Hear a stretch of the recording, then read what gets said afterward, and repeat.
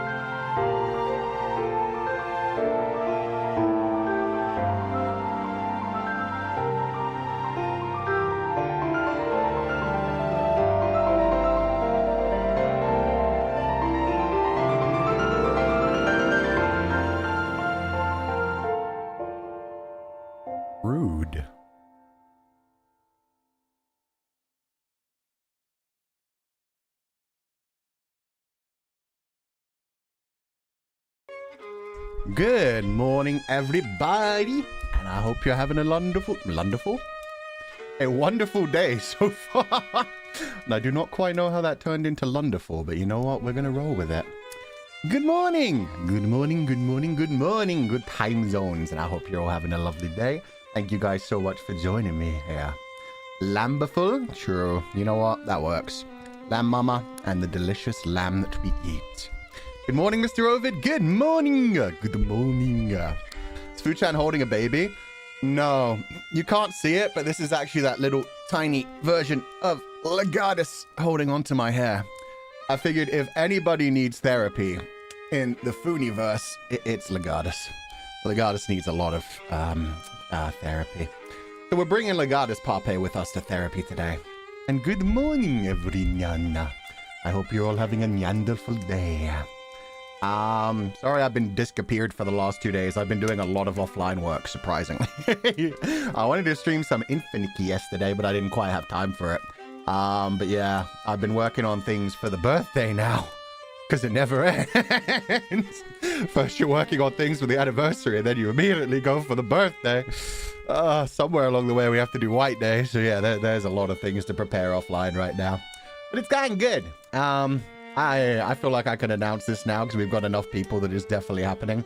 For my birthday this year, I'm going to be doing... I already talked about the thing with Ren that we're hoping to do, but we're still trying to get permissions for that. But solo on my side, I'm going to be doing a karaoke stream where instead of doing it open totsu, I've requested people to send me essentially their vocals so I can do duets with people, even if they can't make it on time. So I've been working a lot to like find specific songs that work for other people that we can get permissions for, and giving them a full month to like record it in time for the birthday. So yeah, like Sunny's, I don't know if Sunny did that before, but probably yeah. Yeah, essentially it's just gonna like they're gonna pre-record it on top of the instrumental, and then I'm gonna sing over top of their pre-recorded and instrumental version live. So it'll be like that, and there's a lot of people, so I'm having to like message a lot of people and choose a lot of songs and find a lot of permissions and stuffs. But it should be fun. Like Nyx did. Okay, so Nyx did it as well. Okay. Nyx and Sunny have done it. Will it be unarchived? They're always unarchived. I never archive them. But that's why I'm announcing this one early, because I'm going to announce the set list early as well, because obviously it's going to involve people inside Nijisanji and outside of Nijisanji. And I essentially just want people to know who's going to be there and who's not, so they don't show up expecting their Oshi and not get it. Or if it's a surprise that their Oshi is showing up, that they can do it. Pedo did it before as well. Yeah, I thought a bunch of people had done it. I know Nyx had done it. I know Nyx is also planning on doing like covers with the Nyx crew, which sounds really cool. I don't remember Nyx's fan base name. The Roombas? But yeah, he's planning on doing like karaoke's where they sing alongside him as well. So yeah, that's cool. Roombies, thank you. I knew it was something to do with Roombas. I just called them Nyx crew at first, and I was like, it's something to do with Roombas. But yeah, no, Nyx has been doing a bunch of really cool stuff with his community.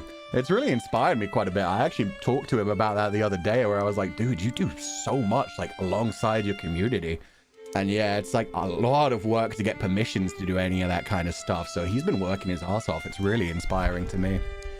With that said, we're going to be diving into Vampire Therapist today. Been a while since we got to do a proper stream, but yeah, nice to do hard work in cyborgs. Yeah, hopefully someday I'll be able to do that kind of stuff as well, if my health ever gets, you know, back to normal. But I'm ready to dive into more Vampire Therapist. I was told that the bit that we're about to go into, the creator told me I'm going to be very interested in it. There's going to be like some new, more unique, customizey kind of options. I've also bought the DLC, Couples Therapy, so if we ever get that far, we'll do that in the future. And all these 3 extra DLCs, which are just like extra stories from some of the other characters. I think they're all to do with the actual therapist rather than the main character, but the one who therapizes us as well. But with that said, let's dive into this. God, I haven't played this game in so long. This is one of the few visual novels where I don't save scum.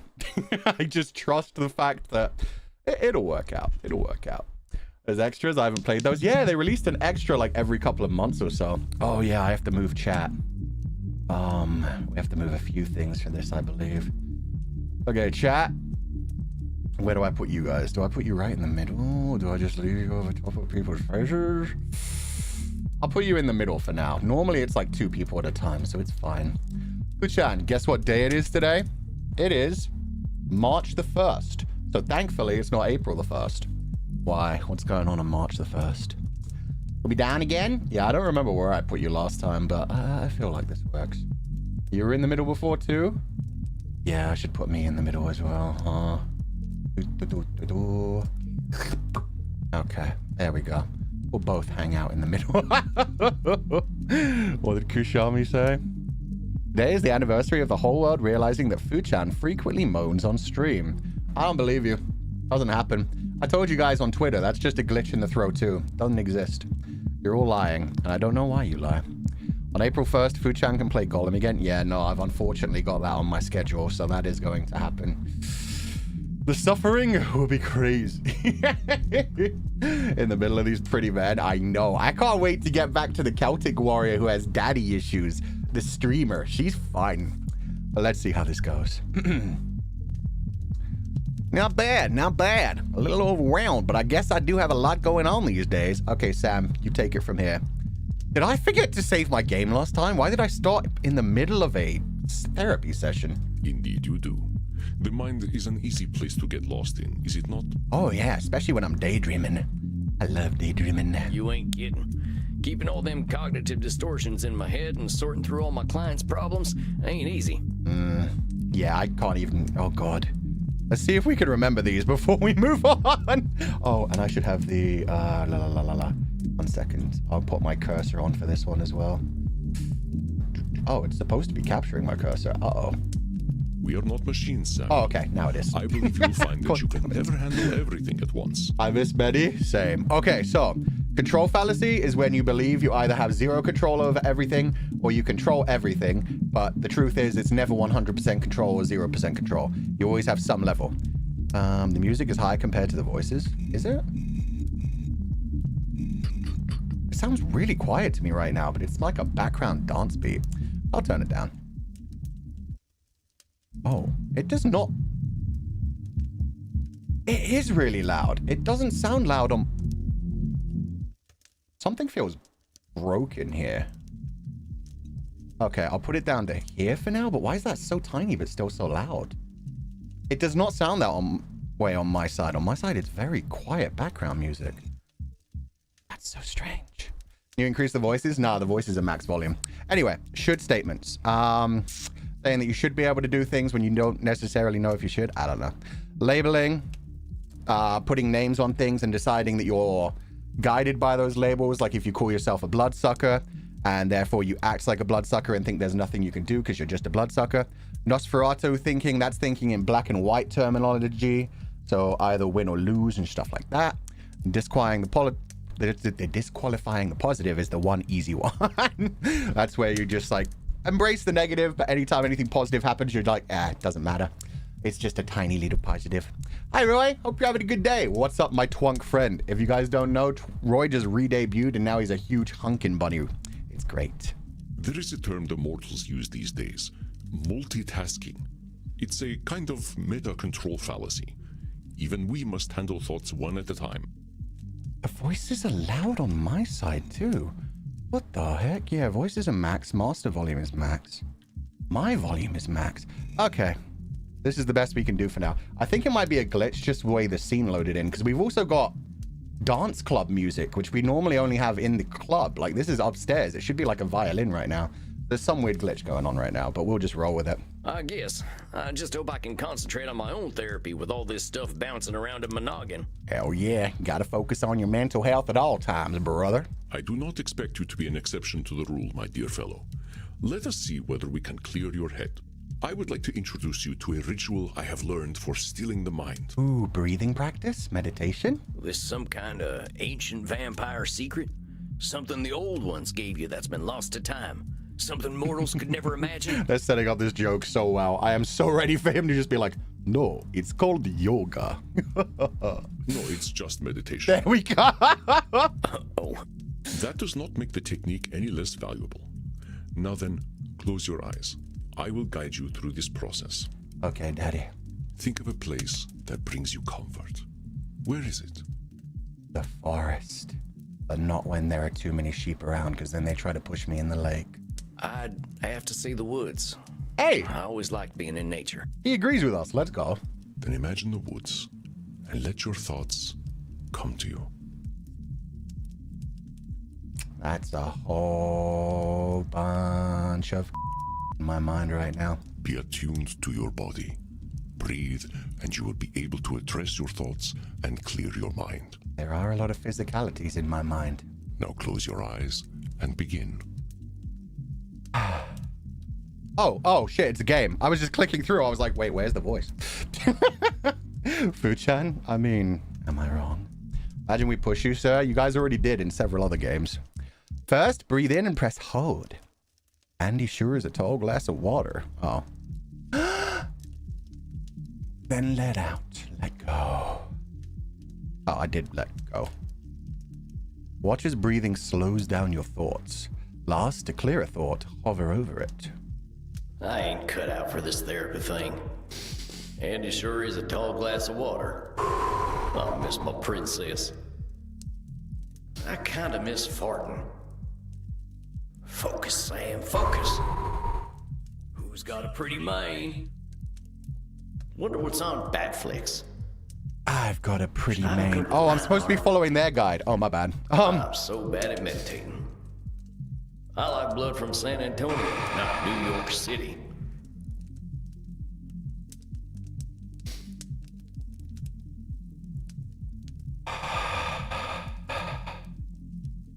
I'm just gonna skip this.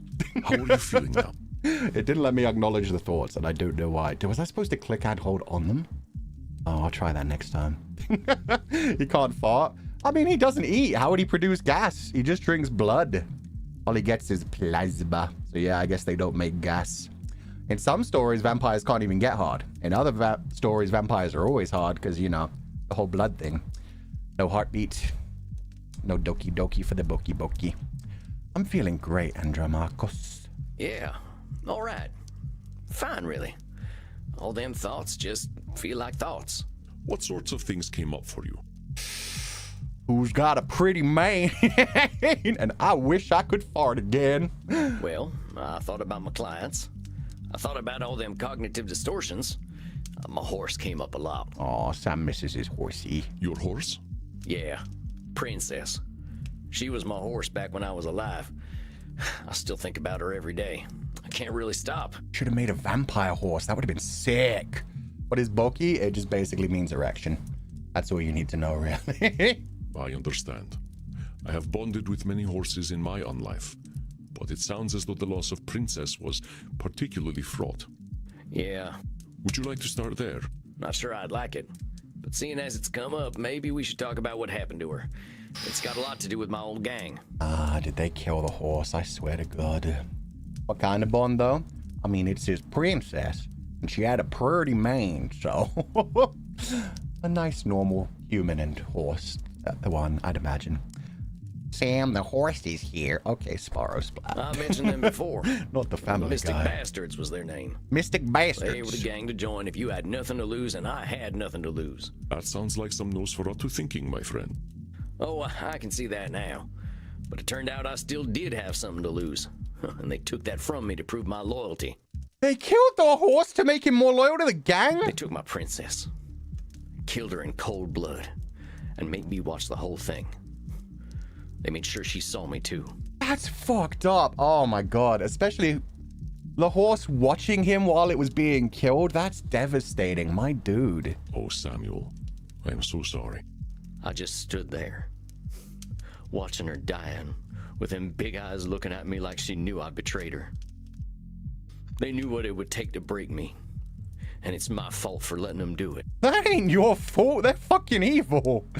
I remember they did that in the Kingsman movie as well. They like had them all train dogs as part of their training, and then once they got to a certain point, they had to execute their own dogs. It's like, Jesus Christ, dude. But Samuel, these mystic bastards, it sounds as though these loyalty tests were a cruel, mechanical part of their indoctrination process. Yeah, making sure that he had literally nothing else to fall back on, only the gang. Not even his damn horse. These are the actions of a cult. They had no special care for you or your princess. Well, sure as shit worked. They knew where to hit me, and it's my fault for letting it happen. What they did, It's not your fault, buddy. had little to do with you personally. You were vulnerable, and they took advantage. This is what cults do. Yeah. But Samuel, you are exhibiting a cognitive distortion known as personalization. Oh no, we got a new one. You are attributing the Mystic Bastard's actions entirely to your own supposed failings. I love how it says Mystic Clan down here, and Andromachos is just like, no, Mystic Bastards. Personalization. Often we assume things happen because of us. Heck, often they do. That's why we get tempted by personalization. Wrongly linking external events to ourselves in cases where realistically there ain't no definite link. Sometimes people actually are out to get us, or we do cause events. But sometimes we're doing some personalization. Examples. The Vampire Country Club doesn't allow cowboy hats. They made that rule just to discriminate against me. Oh shit, I'm actually guilty of this one a lot. This distortion is me. Yeah, no, this distortion is very me as well.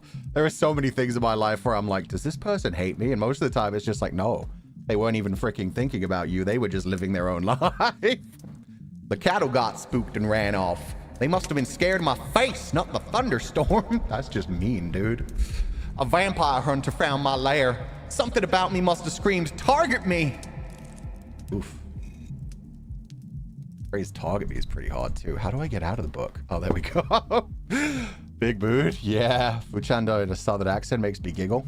Why? It's a perfect southern accent. This is what everyone sounds like down in Texas and Georgia and every other southern state that I don't know the name of because I do not know my American geography. Good old persecution complex. Yeah, exactly. Really about you. Yeah, normally it's just people dealing with their life and they're just, you know, doing their own thing, but you're just like, did I do something wrong? Is this because of me? Do they hate me? Most of the time, nah. While it is natural to grieve for your horse, holding yourself solely responsible is neither fair nor accurate. Hold on a sec, my head's hurting. I can't hold on to all them distortions all the time. Ain't personalization a lot like a control fallacy? Kind of, actually. That's how they've been confusing me already with the Nosferatu thinking in the control fallacy. An astute observation, Samuel. Personalizations are often a form of control fallacy. Oh, is that why it disappeared? We just upgraded it? While control fallacies often manifest as a belief that you have more control over external events than is actually the case, personalization is a more specific tendency to believe that external events are reactions to you. Oh, that's fantastic, actually. That's how I was always getting confused before. Because I was confusing the different sides of the control fallacy. Okay, so this one, personalization, is, yeah, the more specific. It's when, yeah, you think it's reacting to you, and the other control fallacy side of things when you think you have zero control. This is where you think you have total control, but you often don't. Okay. But let us leave control fallacies out of the picture for now. You are correct that keeping all distortions in mind at once is unrealistic. I would not interrupt your thoughts if I did not think personalization important. You are shouldering the blame for Princess's death. I can see that. Aww. Well, if it ain't my fault, who else's is it? The Mystic Bastards. The Mystic Bastards, of course. Let me put it into perspective for you. I will make a series of statements, and you help me identify the personalization distortion. Okay, here we go. I overslept in my coffin because I forgot to set my alarm. No, that one was on you. I bit Crimson's neck last night and missed the vein because I was distracted. It was entirely my fault. Was it entirely your fault? What was Crimson up to? Maybe Crimson was distracting you. Batflix raised my subscription price again because they knew I would pay no matter what. Now that right there is personalization. I tell you what, they raise the prices all the time. They don't care about the individual. They only care about their bottom line. That's the damn truth. Well, that's the personalization. Batflix has no earthly clue who you are. They just raise their subscription prices anyway. Yeah, because they know there will be a few people who drop out, but the people paying extra money and just keeping it up are going to make them more money. I'd be distracted too when it comes to Crimson. So true, Yoko Palu. Forgot how brain consuming this game is. I love it though. It has taught me so much already. Every time I play this game, it just, yeah, it like helps me set my mind a few times and be like, oh, I do some of these things. Ruh-roh. Just as your gang planned to isolate members from their former lives. Do you see the connection? Yes! Netflix is an evil gang. They're putting prices on us. I guess so. I was just too stupid to see it at the time. Ah, calling yourself stupid is what distortion? That would be a labeling distortion. Yeah, it's labeling. But I should have known anyway. I knew that crew was bad news. I just thought I was bad news too. Oh, buddy. You should have known. That's another distortion of reality, Samuel. Nosferatu or disqualify. I'm thinking Nosferatu. I am giving you some easy ones to prepare you for the challenges ahead. Please concentrate. You should have known. That's another distortion of reality, Samuel. Oh, you should have just a should statement. Frick me. It's... okay. All right, fine. Should statement, whatever. So what the hell am I supposed to do, Andy? Say nothing's ever my fault and I don't gotta know nothing? I was responsible for getting that beautiful horse killed. Nah, you didn't sign up to kill your horse. They did that. She trusted me, and if I'd been someone else, she wouldn't have had to die in that awful way. I am not asking you to lie to yourself. Far from it. And I am not suggesting that you absolve yourself of all responsibility. Yeah, just know you're not 100% responsible. But what would you say if a friend came to you with the same story? Would you tell them what they should have done? Would you call them stupid? No, exactly. You talk them down for it. We blame ourselves for so many things because we're our own worst critics. But yeah, for other people, we're always like, we can see that they tried, that they really feel about things. And imagine it being pretty annoying 24/7 analyzing oneself. Oh yeah. I think that's why even if people like genuinely need therapy, sometimes they get like a bit burnt out from it. And like, I imagine it's very emotionally like devastating for therapists to have to do that all day, especially when they care about their clients and having to deal with that all the time. You said yourself that you joined your gang because they were the gang to join if you had nothing to lose. I do not think this is a circumstance most people choose. Yeah, I suppose. Remember, Samuel, we are trying to reframe our thinking by clarifying these distortions. I know it may feel as though I am picking on you, but I am not. What if you are, though? Personalization. I feel attacked. Let us forget what you should have done to make room for a different distortion. You are drawing a direct link from your emotion to the death of your horse. This is a distortion called emotional reasoning. Oh no, I definitely am guilty of this one too. Oh, emotional reasoning. Son of a... Reminders, control, should... There we go. Emotional reasoning. Emotional reasoning is when we act like our feelings represent reality. But no matter how unhappy we are, feelings alone don't define the world. I asked Andy, ain't everything emotional reasoning? He said no. Emotional reasoning, specifically when we project our feelings onto the world. The world can feel like garbage when I feel like garbage, but that don't make it reality. Examples. Oh yeah, I get that. I get the shivers walking into this ghost town, so it's gotta be haunted. I feel uncomfortable around them young vampires. They must be up to no good. Old man yells at the clouds, but that one's so true. So often you're like, I don't like the way those guys are looking at me. Meanwhile, they're just chilling and having fun. This horse trader feels trustworthy, so he must be. Let's do the deal. Oh, that one's just a sad one. That's just somebody being gullible. But you'd say emotional damage for a second there? I mean, it kind of is as well. Hey, Soda. Hope you're having a good day. Thank you for being here. Love your Andy voice. Thank you. I liked bouncing between the two of them there. I did not realize I could do a slightly good. And no, I lost it already. I was better before the Andromachos one. God damn it. Seriously, the dude who voices all these characters is crazy that he has this kind of range just naturally. I understand the guilt you feel, Samuel. But your guilt does not act on its own. This terrible thing, it did happen. And some choices you made undoubtedly created the circumstances for it to occur. You are not blameless. But you're not totally in control either. But let us restrict your blame to what you have actually done. I'm sorry. I get awful worked up when talking about my princess. You should have seen her, Andy. She had these eyes. She looked right into my tainted soul and still loved me. Oh, you know what they say about horses, Sam. They say that horses can see into a human's soul, can feel a bit of their emotions. That's why they're often used as emotional... something animals. Emotional care animals? I don't know. Anyway, they're very good at being gentle with humans that are gentle with them.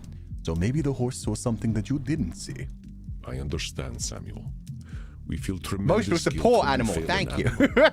When we look at reality, it is not to dismiss our burdens, but to process them fairly. I would like you to understand emotional reasoning so you can see how emotions color our thoughts. Please listen, and call me out when I am using emotional reasoning. Okay. She looked right into my tainted soul and still loved me. Man, that hurts. Yeah. I know he's talking about his horse, but he could just easily be talking about, like, a significant other or a child. Yeah, it's pretty damn deep. And yeah, they use it. They literally have a thing called horse therapy for people, for like helping dealing with their emotions and stuff and getting like some more experiences. I don't think I've ever heard of an horse as emotional support animal. I'm more thinking about like horse therapy itself. But yeah, they can be emotional support animals. It's just not the type that you like. It's an emotional support animal. I could bring it into this store or onto this plane, but more as like a bonding with a horse is supposed to be really good. Like Into the Moon. Yeah, Into the Moon, they did that for, what's her name? Oh my God, I forgot the characters' names. But yeah, the girl who I believe had autism in that game. They never really defined whether it was autism or Asperger's, but she definitely had something. River, thank you. Yeah, River and Johnny. Yeah, she did horse therapy for a while. I feel anxious. Perhaps it is the garlic naan I smell from the Indian restaurant next door. Now that's completely fair if you're, you know, bad with garlic. The mood in my club is somber tonight. I am sure it is a reflection of my own dark mood. That feels like emotional reasoning. That's the emotional reasoning right there. I don't think them folk in the club know too much about how you're feeling. Exactly. Our emotions can feel all-encompassing, and that is purely biological. And it is also important to know that everybody is dealing with their own emotions all the time. Maybe that is why they're acting a bit out themselves, or you're just, you know, what's the word where you projecting? Sometimes you are projecting on other people or things as well, which I guess projecting comes from emotional reasoning too. God, there's so much therapy terminology. My brain hurts. We are animals, Samuel. There is a small cluster of brain tissue at the base of the cranium that tells us we are safe or that we are about to die. Oh, the medulla oblongata. No, that's a lie. But the flight and flight reflex, fun times. The complexity of our existence is at odds with our biology, but we have the logic to recognize it. Well, if reincarnation's a thing, I think I'd rather come back as a horse. No. We treat animals terribly. It'd be nice to be an animal until you remember what humans do to animals. And then it's like, you know what? Maybe an alien animal. It is indeed a boon and a curse to have human complexity of thought. No kidding. If I were a horse, I'd know better than to join any cowboy gang, let alone the Mystic Bastards. I'd be happy with a bag of oats and a field to run around in. You can be just that happy as a human, my dude. You ever met Luca Kaneshiro? My dude's a golden... And Pio-chan, actually. Luca Kaneshiro and Pio-chan are both examples of the fact that you can just be a puppy in human clothing. It's great. How did you end up with the Mystic Bastards in the first place? Well, like I said, I didn't have much choice. Nobody would have taken me in at that point, except a hangman, maybe. I wasn't a vampire yet, so hanging didn't sound too appealing. That makes me question about... Oh my god, I have not read enough vampire erotica, clearly. Now I'm wondering all the crazy things that vampires can get up to since they don't fear death. The golden and magenta retrievers? Yeah, exactly. The last job I did got my brother killed. And after that, my wife left with my daughter and I never saw him again. Can't say I blame her. Oh, shit. I didn't know he did actually have a wife and a child. Frick. I didn't have nobody. Ain't no surprise that a vampire gang would be the only people to take me in. There better not be some kind of twist later on where it turns out Princess was his daughter. And that actually the reason his wife left is because the gang killed their daughter in front of him. And he's like blocked that shit out in his mind and made himself think it's a horse because the trauma was too strong. Oh no. Aha, so that is how you turned. Yes, sir. It wasn't pleasant. Not the candlelight and writhing body sort of affair you see in mortal vampire stories. Yeah, I'd want to stat. That is terrible, Samuel. The turning is never easy. How did they find you? Sexy. Scrumptious. Delicious. Sorry. That job that got my brother killed? We partnered up with one of them Mystic Bastards for it. He knew where to find me. And he knew you were vulnerable and that you had no place to go. I've thought about that. Were they setting me up all along? Maybe. But whether they were or not, I really didn't have any place to go. I know when them wanted dead or alive posters go up, folk find dead easier and more fun. Yeah. Easier to control a dead body than a person trying to escape. Tasty, delectable, succulent. Oh yeah. I'm sexy and I know it. Damn straight. That's how he should have responded. I deflect my trauma with comedy. People saw me as outlaw scum when I was a kid, and there was no way they were going to be kinder knowing I was in a gang. Also, sorry that I'm constantly dancing. This music is a fucking bop. You know this for a fact. You are certain that no one would have any pity on you at all. That your only recourse was to join your gang. I guess I don't actually know that no one but the bastards would have taken me in. Sounds like a cognitive distortion. Oh no, hit me with this one. This one sounds rough. I think you see the patterns now. It may seem like pedantry, and perhaps it is, but pedantry is the search for ultimate truth. Spoken like a true pedant. It comes with being terrifyingly old.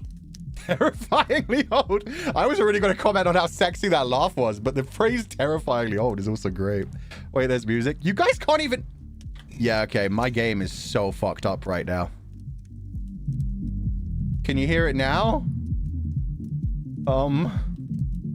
We can? Okay. Okay. Let me know if it's now suddenly too loud, because earlier it was too loud, even though it sounded quiet on my end. It is a cognitive distortion similar to Nosferatu thinking. So let us put that particular distortion out of our minds for now. Oh, we just deleted it. Okay.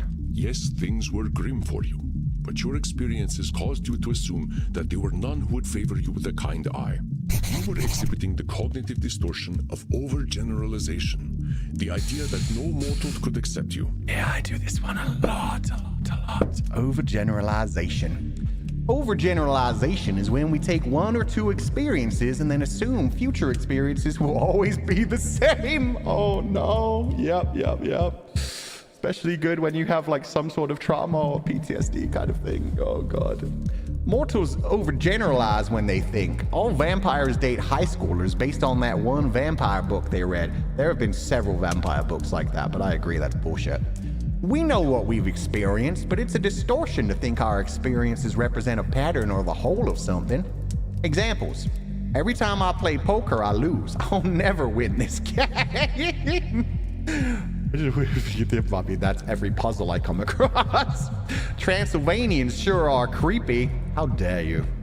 I knew a man who smoked a pack a day and died at age 96. I reckon tobacco's fine. No, it's not, buddy. Who said Twilight? Meet me at Denny's? That's literally what Twilight's about, though. That was a call out to Twilight. But yeah, no, there's a lot of vampire novels like that. And there's a lot of vampire stories where just a vampire gets turned young, too. That's one thing that always annoyed me. All these vampires always come around looking like super sexy. I prefer this. You kidding me? Why aren't people getting turned in their like late 30s to like 80s? 80 would be rough, though, actually. If I got turned into a vampire when I already had like ridiculous problems, incontinence, back issues, like, oh, what's even the point? This clouded truth made you vulnerable to the mystic bastard's approach. Damn. Maybe you ain't wrong, huh? I should have joined the Foreign Legion or something. Dang it, should statement. There you go. Your mind is not a cognitive distortion shooting gallery, Samuel. Cut yourself some slack. All we seek is recognition of our distortions, not perfection and not punishment. Yeah, life would be boring if you were perfect. Maybe the vampirism cures the old age aches? Oh, maybe, actually. It depends, I guess, because, yeah, there are, like, the Nosferatu-style vampires that are ancient but still move around fast and are super strong and stuff. I think it depends on the vampire story. There are also those vampire stories where if a woman gets turned while she's a virgin, her hymen just continuously regrows. That's, like, one of the major plot points in the Sookie Stackhouse vampire novels that the True Blood TV series is based on. Is that there's one girl who got turned into a vampire before she lost her virginity. And so from then on, anytime she does, you know, engage with people, it hurts her every fucking time, which just sucks. I like when stories lead into that kind of side of things where it's just like, maybe it's not all fun times. Maybe there's a lot of pain that comes from things. Claudia's story from Interview with a Vampire is a tragic child vampire one. Yeah, no, that one's devastating. That's a story that happens a lot as well. It's even happening currently in like the Invincible TV series. The whole idea of like a woman who's truly like at a big age, but appears still as a little girl and therefore never gets to actually grow up and live her life properly. And in the case of, yeah,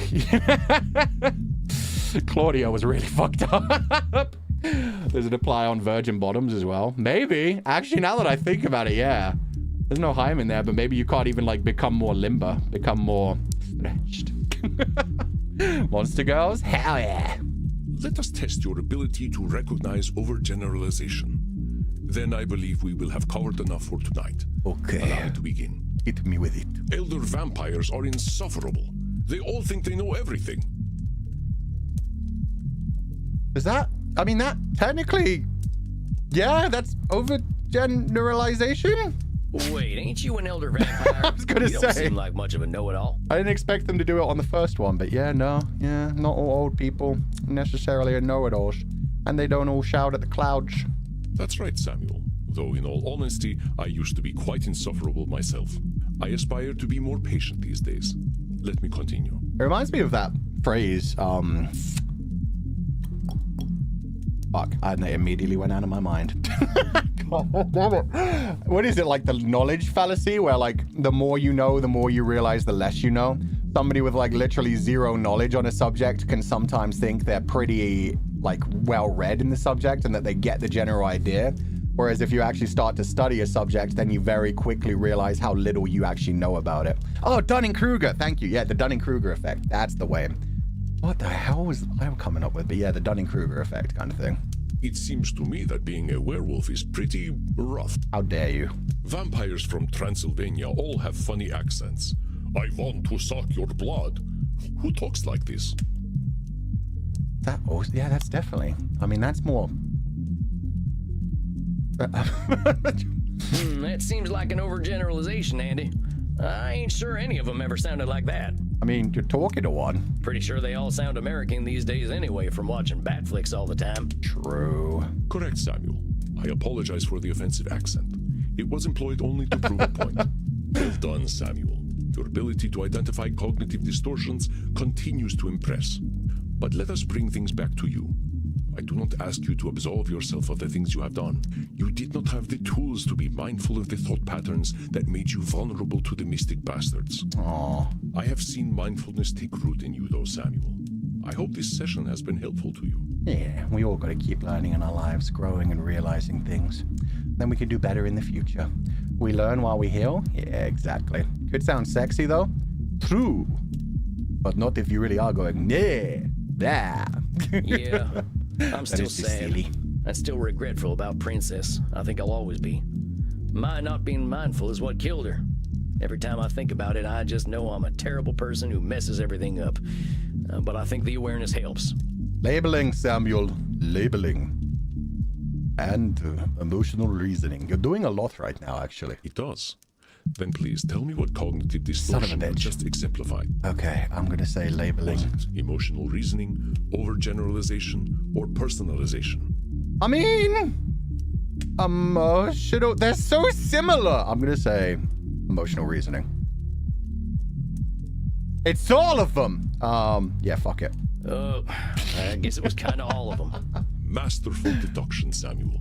Your sense of self-awareness is most Oh, okay, impressive. we did get away with that. Thank you. These cognitive distortions are messing with my mind. Remember, cognitive distortions are not a cudgel to beat yourself with. Yeah, I was gonna ask about that. If we're spouting cognitive distortions all the time, ain't my clients gonna be mad at my constantly interrupting them? You don't point it out every time. You wait for them to finish and then you talk through it.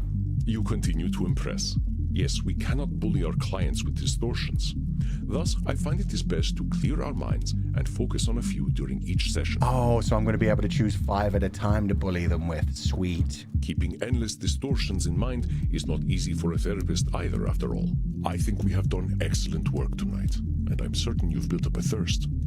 I know this evening was emotionally intense. Ask Crimson for some scotch. Okay. Drinking booze ain't exactly compatible with our biology, Andy. By scotch, I mean Scottish blood.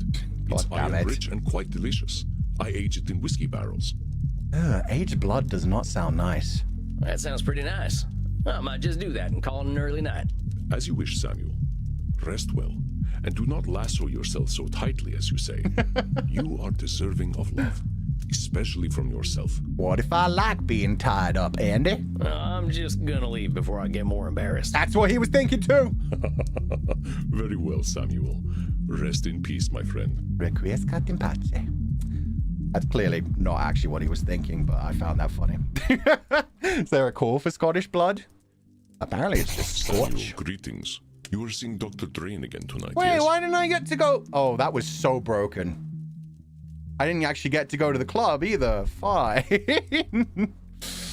That's fine. It's an acquired taste? Probably. Aged blood is just a blood clot, isn't it? I guess.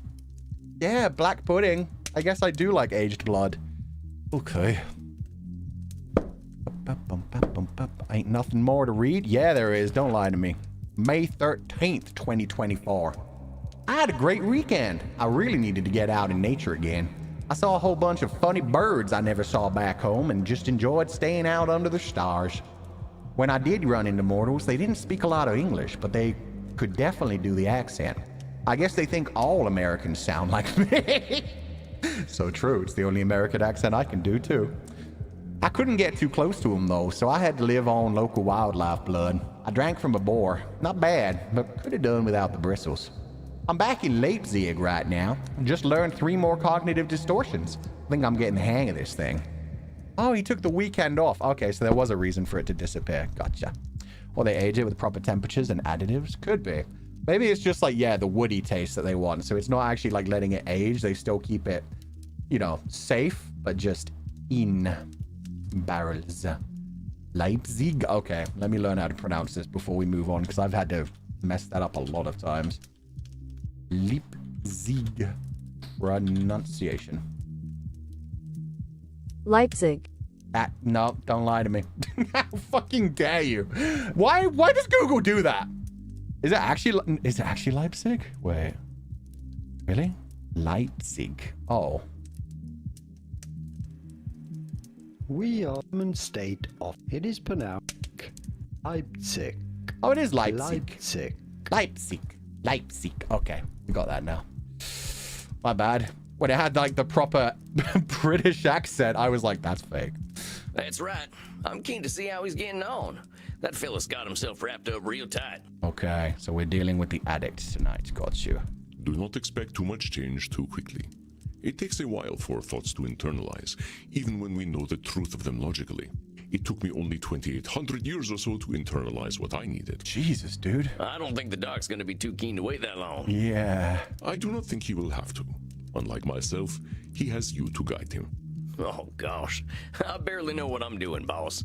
I'm not sure I can keep track of all these new distortions I know about. I have a time, I Samuel. do not expect you to.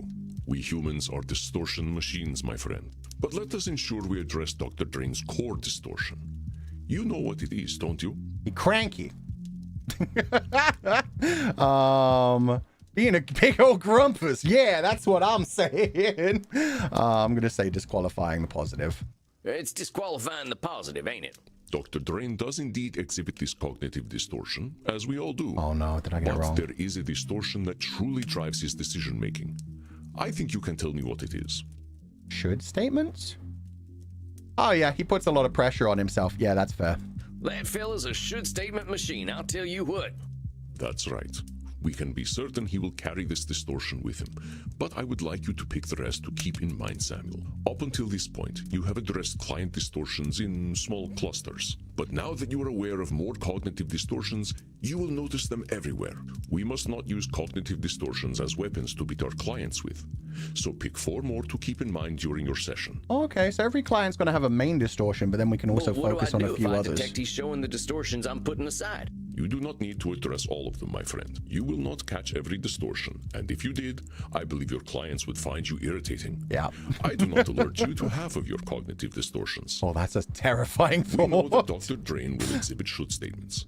What else do you think he will come to this session with? I think overgeneralization, definitely disqualifying the positive. Control fallacy.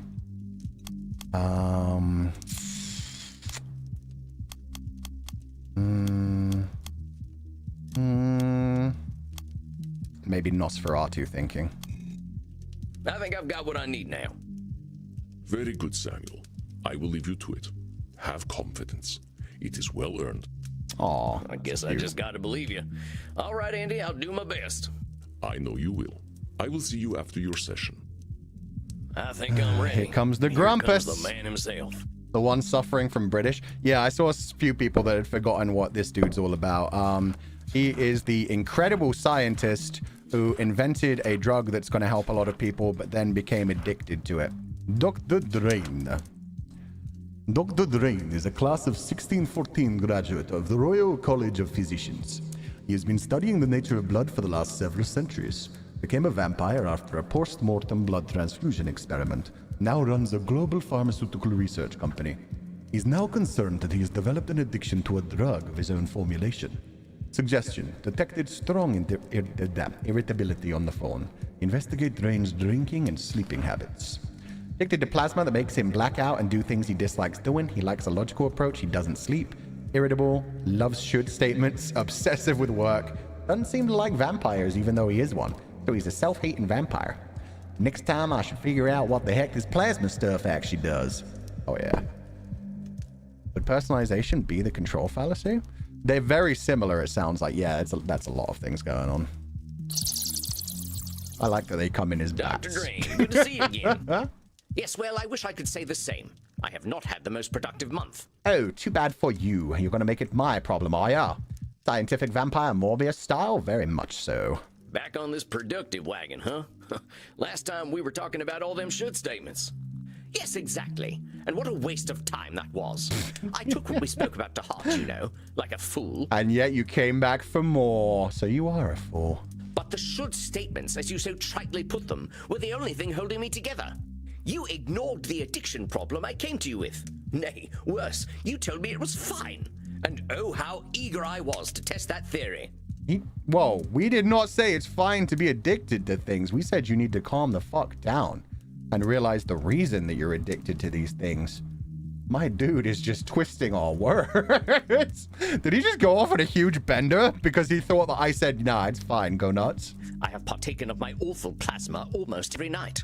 I am more monster than man now. Oh, I don't have... Fuck. I suddenly realized why it went red, because that's labeling. God damn it. I don't have labeling. Sounds to me like we could be having a fruitful conversation about moderation. There we go. I have a better idea. Seeing as you do not understand the gravity of the situation, I will make you understand. This is the plasma I've spoken of. Plasma. Pure vampiric essence. I will show you how should statements are the remnants of our humanity. We should not be so quick to cast them away. You're literally using should statements right now, my dude. I agree with you that should statements are human, but that don't make them universal. That's the point I'm trying to make. There's lots of ways to live, Doc. He's making it your problem? Yeah, I'm worried that he's going to be like, you want to understand what I'm going through? Here, take the plasma. See what it does to you. That is exactly the problem, Sam. We don't live. And this is the result most dire. Witness the wages of our sin. Now hold on a sec, Doc. Does hate vampires. Holy shit. The time for caution is over. Goodbye, Sam. What in hell? Wait. Oh, he took it himself and now he's gonna be cool, Drayne? Is he Dr. Jekyll, Mr. Hyde? Look at the hair pushed back. The jacket off? Yo. The way he's sitting? God damn. Does it feel good to be alive? And who are you, darling? Don't hit me with the darling. You aren't Zanny. You aren't that guy. But at the same time, okay, now I'm starting to see what he's getting at as well. It releases his inhibitions. It lets him act like a proper vampire. It lets him stop thinking about the should statements and just relax and be himself. Okay, yeah, that's how a lot of people get addicted to alcohol and other things. It's the only way that they can feel free to do some of the things. And yeah, we were already talking about the fact the only time he feels relaxed enough to actually go out and drink and sleep is when he's on the drugs, so... My hot? Yeah, he is! I mean, he looked hot, but then he called us darling and it wasn't good enough, so... I'm Sam. I'm your therapist, Doc. You know that. My therapist! Oh, how wonderful. How absolutely pathetic. A vampire therapist. Oh, what a sad, pathetic waste you are, Dr. Drayne. Oh, he's invented a different personality. Uh-oh. Allow me to introduce myself, then. I am Lord Luridus, and unlike that sad sack of quivering shit you've been talking to, I am a vampire. Okay, dude, you need to chill out. I kill, I drink, I fuck, and I'm dead sexy. Okay. You could do that as Drayne. You don't need to be on drugs to do that, my dude. You're allowed to have a bender every now and then. Comment on his clothing. Comment on his posture. Comment on his lack of glasses. Actually, yeah, that's the most important thing. Can you see, my dude? Did you put contacts on? Weren't you wearing glasses before? I don't need glasses. Reading is what people do when they can't find anyone to fuck, which is not a problem I face. Oh no, he thinks he's a Chad. This is ridiculous. Oh, you're missing out, fella. I got into reading after I died, and there's whole worlds to discover in books. Yeah, that's a different type of escapism. It's fantastic. Oh, you're so fucking boring. There's a whole world to discover up my arse as well. Well, Lord Luridus, I can show you that world. Well, you don't have to be so crass. That's funny, though. I like him. Yes, I see it in your eyes. You're afraid, aren't you, American? Your Puritan blood chills at the sight of me. I just think you're funny sounding. Was that an invitation? Yeah. Cave exploration. What we need is not a catheter. What's the thing called? We need one of those cameras you stick right up there. Then we can show him. Puritan. Yeah, because remember, back in Lord Luridus' days, that's when the British all ran away to America to be more Puritan. Maybe I'll warm it up before I drain it from you and turn you into a husk with a stupid hat. Hey, that's a nice hat. I wouldn't try it. I'm not you, though, am I? And I am always hungry. Oh, his eyes are weird. I suggest you stay right where you Oh, are. fuck yeah, Sam. My man just said, nah, fam, it's time for some purification vampire style. Oh, wait, why can't I use that? Where's my gun? There's my gun. Shit really did escalate today. A vampire with a gun? Oh, how our kind have fallen. What are you going to do, cowboy? Kill me? Maybe it's a pure silver bullet or like a holy ash bullet, or I don't know. They always have crazy shit like that. Nope, but I can make sure the next few months ain't fun for you. True. You won't be drinking blood without your teeth, cowboy. Oh, how very kind of you to care about me, darling. It'll be our dear Dr. Drayne who suffers. But I need the little worm for now, so I suppose I'll let you live. Mighty kind of you. Now you just settle on down and we're gonna have a chat. Mess with a cowboy, you get yeehawed? Yeah, boy. Ugh. Talking. We are animals. We are not meant for talking. But very well. At least give me something to drink. I can rely on your piteous human blood to do me that kindness, yes? All right. But I'm watching you, hombre. So, Dr. Drayne hates vampires and has all these should statements about the things he should do as a respectable British gentleman. And then the opposite side is just fully leaning into the vampire and saying everything human is pathetic. He's just got two sides to himself. He just needs to chill. Look all you like. The show is free. Why, thank you. This is better than the swill I usually prefer. I'm more of a quantity over quality sort of creature. Yeah, I know your kind. I used to be a lot like you. And I suppose now you are just as repressed as the sad creature that exerts control over this luscious body of mine. Luscious. My dude, you ain't that thick, okay? I'm more free than I've ever been, but don't you worry about me. Let's talk about you. I prefer the nerd. I prefer the look of the nerd. What I don't like is just the way that the nerd talked. Very contradicted in himself. I feel that on some level. Yeah. These are all the parts of himself that he's essentially been trying to deny in his vampiric nature. But it's part of who he is. Dude, how's your cake? Is it better than food chat? Why did you have to bring me into the cake discussion, Kaya? This is just mean. Imagine being stuck between them. We could create the Eiffel Tower of brattiness and sass. Jesus. They'd be more like hate fucking each other than having anything to do with whoever was in the middle. You're going to psychoanalyze me. I live according to my nature. You might as well interview a lion. You ain't that guy, my dude. Yeah, we'll see about that. I'm sure you are the way you are for a reason. You're not wrong about that. You know the answer already. Dr. Drayne needs me. I am what is missing in his unlife. That's apparently a cognitive distortion, but I don't know which one. You know the answer already. Dr. Drayne needs me. I'm what's missing in his own life.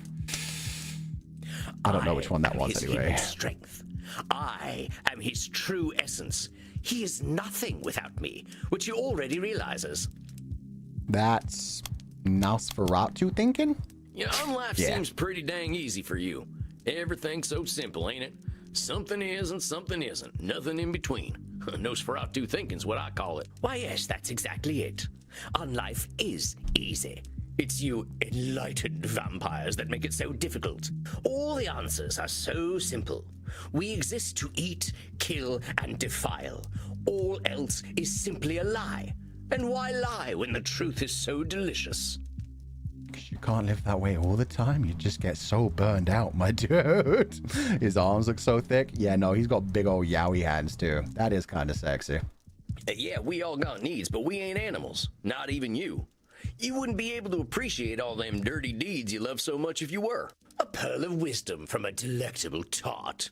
You speak truly. We are lucky indeed to have the capacity to revel in our depravity. He called me delectable. Ooh. A shame the sad little doctor does not do so.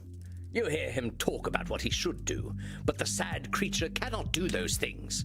He should give in to me, and thanks to you, he has begun to. Should statements? Wow, even you're on the should statements. Come on now, you're really countering his shoulds with your shoulds? Exactly. I think that proves there ain't no such thing as a should everyone agrees on. But my shoulds are so much more entertaining. His have only bred him hundreds of years of pathetic existence. Well, that don't make a damn bit of difference. I bet there are vampires a hell of a lot more depraved than you who think you should be doing things differently. True. Do you only drink virgin blood? Do you, I don't know, fraternize with humans? That's fucked up, my dude. Delectable tar? I know, that was actually quite a good one. That was much better than his version of darling. Really? Oh, you must introduce me. If there are holes I don't know about, I should very much like to know where they are. Too far, my dude. How old are you anyway? Dr. Drayne's been summoning me for 14 years now. Oh, things are starting to make a lot more sense. You certainly sound like a 14-year-old. Yeah, he's a bit obsessed with sex. He's trying too hard. The transformation has already begun. I will subsume him.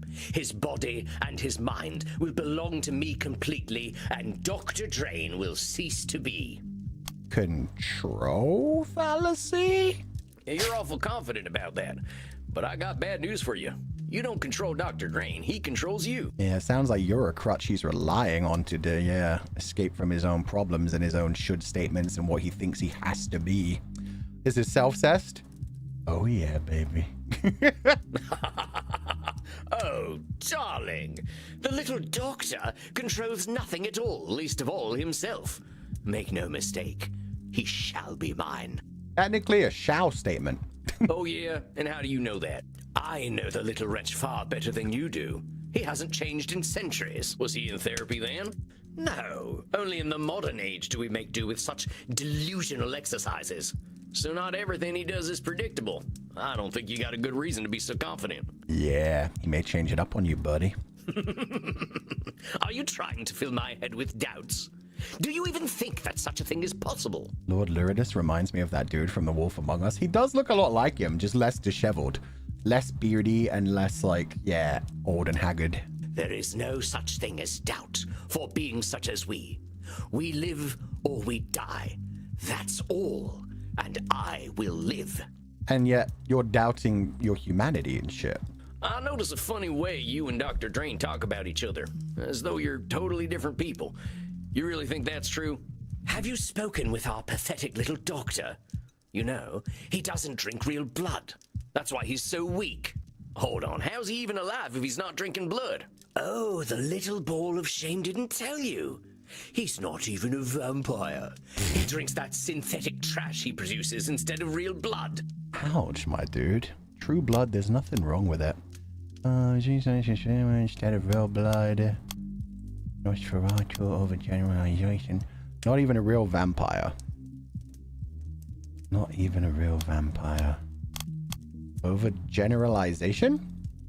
Shit. Lord Luridus seems keen to diminish Dr. Drayne, but is his assessment fair or logical?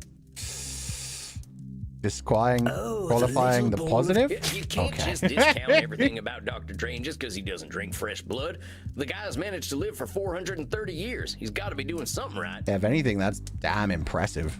Besides, let's say you get your wish and everyone just becomes vampire food. Where are you going to get blood when everyone's dead? That was the problem in Castlevania. Then they started farming them. Well, you raise a valid point. Perhaps Hey, I'll start he's a doing the mortal same. farm. Yes, that's it.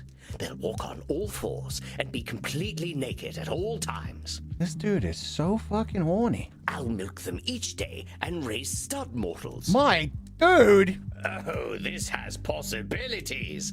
Why, thank you, darling. Brilliance can come from such unlikely places. You know what? Maybe get the gun back. Maybe this isn't a time for therapy. Maybe this is a time for staking. Oh, dang, I wish I hadn't mentioned it. Yeah, that went far, dude. Why so shy, darling? You must have more experience than the dear doctor. Evil Fuchan be like, no, we make jokes about milking confidants. We don't actively go out and like write fan fiction about it or anything. I wouldn't be surprised if he were a 400-year-old virgin. If it weren't for me, his cock would have shriveled up like a raisin. You're so obsessed with sex, my dude. I think I'm gonna surprise you, Lord, whatever you're calling yourself. But I think you're right. Dr. Drayne does need you. But like it or not, you need him too. How very bloody dare you? How What very possible bloody use could I dare have for a little turd like him? Rude. I am an animal, pure and perfect. I don't care what anyone thinks of me. Vampires ain't animals, not even the worst of us.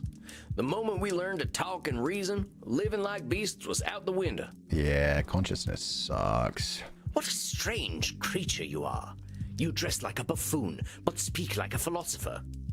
Generalization, buddy. The buffoon is the more admirable of the two. At least he's honest. He's cute too. You and Dr. Drayne lie and lie and lie to justify your existence. It's ridiculous to suggest that I need him. What could I possibly need him for?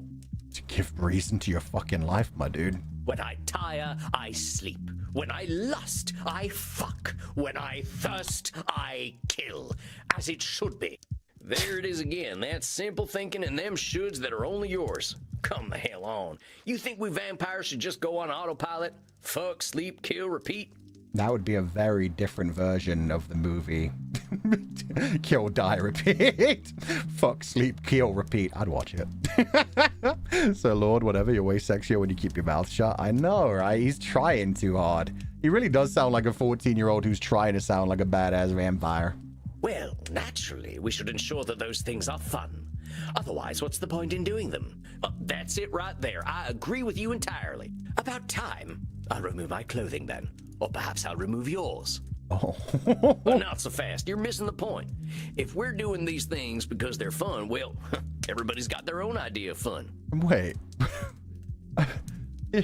He was saying I wasn't cute before, but now he wants to smash? Oh, okay. That's our human experience at work. Like me, for instance. I'm more of a high intimacy kind of lover. Aw, that's a cute way to put it. Sam lacks an emotional bond when he's smashing.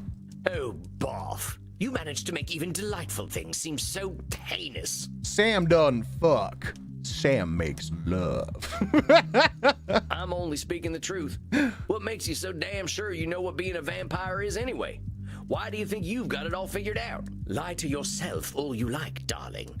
We're all alike. I know what you crave. Overgeneralization. There's loads of us vampires out there, all with different experiences. You really think we're all the same? We are animals, darling. Like all depraved animals, we exist to ensure we continue to exist. If we do not, we embrace oblivion. Well, that's a heck of a jump. We ain't powerless against our baser instincts, far from it. Yeah, this dude's dealing with like a whole bunch of nihilism and shit going on and absurdism. We can be better people. We can live in harmony with others. Where he says darling is so wrong. Yeah, because he's saying darling in an aggressive way, but not in like a sexy aggressive way either. It's not like darling.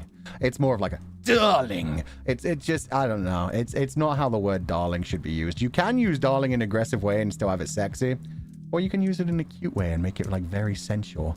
The way he's using it is just like rough. What do I crave then, sir? I crave a muffin. So true. This man doesn't understand. I just crave a nice frittata, a book, and to wrap myself up in a foodie thought. It is utterly pointless to fight our natures. Oh, that poor mortal had a family. Who gives a damn?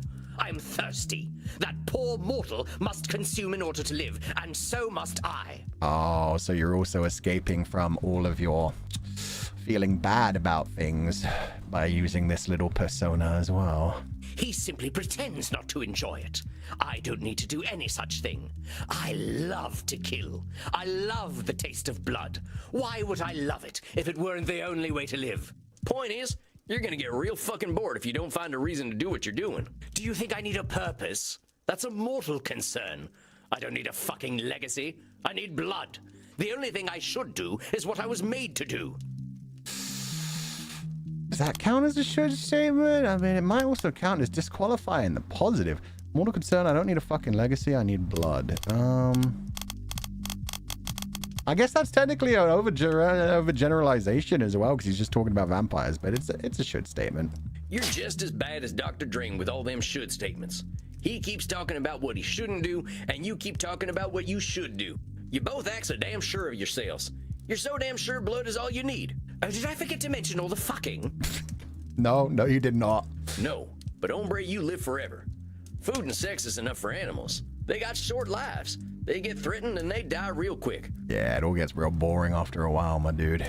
I know a lot of vampires who live like animals, and every single one of them is lost. Like him or not, Dr. Drayne is your reason for living. Hell, if he didn't make this plasma stuff, you'd still be buried deep somewhere in his head. Fuck you. Oh. Dr. Drayne is a pathetic little liar, and I will destroy him. That's what he wants. Then I'll come for you. Oh, that's a very good line right there. That note that down, Sam. That's what he wants. He's saying that Sam wants to just destroy everything that he's built up. All is like, I should not do this, I should not do that. Yeah, so that sounds like he wants to escape from all the responsibilities that he's built up in his own little head. But also, that fuck you was sexy as fuck. Fuck you. It was so, the venom in that was amazing. Where he said fuck, oh my god. Yeah, no, that was really good. If you're gonna kill me, you'd better be a quicker draw than I am. Yeah, guns are faster than vampires, hombre. You wanna try your luck, compadre? Okay, compadre. No need. I do thirst, though, and I smell something downstairs. I smell mortals and virgins. Oh, how delicious. You've been holding out on me, cowboy. Oh, no. It's going to be a rough week for the humans visiting the bar. You can drink what's in that bottle till Dr. Drayne comes back. I ain't letting the likes of you near them people. Ah, fair. Good man. At least you're aware enough to know that I am a ravenous beast. He tries too hard, but my god. Voice actor putting in work again. These laughs are sexy as fuck. Virgins in a club in Leipzig. I know, right? Doubtful. Well, no, the first group that we met, like the couple where one of them was played by Matthew Mercer, they could have, I mean, other than the fact that they were clearly smashing each other as well. But they were like pretending to be vampires and stuff. So yeah, there's probably just a bunch of people just chilling. And beast that I am, I must kill. You will do no such thing to my mortals. Restrain yourself. Aw, my mortals. Andromachos, fuck him up. Oh, now who is this beautiful morsel? He is beautiful. You are right. I am far older than any blood you have ever tasted, whelp. Whelp? Do not dare to think you can overpower me. Oh, shit. He's getting put in his place. Don't threaten me with a good time, daddy. Okay, I actually like this guy. He's cringe in the same kind of way I am. I will keep this poor animal contained, Samuel. You did excellent work in handling him. Yeah, beat his ass, Andromachos. Deserve some rest. I will meet with you later. Okay. Oh, look how soft his eyes are when he talks to us. If you're sure. Do not worry. I have no need to hurt. Well, now I'm just disappointed. All right, Andy. I'll talk to you later. And Lord Lurid, or whatever your name is, think about what we talked about, huh? Dr. Drayne's got something you need. And you got something Dr. Drayne needs. So yeah, everything's good. It just, stop trying so hard, my dude. Oh, Vom, get out of here already. Vom. Come on, what kind of vampire uses lingo like that, Vom? Not you two. Yeah, have a good night, boys. My man really said don't threaten me with a good time when Andromachus threatened to kill him. Yay, the music finally changed. Tarnation. Barely walked out of that one alive. What's vom? I thought therapy was just talking. It's just short for vomit. It's something like a teenage girl would say in like the early 2000s. It would just be like, oh, vom. Like that's what it is. Tarnation. God damn. Session 2 with Dr. Drayne. Dr. Drayne transformed into Lord Luridus during our session today. The dude has got some issues. Luridus hates Dr. Drayne, and Dr. Drayne hates him. Luridus loves what Drayne regrets, blood and sex. Luridus believes in acting like our animal selves without apology. Where Drayne is scientific, Luridus is unscientific. Luridus is extremely confident. I gotta talk to Dr. Drayne about where the Lord Luridus comes from and see if I can't get these two fellas speaking the same language. Yeah, because it's all the same issues. It's just the two different sides of the coin. He is 14. Oh, he should not be. Oh, God, no. He hasn't even been educated properly on safe sex yet, then. That's a problem. I could use a drink. He's going through vampire puberty. I wonder. Maybe vampires do have puberty like every couple hundred years as well. That'd be interesting. Andromachos may know something about that. It's like, yes, every 400 years or so, we become whiny little bitches. We have to either change with the times or, you know, just step into the sunlight. Love how he's an insane power bottom. He is having a fun time like that. He also, no, he seems to be versatile. He does seem to be versatile because, yeah, he was talking about exploring us as well as us exploring him. It's both. He's a fun dude. Hey, Crimson. You look a little down, cowboy. Have a shot. Don't mind if I do. I don't mind if I do. Oh, shit. Rough one tonight. You could say that. My client went a little feral. Tried to attack me. And I did not consent this time. That ain't good. I hope you booted their ass out. Oh, no. Andromachos is booting their ass. Well, here's the thing. He wasn't himself.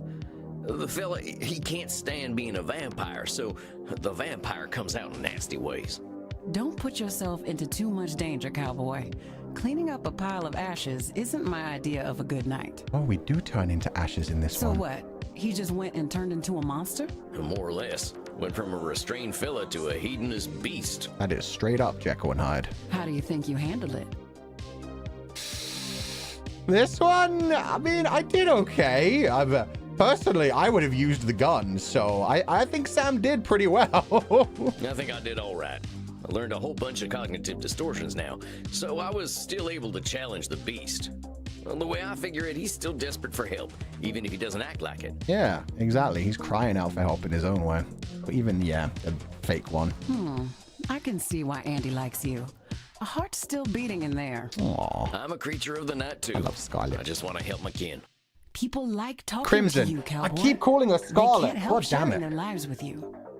Whatever it is about you, folks are always going to prefer talking to you over killing you. Unless they're actual serial killers with a different kind of compulsion. I surely do hope you're right. You know my big secret already. I wouldn't have told it to you if I didn't believe in you. Well, that's mighty kind of you, Crimson. I'm humbled. Quit it with the aw shucks stuff. Now you're just trying to be cute. Aw, she thinks we're cute. And making success visit. Yo, Matthew Mercer's back. Come on, it's time.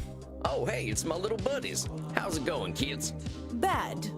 Why Sorry to bad? hear that, Maxie. What's going on? Make some room, Kinder. I've got customers to serve.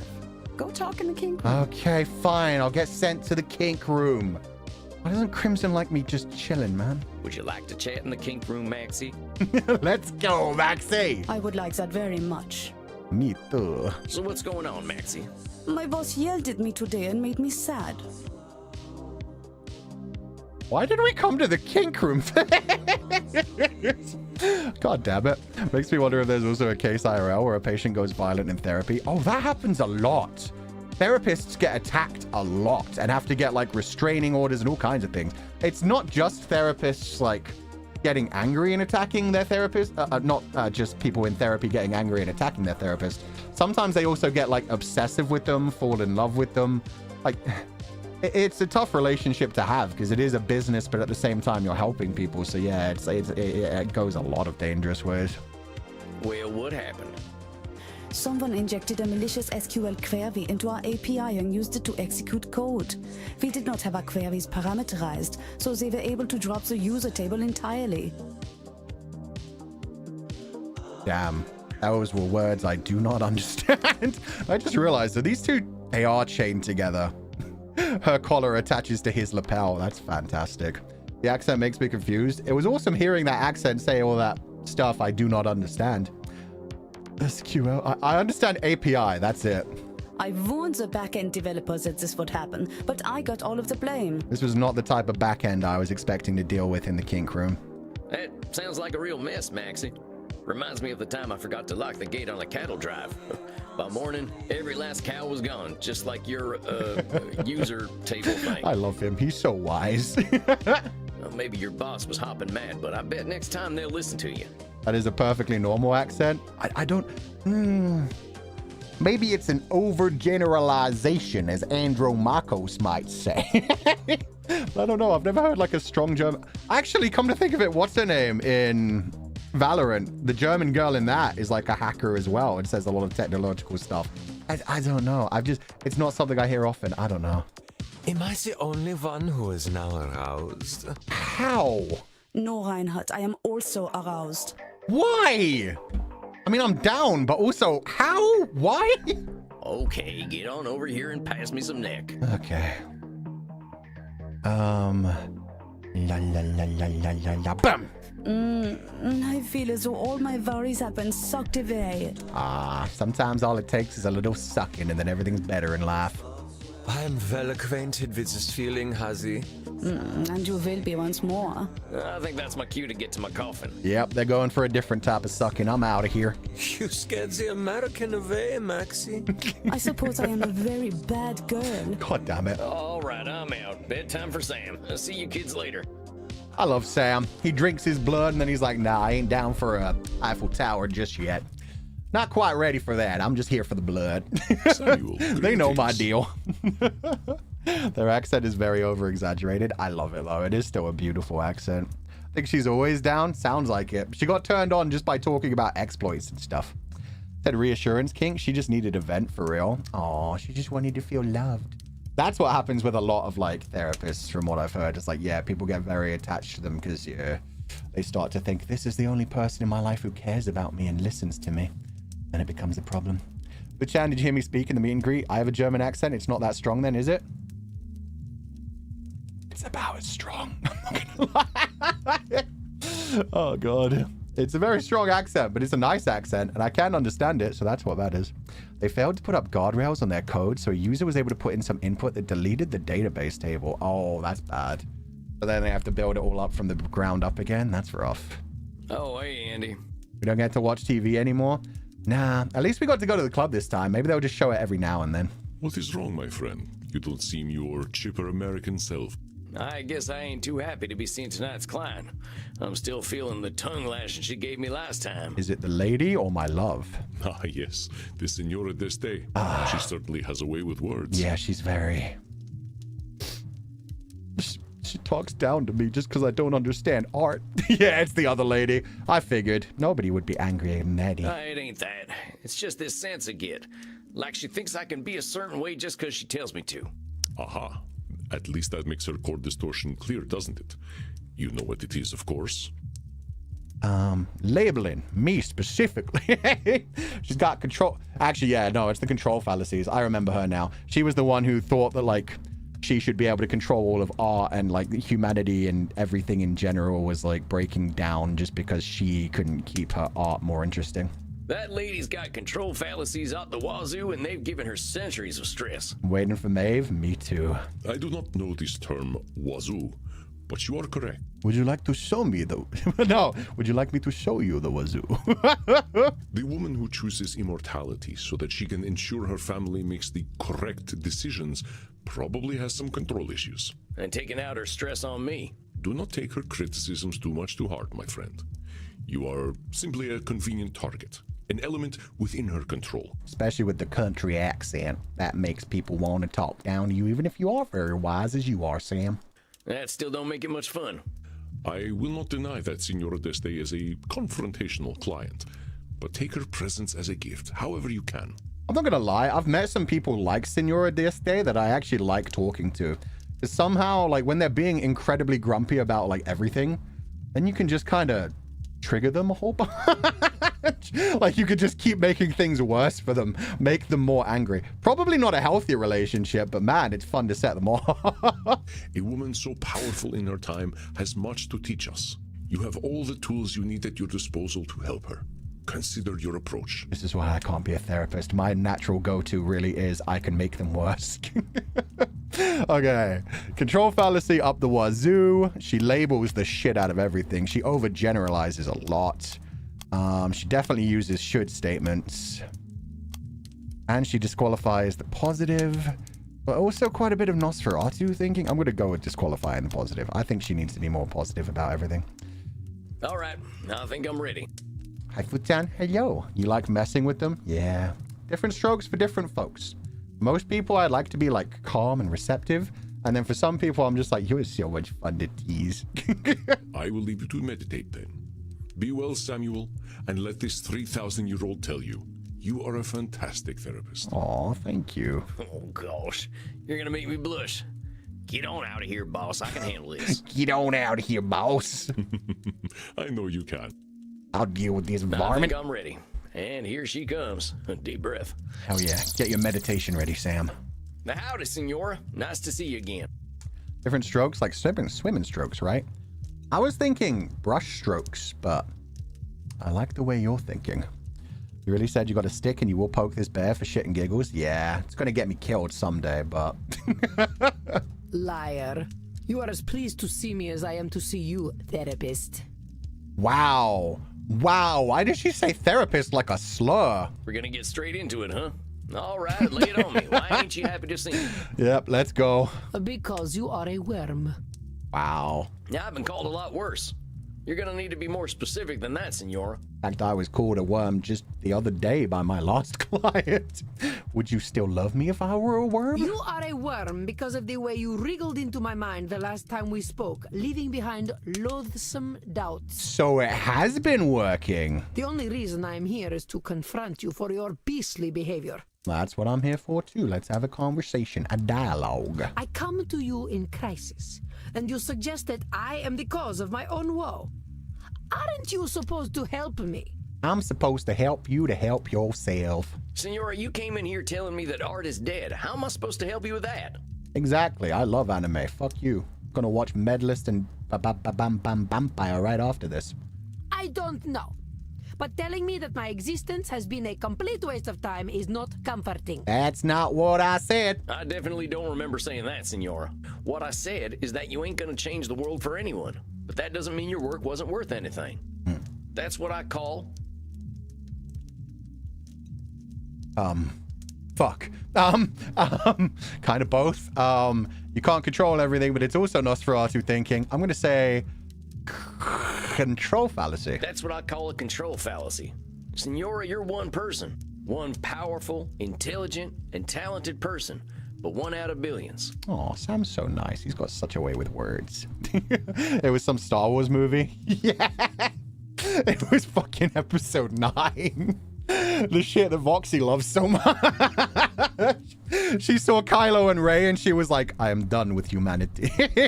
Put me out of my misery. You can't expect to reach everyone. Doesn't matter how good the art you produce is. It ain't gonna help a fellow like me who grew up without ever having heard the name Michelangelo. Michelangelo? Who is Michelangelo? Are you serious? The guy what painted the Sistine Chapel. Michelangelo. Michelangelo did no such thing. Perhaps you are thinking of a man from New Jersey, or a turtle. It is Michelangelo. Okay. Okay. Senora, you want to talk about wasting time? What's using me as a punching bag doing for you? That's like... There are words like that that's... like karaoke and karate, where like you... If you say them, and even encyclopedia, which is like a Latin word, encyclopedia is technically supposed to be pronounced encyclopedia. But at the same time, if you pronounce it like that, you're a bit of a fucking nonce. You come off as an arrogant dickhead. Same as like, if you're talking in Japanese and you say karaoke, that's fine. If you're like, oh, I'm going to go hang out tonight and do some karaoke, people are going to be like, what? In karaoke? Karate, karate. Like, numbers, it's just trying too hard, man. Some words get adopted. That's fine. Those are loan words. Very well. I will speak plainly. I am angry with you, Mr. Walls. I'm inside your walls. Yes, perhaps not all I did was a waste of time, effort, and pain, but to think that much of it was, this is most horrifying. You're disqualifying the positive, Signora. Fuck. Listen carefully, Samuel. It is not only truth that harms the Signora, but also the way she perceives truth. Yes, perhaps not all I did was a waste of time, effort, and pain, but to think that much of it was, this is most horrifying. It's either overgeneralization or control fallacy, then. I'm going to say control. Fuck! Listen carefully, Samuel. Yeah, I know. Yes, perhaps... Wait, what is it then? Samuel. It is... Yes. Labeling? Perhaps... Maybe it'd help if we looked at that wording you used. A waste of time, effort, and pain. We don't just label ourselves, we label other things. Okay, now they're leveling this up. Sorry, it's like when an American says soccer and Europeans say football. That's... that one's different. Anyway. Even if you didn't achieve your goals in them efforts, you can't just say they were a waste of time. It's fine, it's fine. Anyway, she knew what I meant when I said Michelangelo, is what I'm saying. Michelangelo. Now, if you were sitting in bed for 400 years watching bad TV, then I might agree with you. A disgusting notion. I am already dead.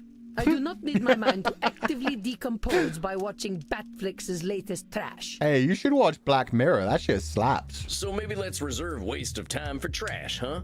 They got some really good anime movies, too. They just got Mamorushi. It's sick. I can see why it'd be upsetting to see something you put a lot of effort into not work out. It is more than upsetting. It is devastating. We need to get this woman a VPN, then you can watch it from every region. I did not just fail to bring the understanding of true beauty into the world, I failed to bring it to my own familia. Oh, here we go. Hit me with the family drama. Who has disowned you for being a pompous person? Let's go with person. I watched them die, Mr. Walls. Oh. It was not the physical death that caused me the greatest pain, but the spiritual death. I mean, you could have turned them, so that's on you? They had no care for the Gonzaga name nor the Deste name. Despite my sacrifice and all my efforts, they pissed away my legacy. Oh, yo, she's using fun language. Oh boy, sounds like there's a lot to unpack here. Yep. It is a dark and painful story, Mr. Walls. A story where my greatest joy turns to ash, and I was powerless to stop it. When last we met, did I tell you about my son? Don't remember, so I'm going to say no and hope that's true. No, I don't think so. Thank God. Federico. Ah, my dear Federico, my little clown, my delicate artist, my beautiful boy. Oh no, he totally drew cartoons for a living, didn't he? He's pissed. I suffered for him, Mr. Walls. I put up with my husband, Frankie, and all his brutishness, all his licentiousness. All for Federico. Oh. Well, she really did love her kids. Sounds like she had a rough time with her husband. I raised him to be intelligent and clever, to understand the gentle arts and philosophy. I raised him to be a Deste. A Deste. But for all my efforts, I could not cool his Gonzaga blood, and it persisted for a century, to the ruin of our house. Oh, she really hated her husband and blamed that bit of the blood for her son? That's fucked up. I could not persisted for a century to the ruin of our house. Control fallacy. You can't control what other people do with their lives. Little clown. Yeah, it sounds like she's basically saying he didn't do art that she appreciated. He did a different type of art. I hate to break it to you, senor, but every kid's got two parents, whether they know them or not. And kids have got minds of their own. Yeah, you want them to become an individual. If you want them to just become a clone of you, that ain't a kid. That's like a pet. I refuse to believe that we are trapped by our blood. What was my destiny as a girl? Oh, this one's gonna get deep. Her son became a VTuber. Every parent's greatest shame. It just reminds me of all those posts on Twitter recently where people have been like, I became a VTuber, but I was a medical researcher, a drill sergeant, a dance instructor, all these like really fancy technical jobs. Just like, yeah, I got a master's degree. Now I'm a cat girl online. Men of my time said it was to be servile and docile, a political pawn. Still kind of doing that nowadays. It sucks, my dude. What saved me from that fate? Knowledge, study, an appreciation of art, music, history, and literature. That's impressive. So yeah, don't disqualify the positive. You worked your ass off. You did good. In the same way, I should have been able to save my son. Should statement. Why do you think you should have been able to save your son? Not dragging other VTubers. Not dragging other VTubers. If anything, I'm impressed by that. I wish I was able to post one of those and been like, yeah, I went and became a doctor and then became a VTuber. And I'm just like, I dropped out of medical school. Honestly, if you're an impressive VTuber, that's all that matters. It's an impressive skill. It's a hard thing to do. I definitely see like a lot of teachers become VTubers. I think I've talked about this before, but yeah, it's just like such a good set of skills to like be able to entertain groups of people at once, make your own fun kind of thing, change how you want to interact with things. And, you know, teachers are so fucking absolutely treated like shit in society, even though they're so needed. So, yeah, it's a lot easier to just be like, I'm gonna be a VTuber instead. I was his mother. If I did not save him, who could? His father? I'm not saying someone else could. I'm saying that responsibility to save your son, that you should save him, doesn't line up with the truth. He's got to save himself. And honestly, if he was still an artist, I want to hear why she hates him so much. It ain't some kind of destiny for one person to save another. Clearly, it was not my destiny to save my son. But my failure did not end with my darling Federico. I was only 153 when the once great Gonzaga house surrendered all its honor to the hated Spanish. Oh no, we're getting the Italian and Spanish fight. I stood by, useless as a statue, as the Gonzaga name burned in the war of the Mantuan succession. Oh. Stopping a war? Yeah, that's something an artist can't do, my dude. The hated Spanish? War of the Mantuan succession? Yeah, I don't actually know that one. I know a lot of Italians and Spaniards have beef with each other, so hit me with this. What is this succession? What's this war of the Mantuan succession all about? In Yeehaw, boy? No, Fu-Chan, you are disqualifying the good. Being pre-med is still impressive, and teachers are awesome too. How dare you use my cognitive distortions against me? You are very correct. Well played. Do you know nothing of history at all? Oh, very well. It all began because my fool of a great-great-grandson, Vincenzo II, did not listen to me. Instead of dutifully procreating with his wife, he decided to impregnate mistresses. Oh, that's rough. When he ate himself into the grave, the line of succession was broken, and the French and Spanish swarmed upon my home like cockroaches. I don't think that necessarily was just because you didn't have an heir. Sometimes you're just outnumbered, my dude. I killed a great many of them myself. Badass! But it was not enough. Eventually, the Gonzaga lands were given away to both countries. I know it's Gonzaga. Every time she says it, I just think of Zach saying, me, Gonzaga. Of course, this is common knowledge. I would have had your tutors beaten. It's not common knowledge anymore, my woman. Senora, the only tutors I ever had showed up after eating a can of baked beans. He means farts. Disgusting. I know, right? The hated Spanish? The hated Spanish? You say that like everyone hates the Spanish.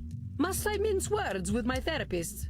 Naturally, I do not include the Spanish among those who hate the Spanish. Shit, my dude. I don't hate the Spanish. I've known plenty of fine Spaniards. How dare you? I doubt you know much about fine company, but your pedantic point stands. Not all hate the Spanish. And we should not, you know, casual racism all over the place, Isabella. Do I even have to say overgeneralization? Very well. From now on, I shall say the Spanish, who are hated by myself and sensible persons. Oh, we can talk more about the Spanish later. That's crazy. Yeah, it's like, you know what? We're not even touching that right now. Stopping a war? So wait, there's a whole ass war going on and you're supposed to stop it? How's that work? I gave up my humanity to guide my familia through the ages. If I could not do that, what was the point of becoming undead? I feel like disqualifying the positive things that you did along the way. The Signora has put a lot of pressure on herself and dire consequences for failure. Would you not say, Sammy? Yeah, control fallacy. Signora, being a vampire gives us a lot of powers, but it doesn't give us the power to control a single human being, let alone a whole dynasty of them. When the heck have we ever listened to our betters? I ain't no historian, but I know enough to know people are liable to making the same mistakes over and over again. History is full of cycles. Humans have got that whole pesky free will thing that makes them do dumb things. Yep, we bounce all over the place. Perhaps you are correct. Stupidity is inevitable. God damn you. I understand what you are trying to do, Mr. Walls. What am I trying to do, Signora?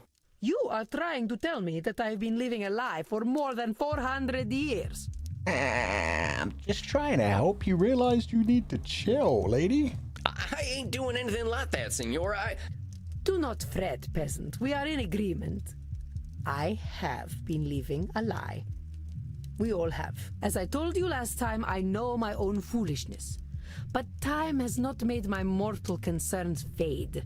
In my mind, I know that virtue, love, chastity, wisdom, honor, these kinds of words were created by men to make us supplicant. Damn, dude. Or they were created as ideals we could aspire to. Not necessarily achieve, but do our best. But, fool that I am, I still love the idea of virtue. That's awesome. I have loved it ever since I was a child. You are a romantic. Disqualifying the positive. That's a great thing to aspire to. It helps. Fuck! The Signora seems to rely on insults when people do not meet her. But, fine. Fool that I am, I still love the idea of virtue. I have loved it ever Overgeneralization or labeling? Labeling? It ain't foolish to have ideals, Signora. Wanting to better ourselves is maybe the thing that makes us human. What's virtue? I'm going to Google it to be sure, but I think it's just like the ideals of the... Yeah, virtues. The ideals of the time. So like, yeah, being a good person, aspiring to greatness. In her case, because she was talking, I forget what it was. I Googled it after, but she was raised in like a very specific way where everything is about trying to create absolute beauty through art and showing the world like how beautiful everything is. So, yeah. Perhaps. But whose better do we strive toward? That I follow the better of old perverts is what makes me foolish. Oh, create your own. Shoot. You make your own choices, woman. Signora, people have been following the ideals of old perverts for thousands of years. Why are you a fool? Do not mistake, Mr. Walls. We are all fools. Oh, well, that's better then. Mind your tone. I will tolerate a fool, but not an impertinent one. Okay, my bad, Signora. As I was saying, my folly was to fall in love with these ideals as a child. I used to love all the tales of Roman mythology. I saw myself in all the goddesses. Freaking Celtic for me, but I get it. I saw my strength and chastity in Diana. In Minerva, my wisdom. In Venus, I saw my timeless beauty and romantic nature. Okay, where is the one that says, woman, you are way overestimating your abilities? She's smiling. Yes, she is. You hear the way she just described herself? She's like, yes, I am a goddess. You're not a goddess. You're a vampire. So that's, you know, better than mortal, but still. Romantic nature. Romantic nature. What a wretched parrot I hear. Do not look at me so. Yes, I was a romantic. Until reality came crashing down upon me. I kind of love her, even though she is, like, she's annoying, but she's annoying in a fun way. Look at this painting I had commissioned. Uh-huh. What gorgeous. Am I looking at? I don't know much about art. Lovely. Whoa. Oh, yeah. No. There's a dick. I'm going to say we got some titties up here. Where's the dickage? We've got equal titty and dickage. Yeah, no, that's gorgeous. I like that. Man with a Pegasus. Is that her? That's definitely Hermes. Who is this?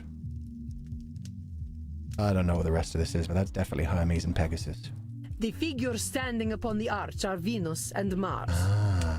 Mars is of portrayed course that's by my Venus. idiot I'm so husband, dumb. Frankie. Beside him, I stand as Venus. That's so romantic. She painted her in a... That's you. She painted herself and her husband as Mars and Venus? God damn. A bit over the top, overconfident, but still sweet. Oh, that must be her baby. I'm not sure where I'm supposed to be looking. Yeah, about that. They painted her like one of her French girls. You may appreciate my beauty, peasant, but do not let your eyes linger upon my once supple body overlord. Oh, fucking damn This is it. art, not pornography. That doesn't mean we can't appreciate the art of a good curve. But look closer and you will see that even this art is a lie. This is the dream of a foolish girl. To be enjoined in pure romantic love with a handsome warrior. I believed so hard, Mr. Walls, that I thought I could make it true. You're not a goddess and he doesn't have to be a god, my dude. But this handsome man is not Frankie. This is Frankie. He is not Mars, but Vulcan. Damn, dude. What? Don't be hating on Vulcan. Well, he's got some abs. I'll give him that. Yeah, he looks pretty good. Yes, I did not shy from truth. But see how love's aim goes amiss and strikes his gangrenous penis rather than his heart. He ain't even hard. There's nothing. Sorry. See the grapes behind him, for the drunkard is never far from his true love. Damn, dude. This is a rough piece of art. See how he flails helplessly, as if begging a true warrior to put a sword in his belly. I'm sensing we've got some work to do around your husband. Yeah, there's a lot to unpack there. Gangrenous penis? Jesus. Whatever gave you that impression? Vulcan / Hephaestus wasn't a bad guy. I know, right? Why is she so mean? The man was created solely to crush my view of the world and my place in it. Naturally, I might have some issues around him. I now believe that Frankie was the truest man I ever met. That is what broke my heart. Ah, she's one of those kind of vampires. The what is a man but a lowly bundle of secrets kind. I maintained the illusion that he was my Mars because that is what I needed. I was not ready to face the truth. And you blame everyone else for that fact. Reality isn't like fiction. We're not gods. Oh, but I knew. Even as a 15-year-old girl, I knew. But I could not accept that I was married to the legendary penetrator of Mantua. Say what you want. Penetrator of Mantua sounds like a sick fucking title. God damn. Is it any wonder that I prefer the lie of virtue? Is it any wonder that I still prefer to believe it? But it's a fantasy. That's not how reality works. The problem is men. Ouch. You are all weak animals who would give up your dignity for an evening in the company of Lucrezia Borgia. Hey, I have seen portraits of Lucrezia Borgia. I agree. That is still overgeneralization. Hold your horses there, Senora. I don't even know who the heck Lucretia Borgia is. We did the horse calming thing. I forgot I had a super vampire power. Love her disgusted face. Yeah, it's so good. Men. Yeah, I kind of wish one of the options there was to just be like, no, you're right. Men are servants to our base needs. You're right. We're just animals. Men. When a woman complains about men as a man, you just say, true. She is the inventor of twerking. Oh, All shit! men flock to her, as I'm sure you would. Oh, I mean, the Borgias did a lot, but damn, the inventor of twerking. They say she was blonde, but she looked like a redhead to me. You know what they say about redheads. Kissed by Lucifer. That's both labelizing and generalization. Dang, Senora. Your overgeneralizations are building up and making you see whole groups of folks as awful. How dare you? Nothing wrong with redheads. They're kissed by fire. They're blessed by the sun god. Now, I know you got your reasons for feeling the way that you do. Real personal ones. But recognize where your experience is making you narrow your thinking. I mean, Senora, I'll be straight with you, as you're a tough lady. Here's where I think it's coming from. You're comparing people to gods. You're also just a real grouch. But you're comparing people to gods. We're never meant supposed to be fucking compared to gods. The whole point of the gods is they were something we could never quite achieve. You're comparing people to gods, including yourself. And everyone's failing that test. Frankie, weren't never gonna be Mars. Weren't never. You weren't never gonna be Venus. Weren't never. You weren't born out of no shell. Hell yeah. And your son wasn't going to be... I guess that was Hercules? Or, fuck, who's, no, that's the water one. Wait, is Perseus one as well? And you will never be anything but a peasant. They had a lot of children. Cupid? Was that Cupid? Oh, my bad. That makes Heck, sense, Senora, actually. I'll be as surprised as anyone if I get invited to a high society dinner. And I wouldn't go, because they have tiny, tiny bits of food. I can tell I'm hitting a sore spot, but maybe that means that's what we've got to focus on. It was not Cupid, dear Lord. I do not like you, Sam Walls. Little baby. But you are correct. I betray my own purity of spirit with my anger. There you go. But I say, why should we not aim to be like the gods? Not very Humanity is not virtue worth of you. preserving when we are such petty creatures. Ouch. Now you're definitely disqualifying the positive. Wait just a minute there, Senora. Humanity ain't worth preserving? I say you're wrong. Damn wrong. Look at yourself. Oh, he's turning it around on her. That's a cute way to do it. Eros. Yeah, thank Look you. at what you've created. Ain't no goddess has ever done what you've done. You brought some of the finest art ever produced into existence. You ran your own city, which is something I'm pretty sure Venus never did. I suppose that is true. Our mortal concerns seem so pedestrian, though. And yet they're what we deal with, my lady. Senora, humanity is all we got. Even if we're immortal, every word we're speaking is a result of our humanity. The fact that you're not burning in the sun right now. Humanity. Yeah, we make a lot of mistakes, and some of us sound like peasants. But all that messiness is worth something. It makes us who we are. Senora, I don't think you're a goddess. I think you're way more interesting and impressive, because you're real. Aw, exactly. If people were perfect, it'd be boring. Nothing would ever happen. Eros is Cupid? Yeah, it's just, isn't that just the Greek and Roman name for them? Well, you have great wisdom for a peasant, Sam. Sam. And your kerchief is a fetching shade of red that matches your eyes. Oh, she's smiling at us for the first time ever. Let's fucking go. Well, thanks, Senora. Let's focus on you, though. What happens if you're not that perfect goddess? I suppose I have always felt that if I could not live to my ideals, I would be left with nothing. I would be discarded like Frankie's mistresses and die of some sex disease. My dude. That sounds like you're being really rude to the mistresses as well, who were probably just trying to survive. Oh, Mr. Walls, I know you speak the truth. I wielded great strength in an age where women were not respected. But I alone feel the weight of my family's collapse, so I feel responsible for it. I would have thought that would have been control fallacy, but I guess that's something else. But I was the only person capable of preserving my family, Sam. That is what makes my failure so poignant. Now that's a control fallacy. Senora, what if you weren't the only person capable of preserving your family? What if no one person was? Yeah, because it's a family. Everybody's individual.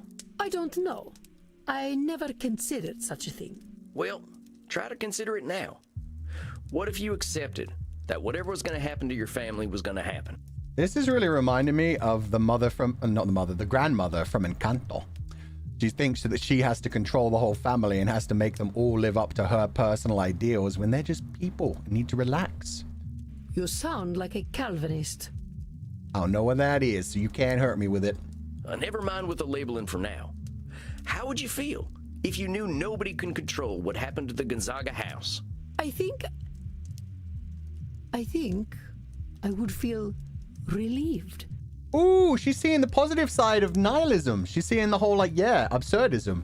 If we're completely out of control for things, you make your own control in things. You just make your own joy in life. Yeah, there you go. There is no ideal.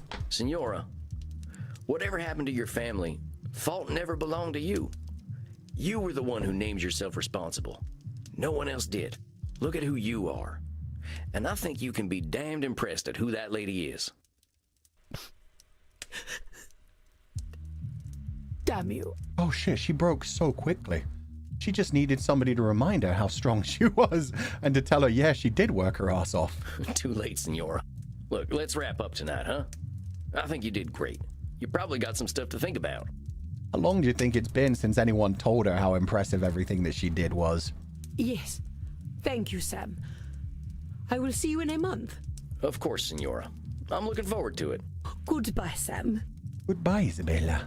I mean, Signora. Samuel, it appears you have an admirer. As long as she doesn't fall in love with me, that's gonna get weird. Probably felt a weight lift off of her shoulder. Yeah. He already escaped hell. He's immune to damon. Isabella is a perfectionist, and I know too many of them. Yeah, too many people think that everything has to be perfect, when really, you just do what you can do in life. And yeah, people should be told how impressive it is, every little thing that we do.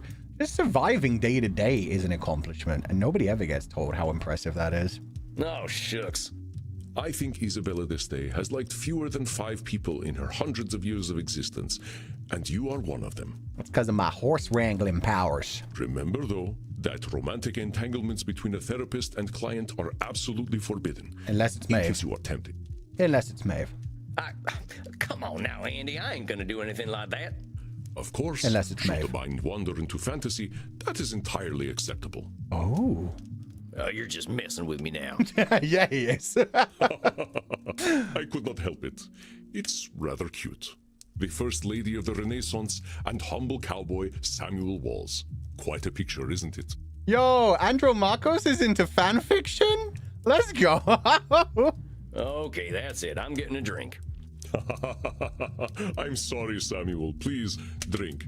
Ask Crimson for the Royal Virgin.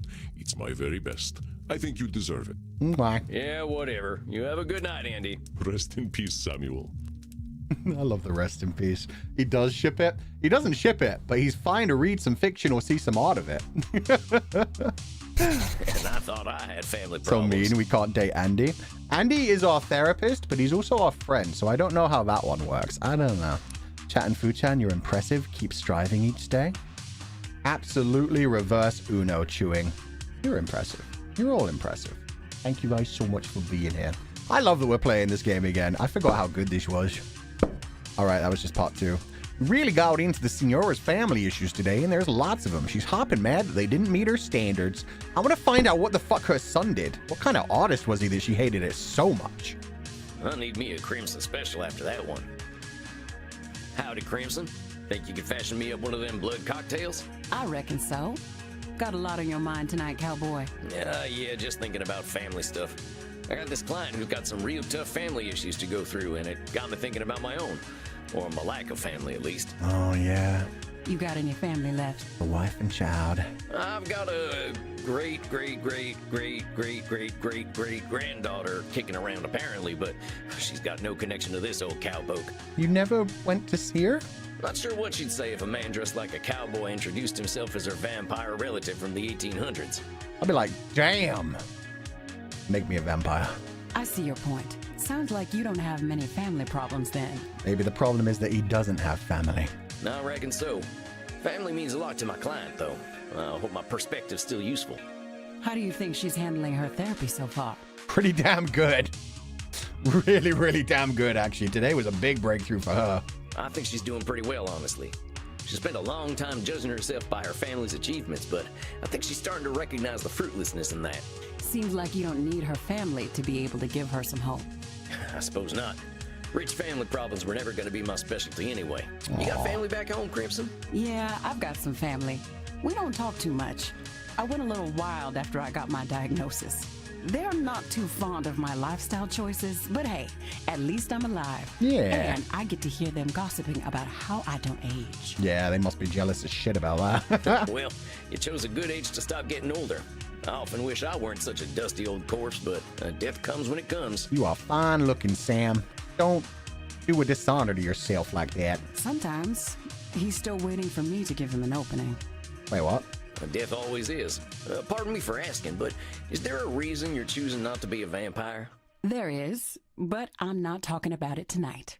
A little mystery makes life a bit spicier, don't you think, cowboy? Aw. Oh, I wasn't trying to pry or nothing. Bullshit. I know you're curious. Here, consolation prize. Damn, that actually does look good. But what is it? Black Widow. Black stuff's just food coloring. Figured you were in the mood for a scary lady tonight. Thank you kindly, ma'am. Think I'll take this to my coffin for a quiet night. You do that, honey. And don't spill in Andy's coffin. He'll act like he's not mad, but you know he's mad. Oh yeah, I am technically sleeping in Andy's coffin. Why should I be upset? What has happened, has happened. Not bad, cowboy. Get the hell out of here. Okay, I'm going. See you later, Crimson. I like the friendship between these two as There we well. are. Gotta get me one of these fancy coffins for back home. Yeah, it's got so many pillows. Now Looks let's massive. see. What am I in the mood for? I think I'm either gonna find a passage from Little Women that suits me, or I'm gonna watch Shemp get smacked in the head with a hot iron, or I'm going to bed. I can't believe I'm saying this. Little Women. That's, yeah, okay. I can always turn to the outcuts in my times of doubt. Somehow they got above it all and started exploring humanity. Now, where was that line? All right, here in chapter 8. I am angry nearly every day of my life, Joe, but I have learned not to show it, and I still hope to learn not to feel it, though it may take me another 40 years to do so. Yeah, that sounds like the Senora. Hope she doesn't have they're to wait too much connecting it longer, now. and that I'm not making it worse. I wonder if the comedy movies are supposed to collect the things that are going on as well. Well, that's enough fun for one day. Good night, son. See you in hell. Stoicism? Yeah. Yeah. Be the good side of it. Oh, maybe this Samuel, music is supposed to greetings. play in these ones. I believe always you thought are it was seeing supposed to be our actor violins friend in here. tonight, are you not? Our actor friend. Oh, yes, the Shakespearean. This is going to be rough. Yeah, I guess so. I still ain't sure I'm the right therapist for that fella. I'm surprised he's coming back. There may not be a right therapist for him, but let us think positively. He has put himself in your care, and that is a tremendous step. Yeah, I guess so. I'm thinking it's gonna be an uphill battle, though. At least his core distortion is clear, don't you think? You know what it is, I am sure. Let me just remember the actor real quick. Highly influential Shakespearean. Afraid to get back into acting because he's afraid of anything but universal praise. Self-centered, determines what acting should be, diminishes the thoughts and opinions of others. Champion gaslighter. Sees. Oh, right. He had the gaslighting power. Sees the world through theater. Emotional reasoning? It's gotta be emotional reasoning. I ain't never seen someone so dramatic. Certainly Edmund's thinking is derived from his intense emotions. But what spurs his emotions? Personalization. It's personalization, right? Of course, a distortion common to many with narcissistic tendencies.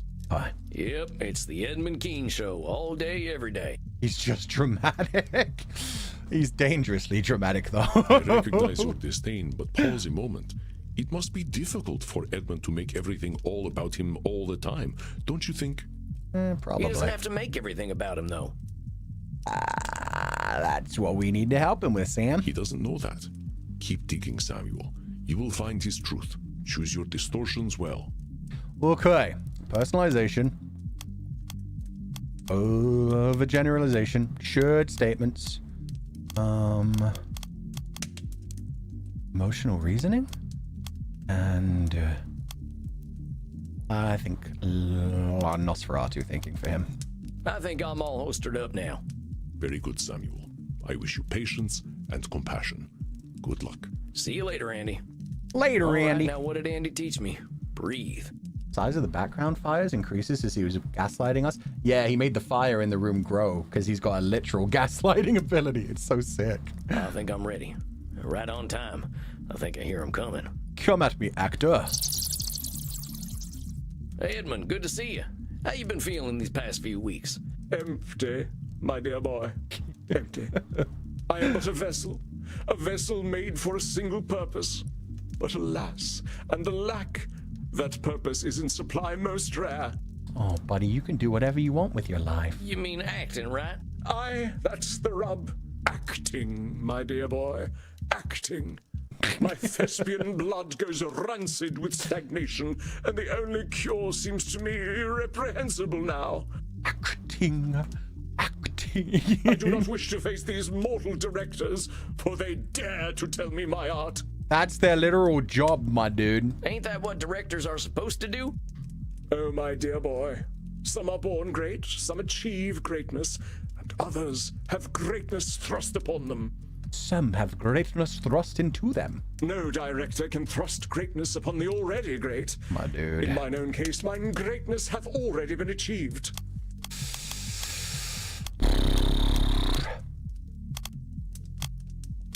Fuck, why did I put all these emotional ones on here? My greatness hath already been achieved. Personalization. There is no room for improvement. Overgeneralization. No direct. There is no room Emotional for reasoning. No direct. There is no room for improvement in Edmund at all. Is he truly perfect? I'm going to make an educated guess and say that this is Nosferatu. Nobody's saying you ain't great, Eddie. You're talking in extremes. I'd say this If every feeling that he actor's sounds like awful the or Lord. perfect, what the heck's a director supposed to do? The Lord ain't that dramatic. Come on. A most unenviable position, to be sure. I have directed and did find it most odious. Indeed, a great actor can make the less talented seem even smaller. Oof. But you get it. All the director's doing is making sure everyone's doing what they're best at, right? That ain't saying you ain't great. I suppose, but it is most frustrating when I know best. Well, maybe you can help me understand a little better. You said that greatness was thrust upon you, right? How did that happen? Yeah, give me your backstory. Ah, you are curious to hear what circumstances created this actor non-pare. I cannot blame you. Well, recounting such a history will please me indeed. Just to answer the question, dude. I first rattled the foundations of the stage as a mere babe. Indeed, too young for memory, and yet old enough to command attention. Clad only in swaddling cloth at the age of 4, I was Cupid himself. But my arrows seemingly went astray, for the entirety of the audience fell in love with me. Okay, show off. You were 4. It is the stuff of legend. For tender as my mind was, I could not bear witness to my own greatness. But it does prove that I was indeed born great. I love him just being like, oh, if only I could witness how amazing I was.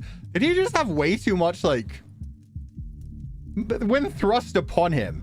Maybe it's just that other people were telling him how great he was, so he thought he had to live up to those lofty ideals. He got called special too many times? Yeah, exactly. Maybe he was just shit. That sounds like just a childhood school play. Used to work with someone like Edmund. The team gave him a nickname. Okay, what was the nickname? Now I need to know. But you said greatness was thrust upon you. It was a matter of necessity. You may not guess it from my gentle speech, but I am no lordling. Selfishly, and surely to spite me, my father shuffled off his mortal coil when I was but a babe in arms, ere I ever graced the stage. It left my mother and myself in dire straits. Oh no.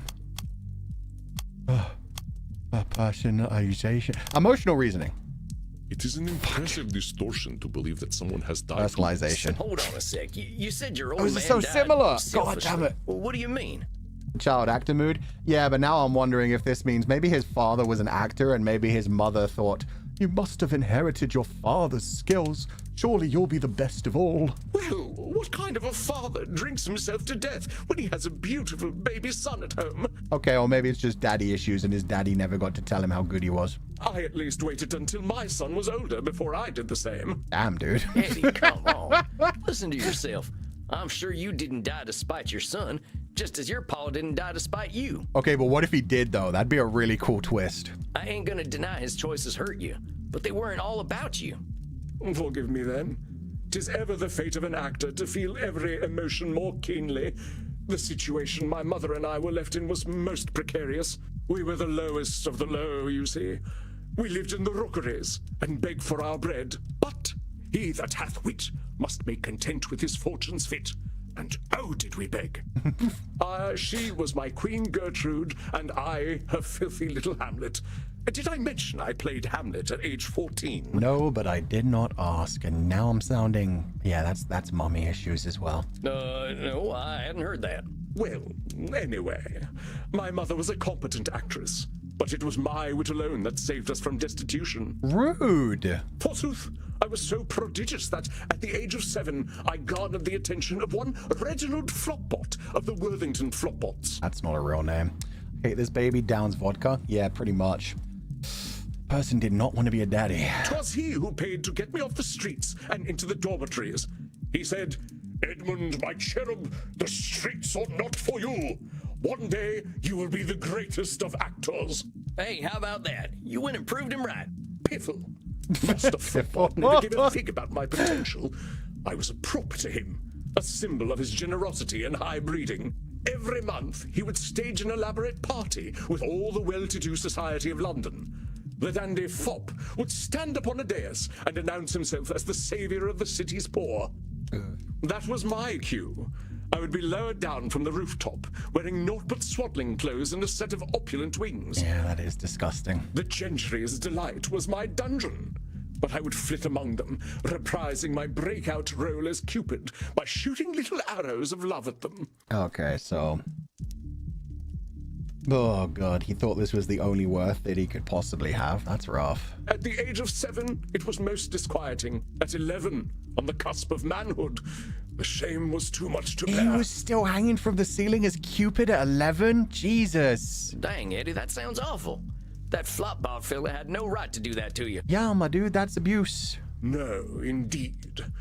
I remember my last performance quite vividly. The titters and leering glances from the guests linger ever in the back of my mind. And yet he sounded so proud of it when he talked about himself as Cupid at age 4. And fool That's that rough. I was, I played my part still. I should have plunged mine arrows into that fool Flopbot's chest instead of shaming myself. Oh God, I'm so bad at this guy. Let me look up personalization and emotional reasoning again.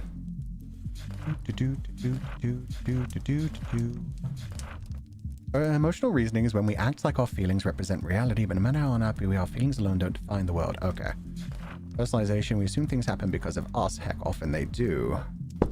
To plunge my arrows into that Flopbot's chest instead of shaming myself. Should! Oh, I'm dumb. That was just a should statement. Hold on a sec there. You saying you should have stood up for yourself. Where the heck does that come from? You were 11 years old. How the heck were you supposed to know any better? Is this guy the son of? That's what I'm worried about too. What if, yeah, his mother didn't tell him the truth about his parentage and his daddy was using him as a prop, but not, you know, making him less than a bastard. I knew enough to know that being paraded around in swaddling clothes was a farce, and yet I played along. So yes, I should have done something about it. And then what would have happened? Gosh, you were a kid, my dude. I don't know. But I would have been spared the indignity that I participated in. You would have been executed for murder. You didn't have those answers then, and ain't nobody would expect you to.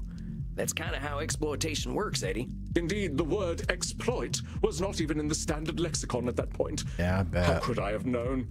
Regardless, I swore that night to never be a puppet again. I stole away and gave myself to the mercy of Poseidon. The bargain was struck, and he swallowed up my hated swaddling clothes and wings. So he threw them into the ocean. At the same time, what is being an actor if not being a puppet? You're literally acting out other people's plays and roles and stuff. In desperation, I signed on with a mercantile shipping agency. I thought perhaps that my body would bend more than my soul. But oh, did I toil! Life Here we upon the go. sea is most cruel. Biting winds did carve my visage. Low words hardened my heart, and heavy weights left me bent. Yeah, sounds like a rough job. By the time I had fulfilled my bargain with the Lord of the Sea, I had become an older man, my efforts etched into every crease on my face. Dang, sounds intense. How long were you at this job? Q 3 weeks. An age, a life. 6 months. 6 months, each one a hungry leech torn from my bleeding body. Oh, the wrinkles from 6 months doing menial labor. I am convinced this gauntlet was prepared for me alone. Oh my God, my Ne'er dude. in history has one so blessed by grace been subjected to such toil. You are wild. Eddie, I gotta stop you there. It's gonna be a lot easier to accept your truth when you realize you ain't alone in your suffering. You need to see what people go through nowadays, my dude. That was a lot worse even back in your time. Hell, there ain't nothing more human than suffering. True. And historically, kids ain't had it so good. Nope. But none suffered as I suffered. A boy such as I was not meant for such misery. Compadre, I Nobody's had my meant first for kill misery. in no home at 12 years old. My brother had a stutter his whole life on account of the regular beatings my stepdaddy gave him. Oof. Maybe your suffering felt like the only suffering in the world, but it wasn't. And it'll hurt less when you realize you weren't alone. But keep telling me your story. I already know there ain't nobody like you in the world, so don't worry on that account. Aw, Sam's being nice to him. Now then, at last, we close the circle as nature ever demands. I return to London and into the graces of my dear Uncle Moses and his comely mistress, Charlotte. 'Twas she who filled my dramaturgical quiver with dire arrows, fletched by the bard himself. And when my deft fingers plucked the bow of humanity, at last I was free. So she taught you Shakespeare. That's a very fanciful way of saying. I cannot speak more plainly. Yeah. The good woman taught me the works of Shakespeare, and armed with this knowledge, I conquered the stage and saved myself from toil. That was much more plainly, thank you. Oh, well, right. And so, you see, the die was cast from the moment I was born. The stage was made for me, and it was my skill upon it that saved me from the streets and saved me once again from a life at sea. Eddie, my man, I got some good news and bad news for you. The truth of the matter is, fate doesn't give a stable full of horse shit about you. Yeah, no, we're all insects floating around on this rock, my dude. Ain't none of us are that special. The world ain't waiting for us to show up. It's just gonna keep turning. Doesn't mean you can't be impressed at everything you did. Perhaps you are right, my dear boy. You are correct. My success was not because of the fates, but in spite of them. You can't challenge the fates of the gods either. Oh god, this is going the wrong direction. Edmund, you are a child of the slums. But I shamed the immortal hags in my own manner. How dare you? The stage roused my spirit. Thus I knew my destiny lay upon it. Emotional reasoning? You got it, amigo. You wanted the stage to be your ticket out of the bad days. Maybe that's why you were so successful. Your intrinsic motivation made you keep pushing to be better. But now you think you're nothing without the stage, which you are not. You are an interesting, sometimes aggravating person. Tis so. Tis so. The threat of the rookeries loomed ever upon my overladen spirit. Acting presented itself as a way to keep myself out of them. It is natural that I should weigh its importance so heavily. Life matters so much more, though, my friend. I can see why acting means so much to you, Eddie. I probably feel damn near the same about the things that got me out of my bad days. Thank you. Then you understand how my alienation from the theater does pain me so. And yet, the cure is as deadly as the illness. Actually going back? These damnable critics. Not a single lifetime among them. This dependency, you're damn well right at it. The written word. They simply cannot relate to my singular experience. I will bare my soul upon that stage, and they will all sneer and malign it on their internet profiles. That is also emotional reasoning. Wait, what? For someone that lives for adulation, Edmund has a dim view of his fans, don't you think? Overgeneralization? You're so certain that damn critics are all the same, but I think that ain't being honest with yourself. Not all critics are bad. It takes work to be good at something, so of course the decent critics are gonna be rarer. Yeah, most of them are just looking for views nowadays. A lot of it's just written by AI. What you say rings true, indeed. Although past critics were flabbergasted at my portrayal of King Lear, not all were. And modern perspectives have affirmed that my interpretation was nothing short of brilliant. Yeah, you get it. I took a look at your Wikipedia entry last night, Eddie. Maybe you've had a few bad critics here and there, but history says you're a legend, and your work speaks for itself. There you go, buddy. Hell, you were around before film was ever a thing, and people still remember you. That's mad impressive. Your words warm me, as an ersatz son for the one we have forsaken. With thy help shall I gird my soul mayhap, and grace the stage once more. Maybe, or maybe we should just get you away from the stage. Maybe we should find you some other hobbies. Well, let's talk about that then. What's the biggest thing stopping you from getting back up on that stage right now? That it all simply might not be worth it. Why should I bear my damned soul when the audience hath not the sight to see it? Maybe I can ask you a question then. What if there were no audience? Oh, act for yourself. No audience? Do you know what a stage is, sir? It is a platform where life in brief may be portrayed. It is a platform because it is separate from the audience. Without such, the stage ceases to be a stage. Just record yourself, bruh. As in, if a tree falls in the woods and no one's around to hear it, does it make a sound? And you don't actually have passion for it. You're just relying on other people telling you you're worth something. You don't have any self-worth. Simply but elegantly put, my dear boy. Without the audience, the stage loses all meaning, like a monarch without a kingdom.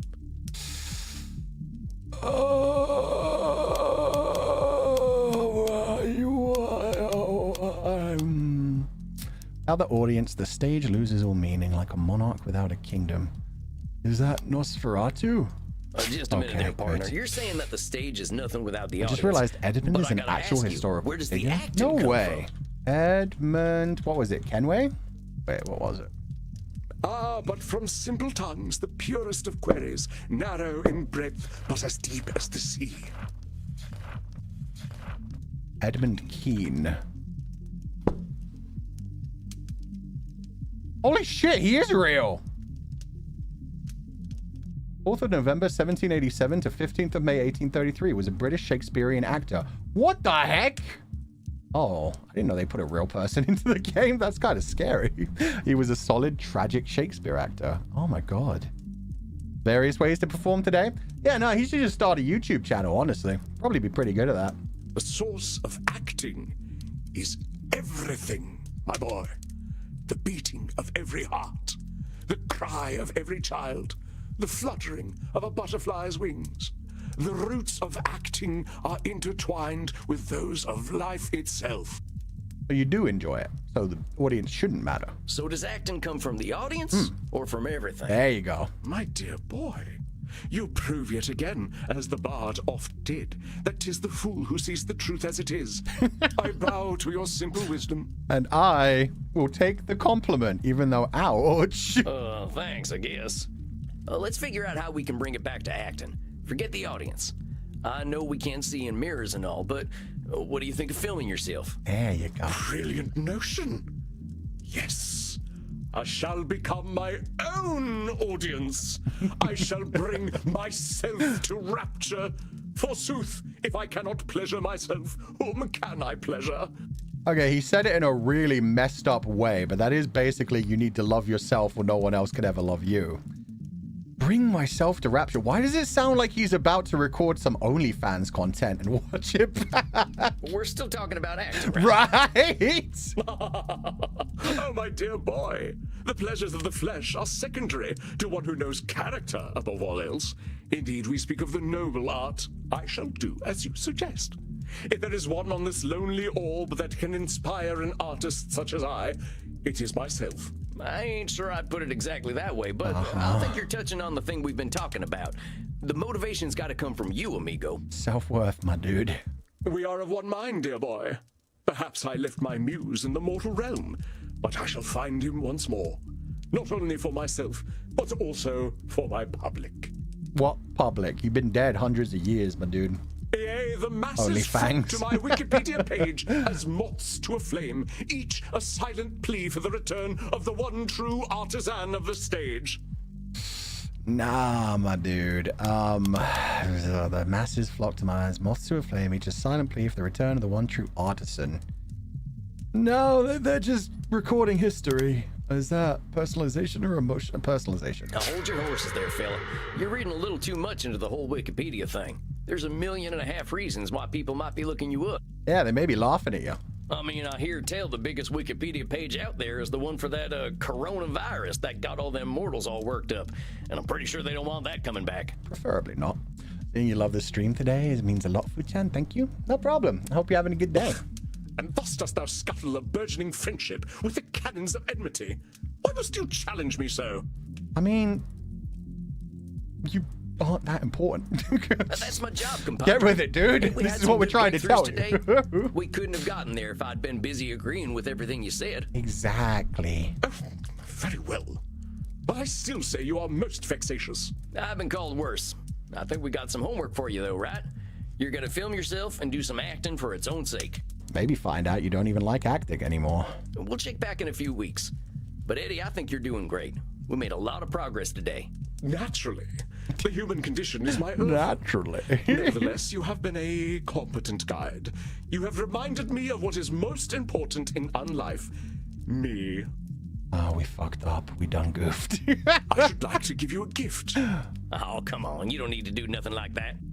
Nonsense. My God. It is meaningless to me, but it is beyond price for you. Beyond price for me? Signed with my autograph. I'm gonna burn it. Throw it in the fire right now. Oh, thanks, Eddie. Teach him a lesson. Cherish it always. If you help me to find my muse, then it is a gift even more precious. And I will find it ere we next meet. Of that, I promise you. Well, let's not put the pressure on him. Get out of my office. Just enjoy some acting. That's all I'm asking for. I'll see you in a few weeks then, okay? Verily, so it shall be. Godspeed then, boy. Thou shalt witness me new and on. Farewell. Farewell. Job well done, Add it to Samuel. a museum. I was particularly I mean, impressed it would at the way definitely you work better challenged Edmund there. on what acting means to him. Oh my god, a photo card. Kya, where's his acrylic standee? I know, right? He didn't even give me a plushie. What the shit? I can't even cuddle this thing. It's just a picture. Get out of here. Yeah, he's a weird fella, but I think he's gonna do okay. It can be hard for our kind to retain our intrinsic motivation. Something must keep him going. I do hope that he will find his. But you, Samuel, must rest. The work you have done in these past 2 months deserves to be celebrated. So do not linger here in this dusty room. Dance time. Perhaps you can even be encouraged to dance. Oh shit, yeah, let's go. I think I'm gonna need a lot more therapy myself to get to that point. Okay. Very well, Samuel. Then let us at least make sure you get well nourished. Drink time. Find a friendly neck downstairs, my friend. You deserve it. And rest in peace. What if I want a non-friendly neck? Next time he'll give us his cup sleeve. At least I could actually use that for something. It's not like his signature's worth grow up to be much. cowboys, but maybe don't let them be actors either. Yeah, actors are terrifying. Edmund tied his whole identity to the stage because the stage saved him from the streets when he was a kid. Now he thinks it's all that matters in the world. Well, time to dish with Crimson a little. I gotta talk to some more folks, though. Andy's mainly my teacher, so I'm starting to feel like Crimson's my only friend. No, you have the vampire Rick couple too. Hey, only friend. Excuse me? What? Oh, yeah, Crimson. Hey, Crimson. A lot of weight to put on someone. Are you blushing, vampire? No, that ain't possible. It's all right. It's nice to hear from a vampire who's younger than Jesus. Oh my god. Now, you don't let's hang hear out with how enough this week vampires went either. before you go out there and find friend number 2. All right, real quick. This client of mine, he had a real bad time as a kid. Well, worse than I did, it sounds like. But he found fame early, and now he's talking about fate and how he's destined for greatness again. Met plenty of destined for greatness folk in DC. Oh, yeah. I lost patience for it. How do you think you handled him? Poorly on this one, honestly. Her only friend, cute. Cute until you hear it, and then you're like, oh, that's a lot of pressure for me, my dude. I hear tale fellers like him ain't easy to treat. Maybe he ain't treatable at all. He seems to want me to tell him how great he is. But why is he wasting my time asking me to tell him how great he is? Why did he say he came to you in the first place? Get back on the stage. He said he was afraid. Didn't want to face his critics we'll go with because it that hurt. Afraid. Hurt. He gave you the answers already. Huh. Yeah, I'll have to think about that. But thanks, Crimson. Oh, so if you say it went poorly, she helps guide you on your next decisions. That's good, actually. Now, go talk to a mortal, cowboy. Giddy up. Okay. Here we go. There's a reason Right theater to the kids edge are of so the dance floor, powerful. but not on it. Don't want anyone getting any funny ideas. It's the lack of inhibitions. Once more alone, I see. Oh, Panoptibella. It's you again. Lots of eyeballs. You scared the shit out of me. But you can't shed. You're a vampire. I'm not a vampire. I don't know what you mean. Know that I see much, vampire, and that I like what I see. Oh, she's into me, though. Oh, it's her again. Well, I was hoping to find a mortal friend, or at least a willing Nick. I don't think she's mortal, my dude. Now, what do mortals of this time talk about? TikTok. Be awkward about the weather. Be awkward about everyday annoyances. Be awkward about music. Okay, so I have to be awkward. How about that weather? Cold this week, ain't it? Oh my god. But you're always cold, because you are dead. Hey, not everything has to be about me being a vampire. I'm trying to connect with you on a mortal level. That's right. I'm dead. I'm a dead man, as I like to say. Love her design. Yeah, she looks like a Hades character to me, but in modern day clothing. It's great. I see. You see a lot, don't you? She's got a lot of eyeballs. Why don't you tell me what you see? A shit ton of eyeballs. I see an interesting mortal. Someone observant. Someone who isn't afraid to have their own style. True. That is what you observe. It is not what you see. Oh, fine. You tell me what I see. You see the long vein across my throat. It looks very juicy, doesn't it? Yes. Well, now that you mention it, it does. Then consent is given. Do not hesitate, vampire. Her voice is crazy, too. Aggie. Ah, shucks. That was something else. You got good circulation there. I love making friends with mortals. I see. And what do I taste like? She's given, I am the prophet with the answers you seek. Yeah, exactly. It feels like she knows a lot more than she's letting on. Maybe she's like a goddess. Kinda earthy. You could use some iron. What do you eat most often? I eat a lot of carrots. They're supposed to be good for one's eyesight, and I like to see. I need to know what she's up to. I see now that you are tired and wish to enter your state of torpor. Well, maybe I'll see myself out there. Yes, I shall go to bed. That's offensive. Huh? I'm going to leave now. Wait, what did he say? What was offensive? Huh? Shoot, was it something I said? Well, at least I got a full belly. And now, time for some shut-eye. I don't understand what I did. He's got to see himself to bed. She found that offensive? Good evening, Samuel. I Well, believe you she are should seeing tell me what the ancient heck she tonight, is aren't you? then. I can't help but offend her if I don't know what she is. I'm calling her immortal and shit as well. Fine. Ancient one. She's 1,200 years younger than you, Andy. I suppose I was engaging in a bit of labeling myself. Ha! You are, of course, correct. Still, her age presents a unique challenge. My favorite one. There ain't no challenge here. After one lives for 1,000 years, history seems less a line than a fixed point. Especially when you had daddy issues for 1,200 years. Speaking of which, I imagine you can guess what distortion an old one such as Medy might fixate upon. Nosferatu thinking. Overgeneralization should statements. Overgeneralization? It's gotta be overgeneralization. She really is basing all her opinions on her experiences when she was alive. Very good, Samuel. I heard tales of her island in my time, but they were never peaceful tales. I am not surprised she finds safety in her narrative. True. What other distortions do you think Medy might exhibit? Let's see. Disqualifying the positive. Labeling. Control fallacy. Definitely personalization. She's a YouTuber. There's not even any question about that. Good to go, boss. Better than toe puns? True. I get more offended by toe puns than eye puns. Then I will leave you to it. Good luck, my friend. Rest in peace, I guess. Hello again, strange cowboy man. What's up, Medy? It's good to see you again, Medy. How's the past month been for you? I went for a walk, just like you suggested. Didn't like it very much. Aw. Oh, well, I'm sorry to hear that. What was so unpleasant about it? It's very loud outside. And dirty and smelly. Everywhere I walked, it smelled like mortal food, which is disgusting. Maybe you should move out to the countryside, because, I mean, I agree with city life. They knew how good it felt to drink blood. Maybe they would not eat so much of this pizza food. Hey, pizza's delicious. Also, that face is fantastic. The eyes got so dark, but she's still got the white makeup. It's great. There's so many cars, too. I don't like cars. They have hateful faces. They look so angry all the time. Some of them look cute. They have big old eyelashes on them. Stepped in a wee, killed 7 men, and got splashed by a bus. It's really quite awful. Sorry, what was that middle one? You killed 7 men? Yeah. How the heck did that happen? 7 in one walk? That was a very enthusiastic walk. Oh, that was inconvenient, you know. Normally I have my zealots do that kind of thing for me. They take care of the bodies.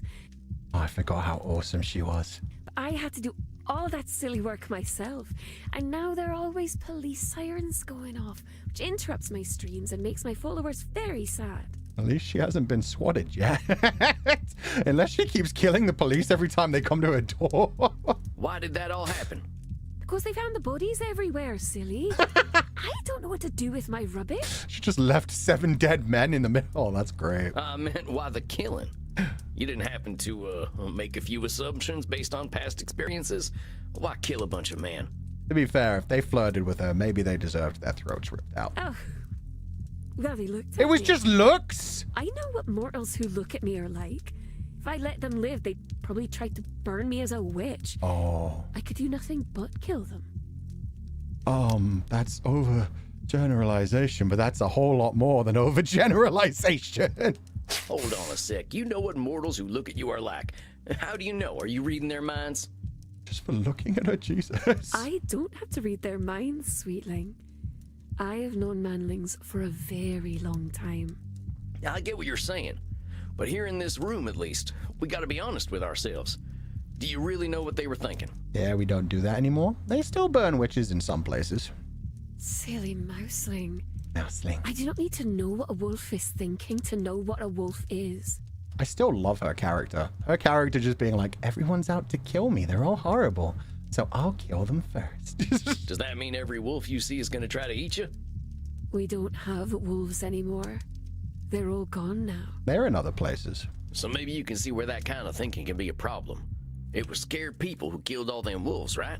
Now I know that thinking doesn't come from nowhere. Old as you are, I'm sure you've seen some real awful stuff. Sounds like a lot of witch burnings.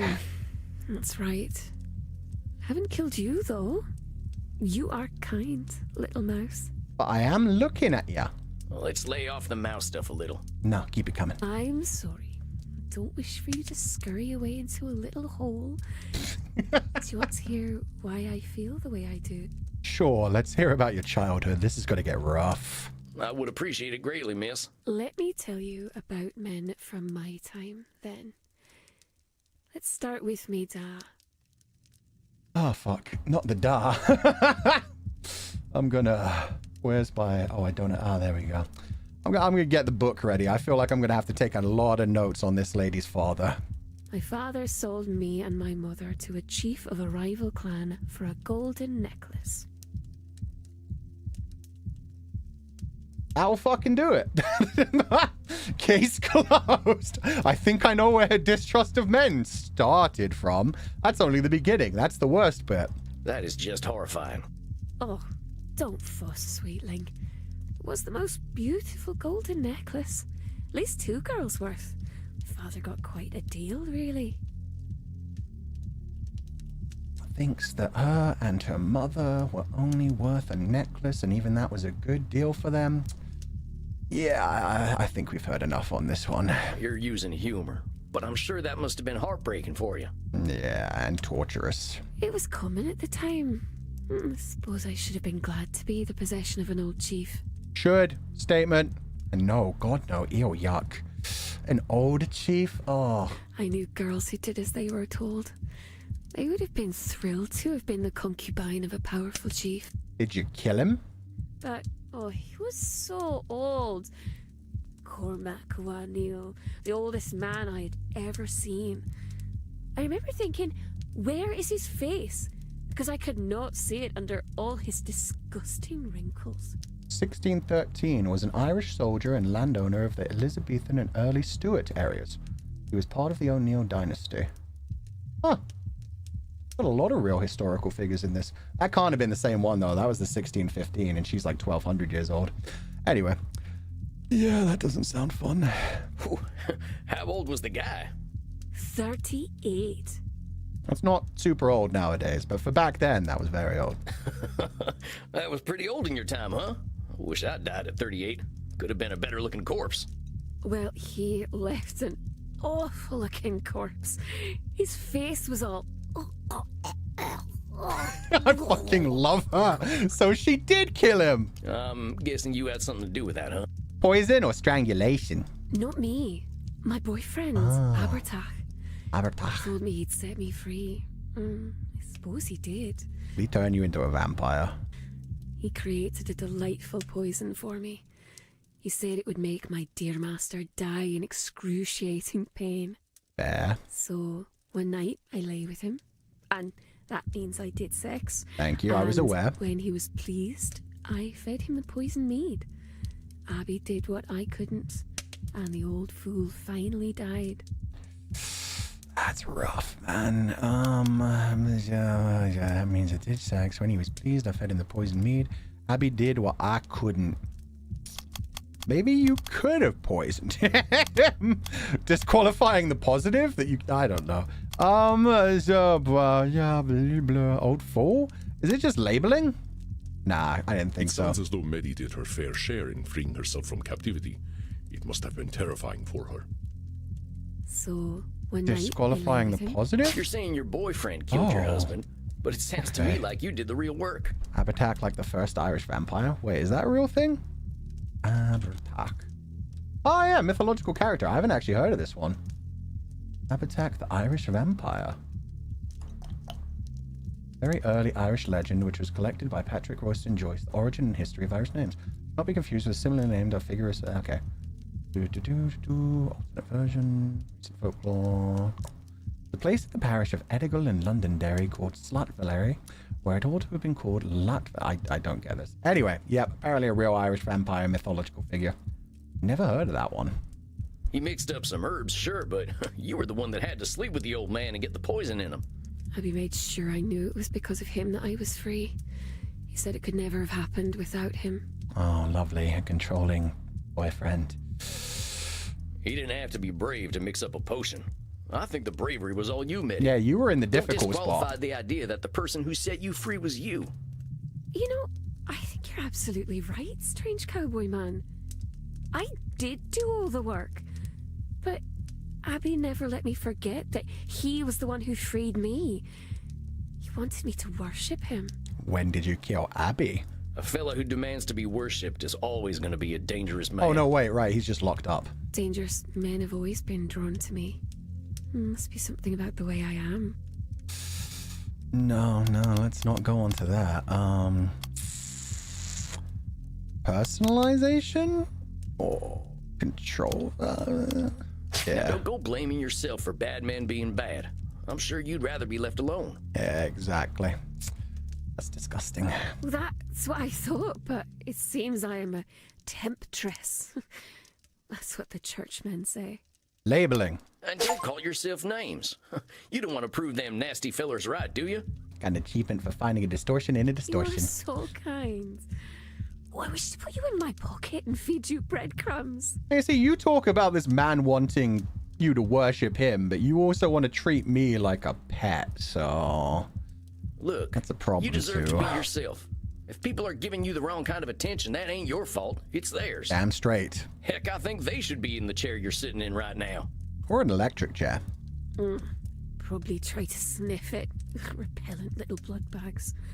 So true.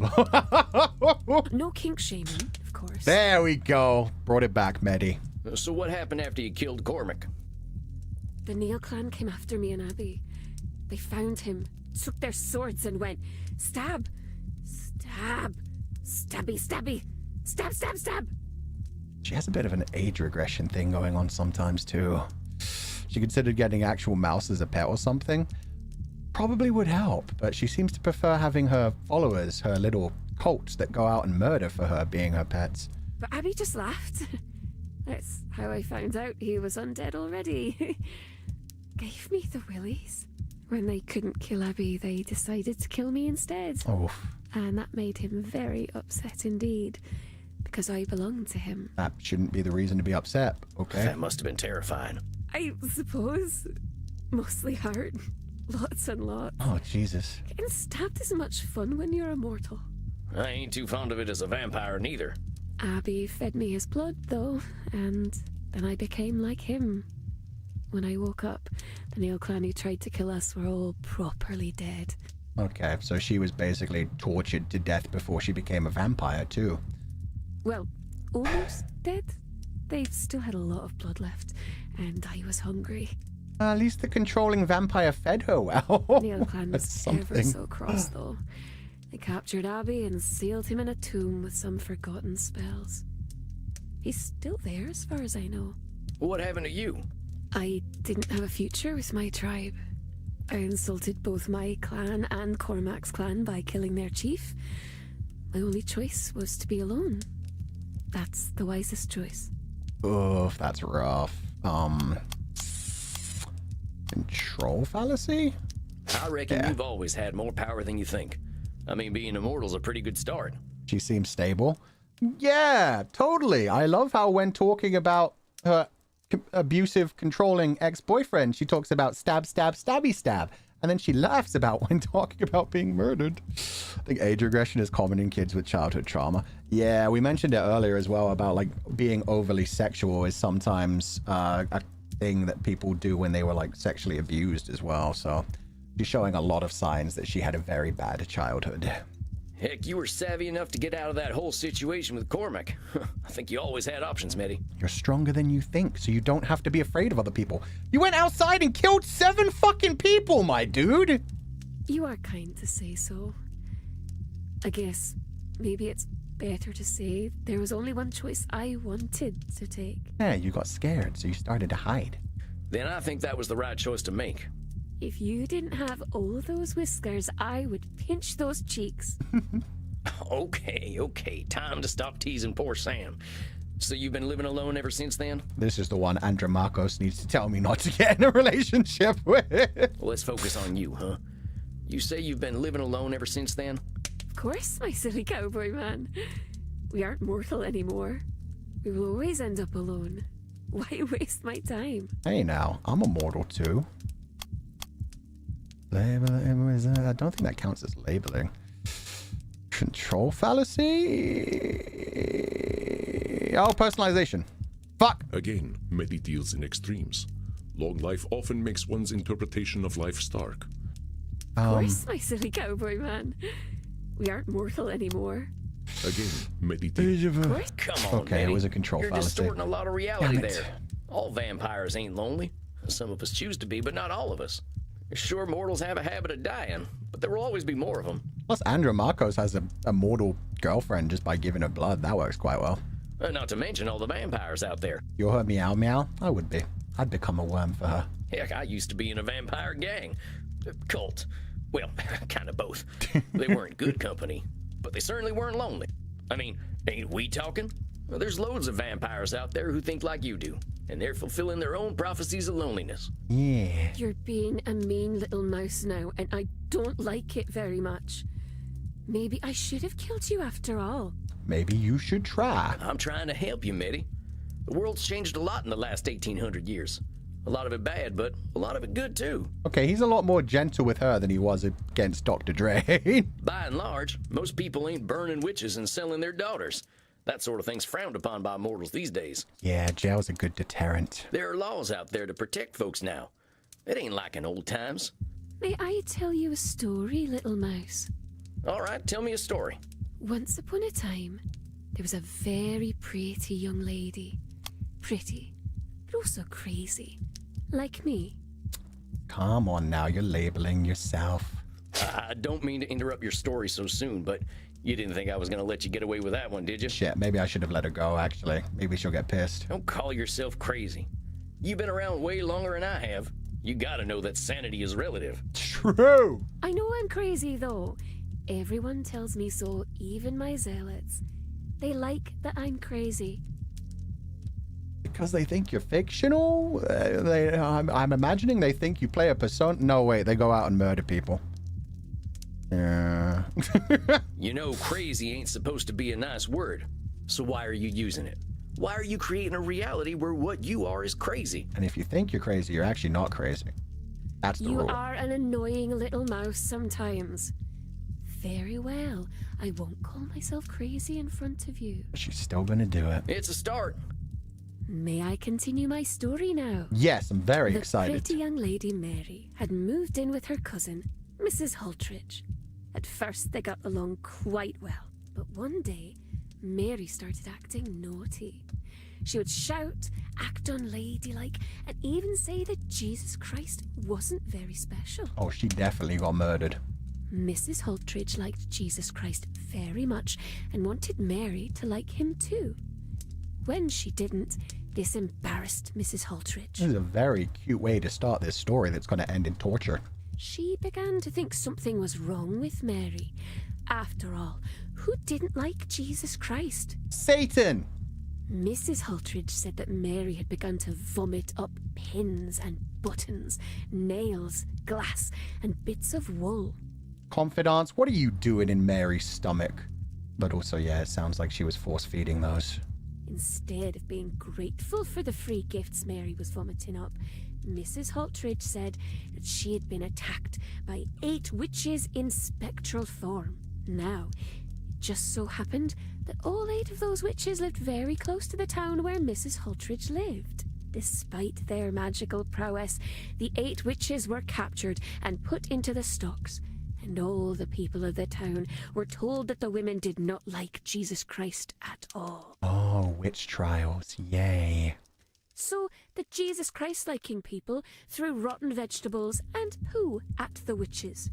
And, just for fun, they gouged out the eye of one of them. Jesus. Then they kicked the witches out of town and lived happily ever after. The end.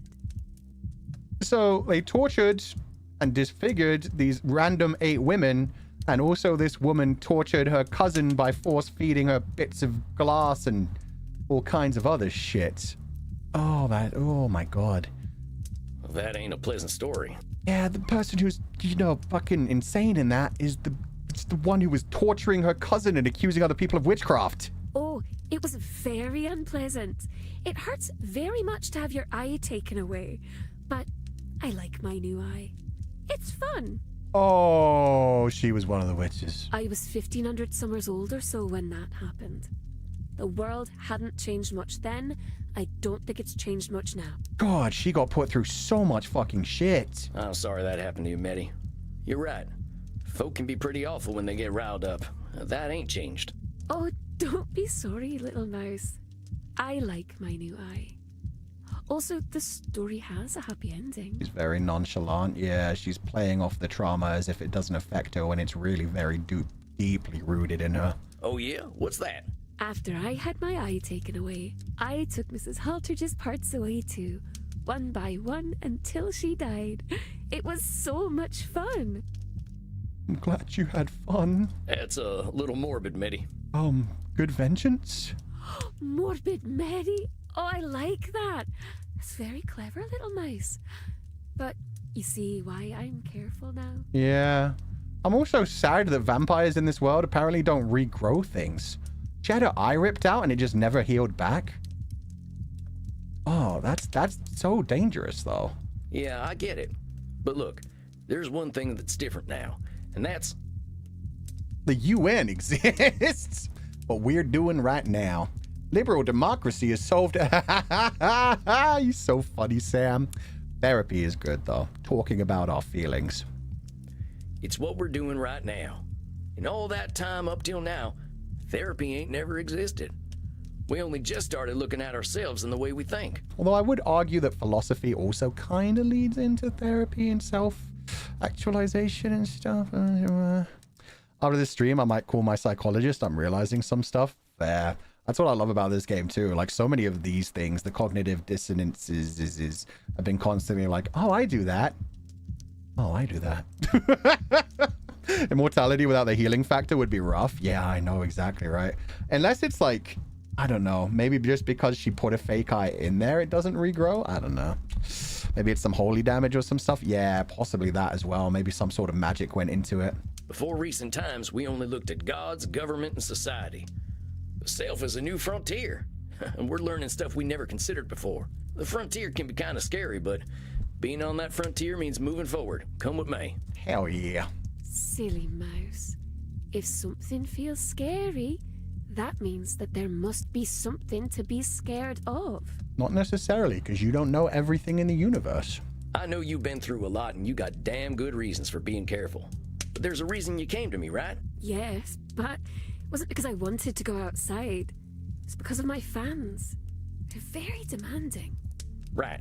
That's why we were talking about your going for walks and went down this rabbit hole. Maybe next time walks without murdering 7 men. Anxiety can be tricksy. Yeah, they can. He's a frontier psychiatrist. Yeah. A mouse hole. Come on. Anyway, therapy usually ain't about just one thing. It's about lots of things. If the problem is your fans, we gotta imagine life without them, right? Exactly. Maybe they're causing you more stress. Maybe you just need to go live out in the countryside away from the internet and away from people for a bit. But, you know, maybe with some animals or with some other vampires. Don't want to lose them all. Some of them are gentle. They're too weak to hurt anyone, which is why they don't. Now that is an overgeneralization. You really think weak people would hurt others if they were stronger? No. But however, weak people can hurt others even if they're weak. You were a weak little girl when you killed the person who brought you and your mother. Little mouse, I've been alive for a long time. I believe what my eye shows me. Yes, if one is capable of hurting another, they do. Oh, she's got a very dark outlook on humanity. They can, but they don't always. You ever seen them capybara animals? You mean Sonny Briscoe? They're dang massive rodents and could do some Sonny damage Briscoe. if they wanted to, I reckon. Oh, yes. Oh, they're very cute.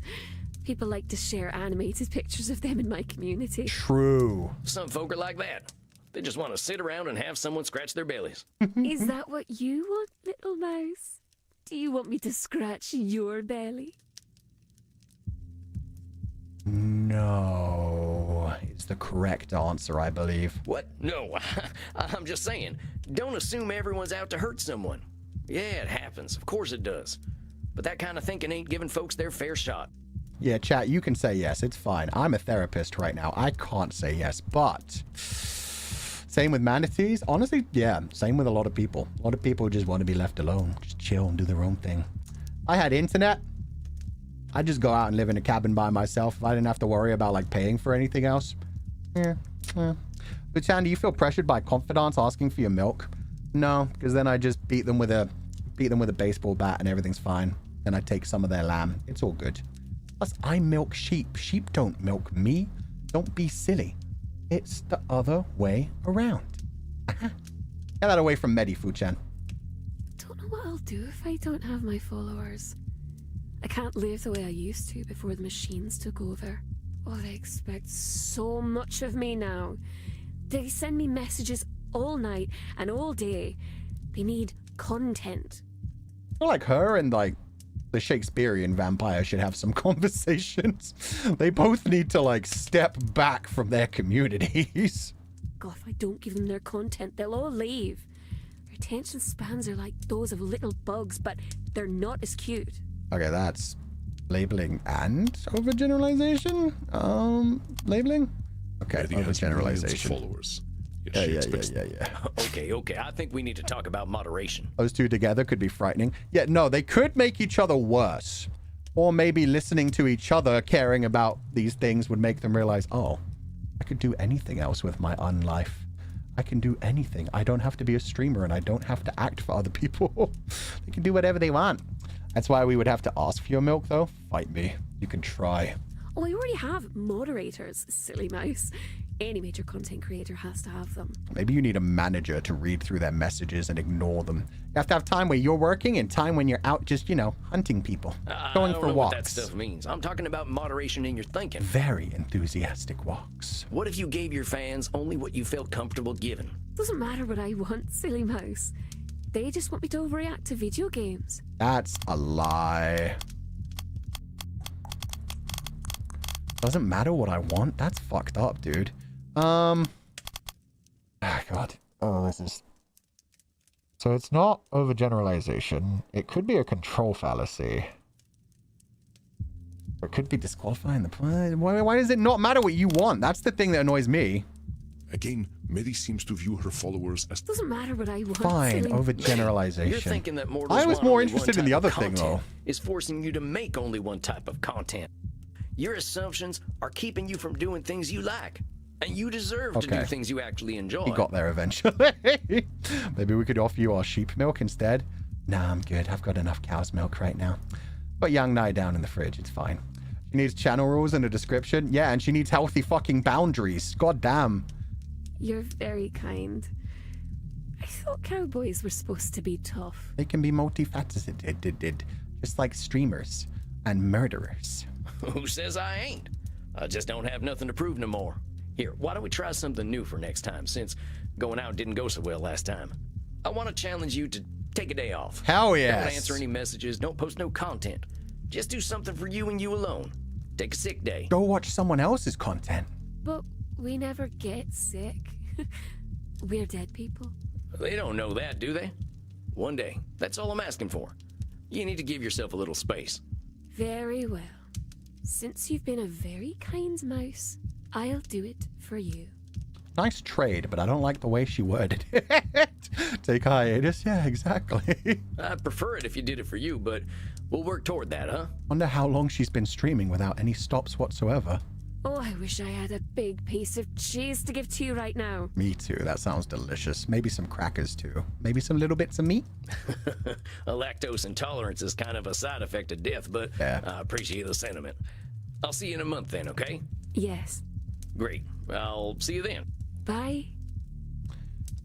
You are doing well, my friend. I know we old ones can be rather inscrutable sometimes. Her daddy issues and her maker issues were about as strong as I expected, but damn, that got deep in a lot of other ways. I didn't expect her, even as a vampire, to be tried as a witch and have her eye ripped out. That's crazy. Honestly, she needs a hiatus. Yeah, she needs to disconnect and realize she doesn't exist for her fans. She's her own damn person. She's something. Yeah, she's troubled, but fun. She survived a lot. Yeah, she did. She survived a lot of suffering, and so she thinks everybody in the world is just out to cause suffering. She's always on defense for them, and she's scared that anyone who comes near her is trying to do her harm, which is not a good way to live. She's human. We all are, ain't we? The way I see it, we all got the same problems one way or another. Your wisdom never fails to impress, Samuel. I believe it is time for you to follow your own advice to Miss Medy, however. All work and no play makes for a dull vampire, as they say. Okay, time to get drunk. Yeah, you're probably right. I might hit the hay early and do a bit of reading. All that. If you must take out some aggression on hay, then please do so. I shall see you soon, my friend. Rest in peace. Good night, Andy. I want to beat the shit out of some hay. That does sound relaxing. Her eye story is wow. Yeah, especially depending on how it went down, because we don't even know if, like... Dang, I wonder how I'll feel about humanity when I'm 1800. 1800. Heck, I wonder whether there'll even be a planet. True. Yeah, nah. I wonder, like, the cousin, if she was actually force-feeding their cousin, like, all those disgusting things to make it seem like she was being attacked by witches, or maybe they just completely made it up because they just wanted to get rid of the witches. I don't know. Could have been either way. I guess it's time to drown my existential woes in blood. Hell yeah. Time Howdy to there, get Crimson. drunk and do some drinking. You're sounding a little weary there, cowboy. You getting enough to drink these nights? Oh, yeah, that ain't it. Just existential ponderings. That's just my specialty. What's eating you, buckaroo? It's this old client I got. She's been watching humanity hurting itself for 1,800 years. Every time she expected better, she got hurt. She ain't wrong to mistrust mortals. Yeah. That's a tough one. What do you do with someone like that? Continue to try and gently show her that there are good people in the world and try to, you know, make her more confident to go out into it and broach it.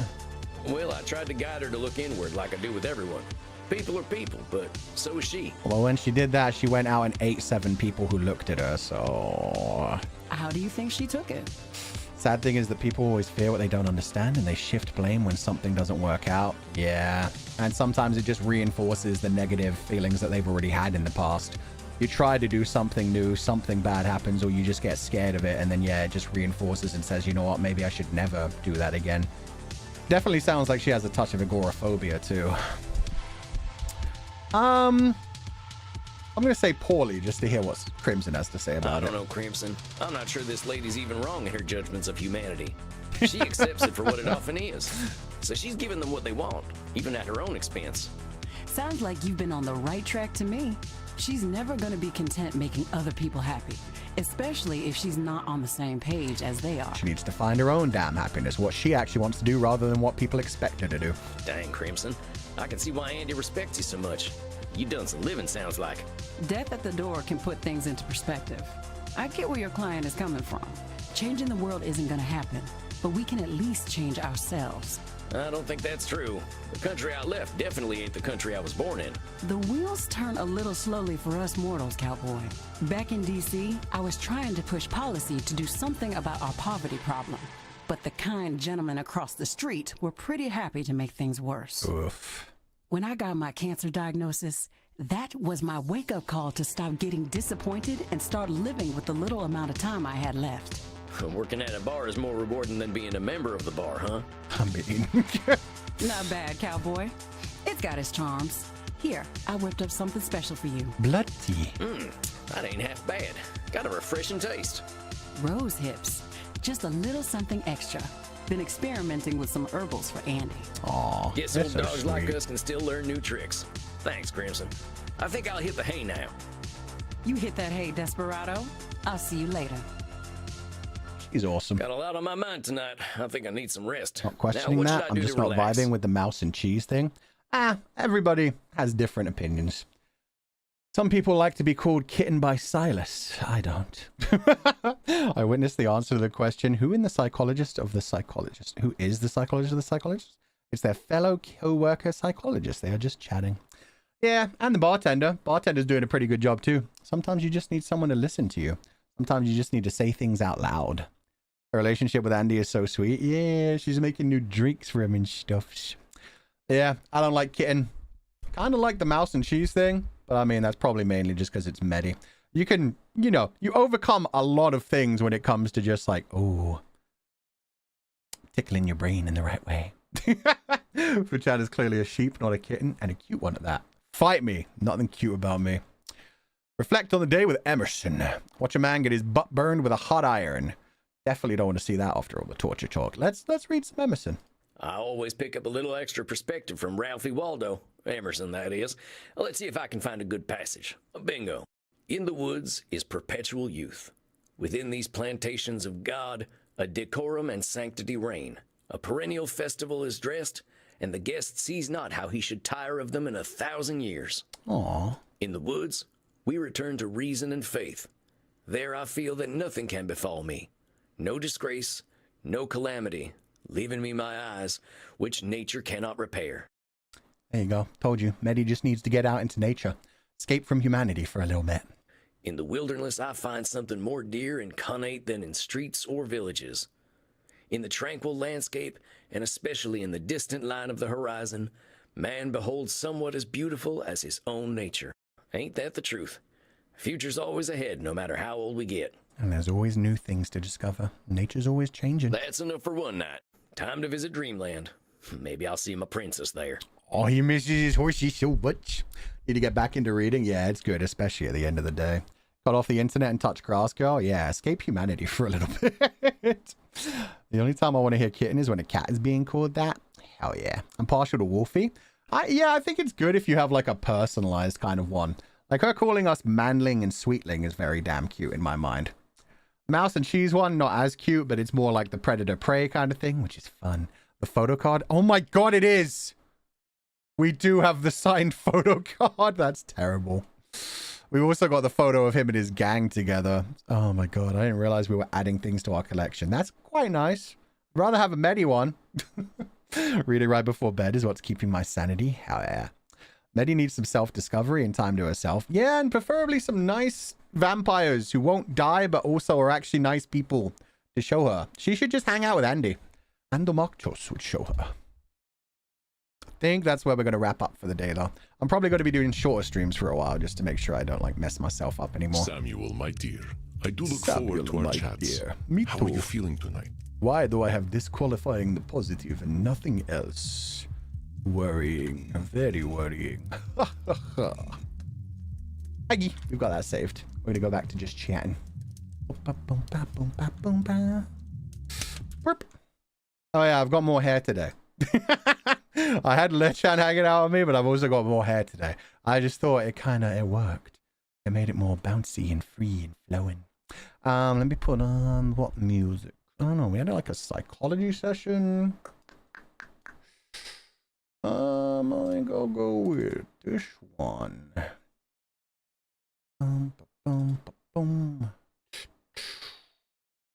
There we go. I think I've only played this one once on the channel. This should have a nice atmosphere for what we just did. He's climbing? Nah, he's just hanging on for dear life. You're not quite climbing. I tried to put a video on as well, but she was just kind of on top of my head. It didn't work too well. Okay, let me get my comfy grabber. Oh, perfect timing. I just managed to grab that comment. Thank you for donating the food funds, Afim Macabre. Am I truly meant to be a human in a sea that, to me, seems to be the truest form of reality? Closer to an abstraction, the truthfulness of something lacking relevance and subjectiveness. If all the world's a stage, I'm a player from a non-existent age. A human in a sea that, to me, seems to be the truest form of reality. That's all one sentence, so that's interesting. If that was 2 sentences, I think I'd understand it, but seems to be the truest form of reality is the sea. Closer to abstraction, the truthfulness of something lacking relevance. All the world's a stage, I'm a player from a non-existent age. That sounds like somebody feeling alone, feeling lost, feeling like they don't have anything to ground them. Closer to an abstraction, yeah, so nothing feels quite real. Player from a non-existent age, so somebody who's performing, and it's not a performance that ever quite made sense throughout any time of reality. Again, very poetically written. Also kind of sad in this one. This one's got a touch of sad to it. I mean, they normally have like a touch of like nostalgia, but this one's extra sad. This one feels like someone's very lost. Beautiful message as per usual, Theme Macabre. Thank you for donating the Foo Funds. I feel like I kind of understood this one, and if I did, I just hope it becomes more realistic soon. Less like a sea and more like a ground you can walk across. Something where you don't have to perform and don't have to feel lost. When the blurriness of the sea is felt more real than yourself, yeah, that was written really damn beautifully. Love the power of language. Yeah, Theme Macabre always hits us with these really deep poetic ones. There are sometimes I just flat out do not understand them at all, and then I feel bad because I'm always like, oh, that sounds beautiful. I have no idea what it means. This one, I think I understood if I read into it correctly. I might be completely wrong with how they actually meant to say it. But either way, that was beautiful. Thank you so much for the huge Akasupa, and I hope you're having a lovely day. Very pretty. Yeah, it was. My brain lagged. I feel that. Random Fan Cronwich. Thank you for the stream, Fulgur. Missed the start, but I'll watch the VOD later. Also, just wanted to say welcome back. Pokes cheek on face. Thank you. Yeah, we'll see how it goes, because, like, yeah, my back was kind of hurting yesterday, which is why I couldn't do Infinity. But I'll keep it balanced and try to do short streams for a while and just keep making sure I'm getting stronger every day. It's always grand. Yeah, it is. It's very interesting. Oh, it didn't grab Eleanor's comment. Thank you for the stream today, Foo. I totally needed the cozy, calm vibes, and this game was so interesting to watch. I love this one. I'm glad we managed to do this today, because, yeah, I've been wanting to play this for a while. It kept getting delayed along with the Fulgardis stream and like the Infinity Nikki streams, but yeah, this one has been quite cursed for a while. So today I was like, I could do Infinity Nikki, but let's just dive into our visual novel finally. I don't have to always do an 8-hour stream. I can just like enjoy what I can get out of it. So this was nice, and that is making me feel a bit more comfortable for the future. Encapsulates the feeling of dissociation almost perfectly with a smidge of imposter syndrome. Ooh, I didn't quite get the imposter syndrome, but I definitely get the dissociation. Yeah, the feeling disconnected from everything, especially when it talked about like the abstractness and the being a human in a sea. That to me seems like the truest form of reality. The feeling like disconnected from reality, disconnected from your own body. I like that interpretation. I also love the fact that Theme Macabre never tells us what they mean. Theme Macabre always comes in with a beautiful piece of poetry in an Akasupa and then disappears. They're just like, it speaks for itself. Analyze it as you will. I respect that. That is badass. Just take care of yourself. I will, don't worry. Like, I mean, I've been saying it recently. I've been missing streaming, so just being able to grab little streams like this is freaking awesome. Mikita-chan, thank you so much for donating Foo Funds. I just wanted to tell you, I brought food parfait to a butler cafe in JP with the confidants. The butler serving us noticed him and said, "Okaide nasai," the food parfait too. Oh, that's so cute. I hope you had fun. And if you took any photos, please do share them. But yeah, that's adorable. I hope you guys had fun at the butler cafe. It's nice that they're being so nice to fans as well, to just like straight up chat to them in their parfaits as well. I'm really liking this game. Each character has such a different background and view on life. Yeah, there are some that like you connect with really well, and then there are some that you don't, but at the same time you always realize they're all going through their own things. Like, I didn't like Dr. Drayne at first, now I quite like him. I didn't like the artist lady at first, now I really like her. I still don't like the actor. The actor is the one that's dragging it down for me, and that's just because he's so fucking over the top and so different from how I see things. Medy I like, and I also see a lot of, well, I see some of my own flaws in her, but I see a lot of flaws from like other people who are streamers and who do like rely on other people, where she bases, and I guess the actors doing that as well, basing their own self-worth on other people's perceptions and leading that to completely absorbing their life, which is an issue. So it's kind of rough to see her. And she's got so much more deep shit going on, where she was like abused physically, sexually, a shit ton of ways, controlled.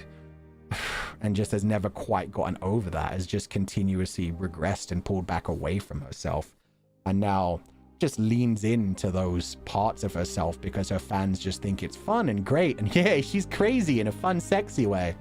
And it's interesting on that level because it's like, yeah, I also think she's fun and sexy. At the same time, if she was a real person and if it wasn't just like acting, I would be like, oh, my girl, please get some help. So I'm glad she's getting some help. It's interesting in that. Yume Haya, thank you so much for donating the food funds. Thank you for the stream, Fu-chan. This game is so interesting. I really enjoyed listening in. Hope the rest of your day goes well. Otsu and Bayu. Thank you. Yeah, I'm going to be sending a lot of instrumentals to people. So yeah, I'm preparing stuff for the birthday already. I'm really excited. I'm going to have fun. Don't worry about it. And I hope you have a lovely day too. And thank you for donating the food funds. Always a cozy and comfy stream with Fu-chan and the Confidants. Yeah, today was extra comfy and cozy. Felt very relaxed and chill. The even story in Infinity Nikki will be continued in 2 or 3 days, so maybe it's good that you'll be able to see more in one go. Yeah, because I might have not been... Like, it might not have been a full stream this time either. And someday, we'll actually continue the main story. Someday when I'm actually hitting Infinity Nikki once a week, we'll actually start going through the main story. Sometimes the joy of poetry is having no fixed meaning, to be honest. Yeah. It's one thing that I like because I hate when people hear, like, a take on, like, any piece of art, really.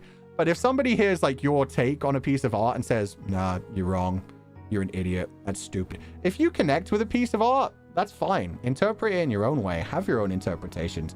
If a piece of artwork, like, helped you in an interesting way and you saw some of yourself in it, don't let anybody tell you that's wrong. I've seen so many people talking about, like, oh, if you're not in a certain community, you won't understand or be able to connect with the story of that movie that I've talked about a lot of times. I saw the TV Glow. That was the thing. At first, when I watched it, I was like, oh, great, this is a nice, subtle way of introducing this. And then people were like, oh, well, you don't understand it because you don't get this. Or other people being like, you can only understand this specific interpretation, when there are so many interpretations to take from that and to connect with things in so many different ways. That's a beautiful thing to do. So I saw the TV Glow. I love that film so much. It's beautiful. It's a wonderful time. And I think people can connect with it in all kinds of different ways. And yeah, it's annoying when people are like, no, this wasn't made for you. This was specifically made for me. And it's like, especially with something like that, where it's trying to, like, explain a type of feeling that a lot of people go through. It's like, if people can feel a certain way with that, can, like, empathize with that, that's a beautiful fucking thing to do. Death of the artist, the beauty lies in the interpretation. So true. So fun getting to experience the emotional message. Yeah, I hope to see some of these characters grow really well as well. Obviously, it's not going to be like a realistic kind of growth because that would take months and months. I guess they are technically...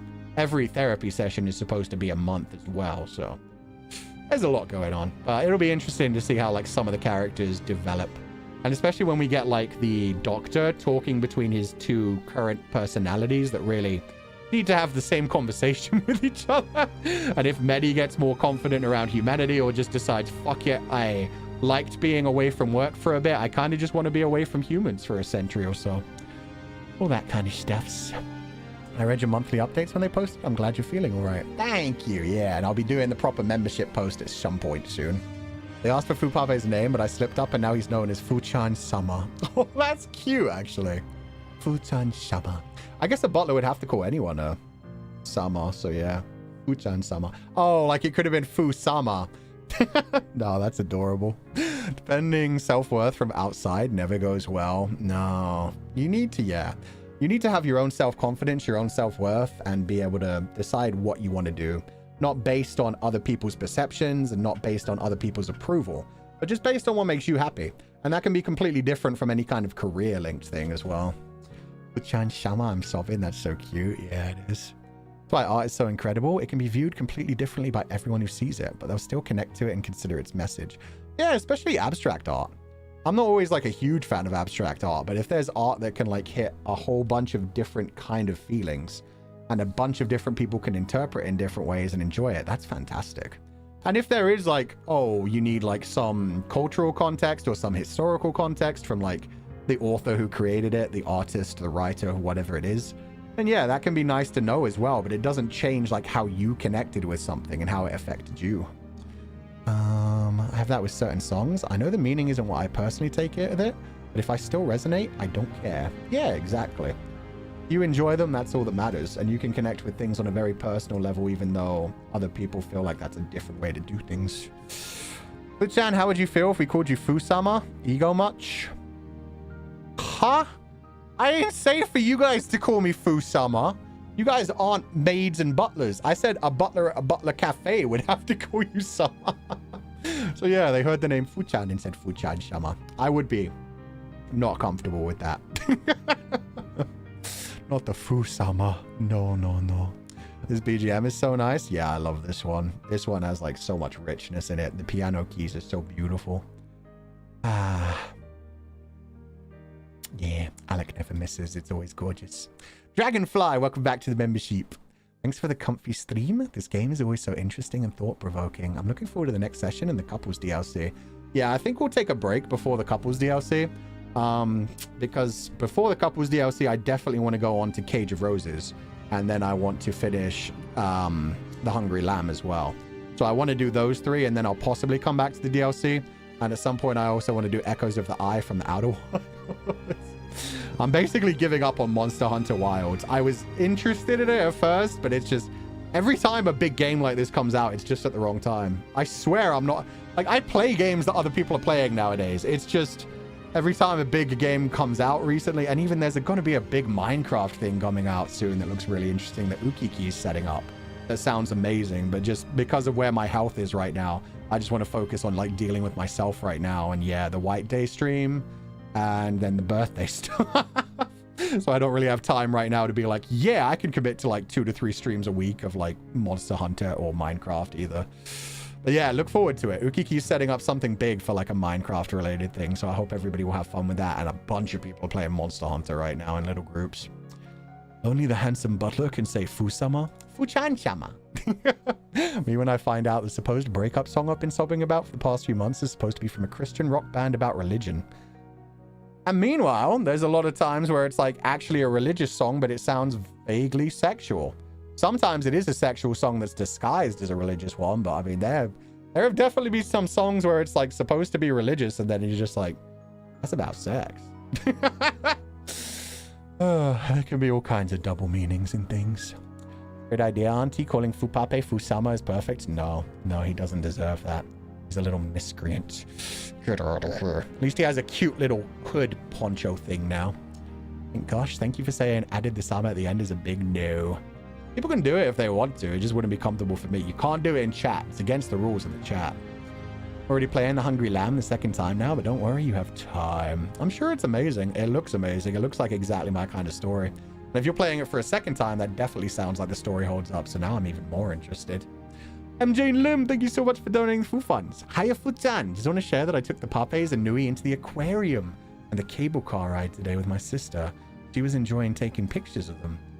Now that she invited me again to go out tomorrow and requested to bring them again. Oh, that's so cute. I love to hear that. I've heard a lot of stories where people have like, yeah, been playing with their Papes or just doing other Nijisanji related things, and just other people have seen them having so much fun. They've been like, can I join in? Not even a fan of Nijisanji, not even a fan of like the things, but it's just like, oh, you take pictures of these Papes in interesting places. You make like interesting shots for them. That sounds fun. Let's have fun. But yeah, I'm glad to hear that, MJ Lim. And yeah, the aquarium and the cable car sounds awesome. I'm glad to hear you're going on a lot of adventures and that you get to hang out with your sister more. So thank you so much for donating food funds and sharing that. And if you do want to share the pictures, remember hashtag confidants is always good. I think I have a Pape one specifically as well. But definitely tag it in hashtag confidants as well. That's good for any time you just like, yeah, taking the Papes, taking the new A's, taking pictures. Miss Jerry Lawlier, thank you for donating the food funds. Thanks for the stream, Fuchan. Bye you. And I buy you too. And I hope you have it. Oh, why isn't this working? Oh, I had it on the wrong one. There we go. I buy you too, and I hope you're having a wonderful day. I love when someone random people bring sweets to Comfy Papes. Yeah, I saw a couple of people talking about oh, what was it? There was somebody, it wasn't a Fuchan Pape. I think it might have been a Pio-chan Pape. Anyway, there was some Pape where they had been bringing it on like driving trips with them, and they used to hang it on the windshield while they were driving. And then the parent who was driving them around was just like, I like that. That's mine now. And they just kept it. So now the person has lost to their puppy because the parent was just like, no, that's staying in my car. That's cute. That hangs up there from now on. Question, will you try Project Zomboid now that the expansion is out? Yeah. Oh, it was a Suho one. Thank you. Yeah, I saw that on Twitter. Their parent was just like, it's mine now. It stays in the car. I like it. But yeah, no, I'm not planning on playing Zomboid anytime soon. I'm honestly, for now, it's good enough if I get like 2 to 3 streams a week, so I'm not committing to anything. I'm just going to continue doing my Infinity Nikki, my visual novels, and working on the things that I have to work on that are coming up. The miscreant is too cute to be called Summer. Exactly. He's a gremlin, if anything. I named a lamb after you today. Hope that's okay. Of course it is. Olga literally means sheep, so go for it. That's the perfect name for a sheep. That's cute. Did you, like, adopt a lamb, or is it a lamb that you're raising? I'm planning on buying your puppy for months, but the censorship derailed me like Uki and Vox did. I don't know what that means. Like, the censorship would? I don't know. Is that really a rule? Do you mean the one not to call you master? Yeah, because, I mean... Fuchan is fine because it's one of, like, the normal nicknames, but I feel like with Sama or with master, yeah, it'd be a very similar thing to, like, a pet name, like a daddy or an uncle or kind of thing like that. But yeah, I've never heard anybody call me Fu-sama or like Fuchan-sama, so it's fine. We've never had to like say, I don't like that, but yeah, I just don't like that. Maybe they meant the bleep bleep plushie. Oh, maybe, yeah. Oh, they picked the censorship over Fu-pape. No, that's completely fine then. Censorship plushie is amazing. I'm glad it came out. Do not be called Summer. Don't put words in my mouth. Oh. I don't know what I read. That's fine.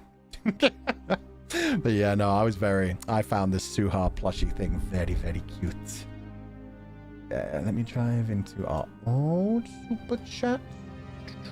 Wait, did I read this one? Yeah, I did. Okay. Because we got a few in the stream early on. May, thank you so much for donating Foo Funds. No message, just a lovely rose super sticker. I hope you're having a lovely day. Thank you so much for being here, and please rest well. Ozemi-sama is normal, but Fu-sama is too unusual. Yeah. Ozemi-sama's Satan, so she's allowed to be Sama. You have to put some respect on her name. Me? There ain't no respect in this one. I like to be disrespected, if anything. Claudines, thank you for donating the Foo Funds. Old vampire might be like Leslie Nielsen in Dracula, dead and loving it, which is super silly. Yeah. Fuchan would make a hot old vampire, though. Why, thank you. I think I have quite a vampiric look. I had like the big old vampire teeth. Yeah, the long white hair. It'll work. Especially without the lab coat. That's a vampiric outfit. That works. It really is a silver fox. Why, thank you. Was shopping in Tokyo after Niji-Fez. The clothing store clerk saw the Maririn Pape and Fu-Pape on my backpack and asked me if I'm a Niji fan. Oh, that's so cute that they recognized it. That must be adorable. I'd be terrified. I have so much merchandise that I just can't wear. I have so many like Nijisanji bags, tote bags, card holders, all kinds of things. And I'm like, I can't possibly take that outside my house. Because if somebody says, are you a fan of Fulgur Ovid? For me to be like, I don't like just run away, I guess. Because it's like, I've done all my voices on stream. Is that consent to call you that? Wait, consent to call me what? Which one specifically? MJ Lim, thank you for donating the full funds. Wait, I already read this one. Why did this one double up? That's strange. Anyway, thank you for donating the food funds. That was an old one. You can't answer? Yeah, no, you just have to run away. Also, they sent me a new umbrella because the first one didn't get delivered. It got stolen. But yeah, they sent me a new umbrella, so now I at least have the umbrella. Remember the song that goes, Ojo-sama, it's time to go to bed. Then the butlers are going to dance. Yeah, that meme killed me for too long. That happened way too often. Everybody was quoting that for like a solid month and making video edits and stuff. I still remember the video edits with confidence. I'm helping my friend at a farm. All the lambs that are being born are getting named after my favorite people. Oh, that's cute. You know what they say about naming farms animals, right? I hope you have a lovely time though, Taylor. Is it okay to call you a silver fox, Fulgur? With this model, I see you as a silver fox. I think it's fine if you describe me as that. If you start like calling me silver fox continuous, that's a problem. You can pretend to be mute. Oh, so true. I could just do the few bits of sign language that I know, which are really just thank you, I love you, and food. Yeah, I'll just say food to them. I'll just say food continuously until they walk away. Of course, you're Fu-chan's #1 fan, Fu-chan. I hate Fu-chan. Fu-chan's boring as shit. You kidding me? I'm an Ukiki fan. I'm a Noctix fan, but not Fu-chan. Not Fu-chan. Deer caught in the headlights. Sheep caught in the headlights. Pretty much. Hope they don't know sign language. I could just do some random stuff. I mean, what if you met someone who's fluent in ASL? That's when it's a problem. They'll just like start signing back to me and then I'll be like, uh-oh. Fu-chan is Fu-chan's #1 hater. No, I'm nowhere near that. I may hate myself, but I don't hate myself as much as certain people hate me. You're the #1 Fulgur shipper? Yeah, no, that's 100% true. Other people make much better content out of Fulgur, but I'm still the #1 shipper. It's time to write Legatus 505. Yeah, Kami's video. It was torture. It was torture, especially all the little sheep faces on top of the butlers. It was... I don't know, man. But you can use phone to type things because you'll assume they don't know sign language. Oh, I could do that. That's actually really smart. I'd just walk away from them, though. Honestly. I'd just be like...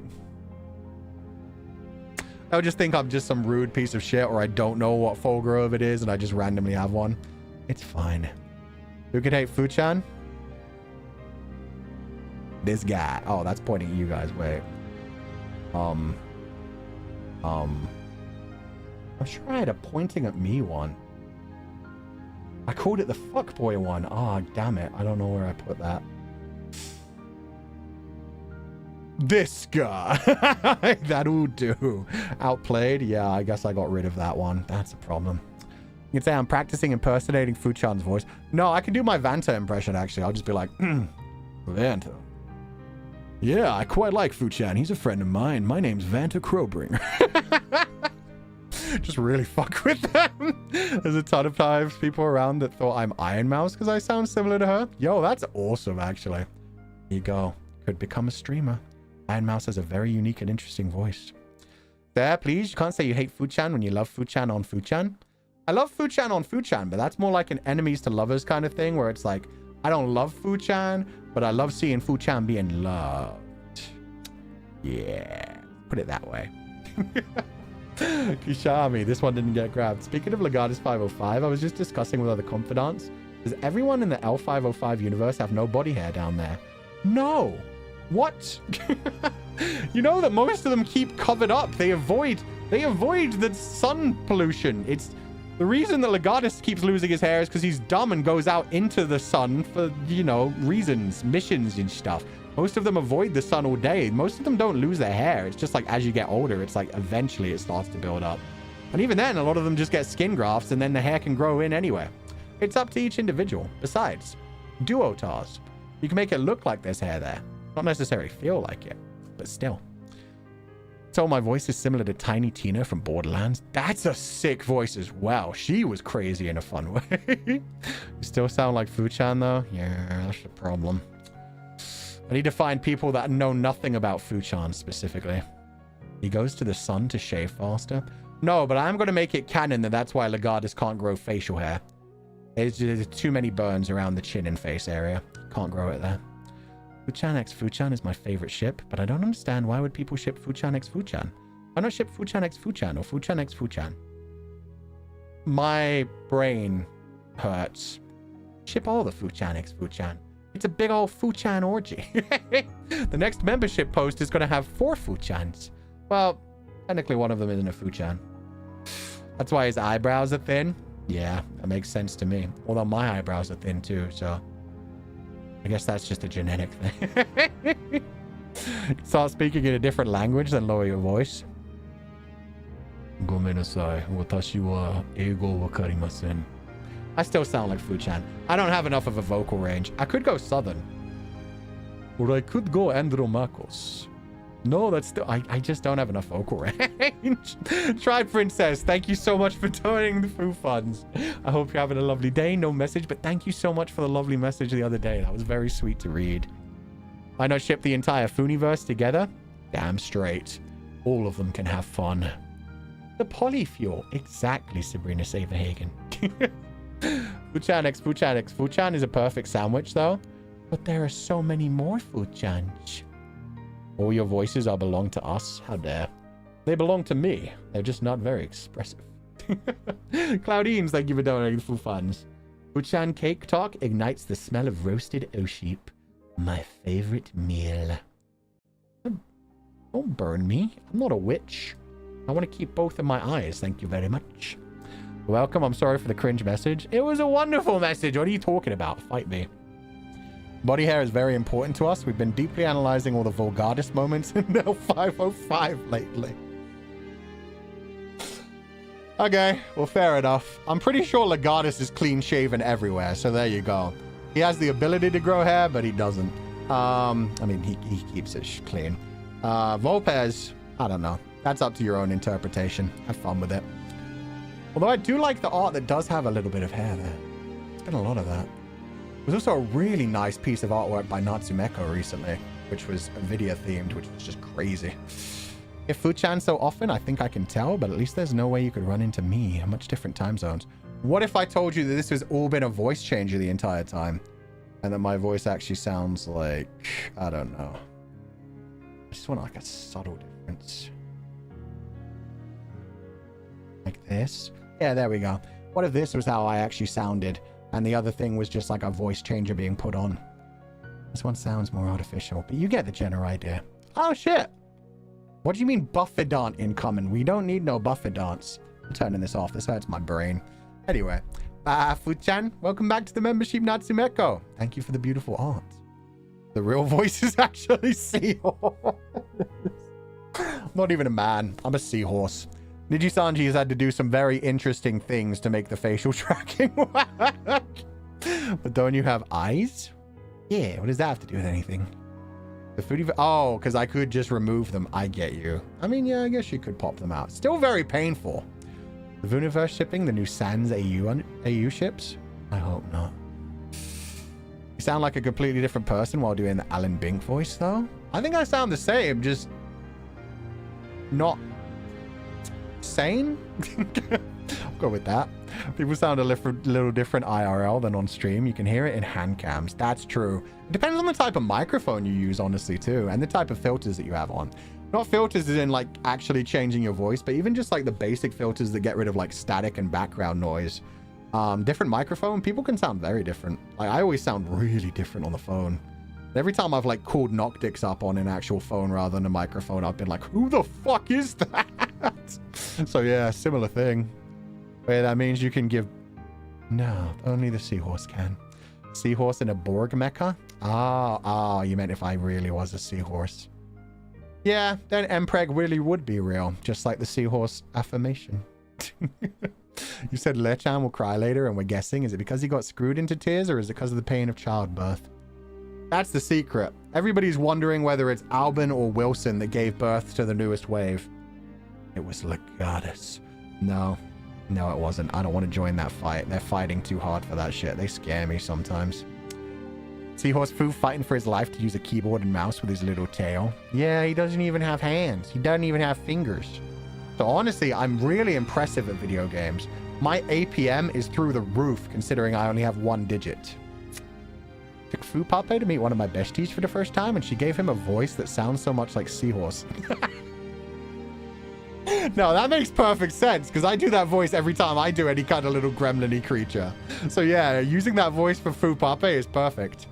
Hello, it is I, Fulgur Ovid the puppy.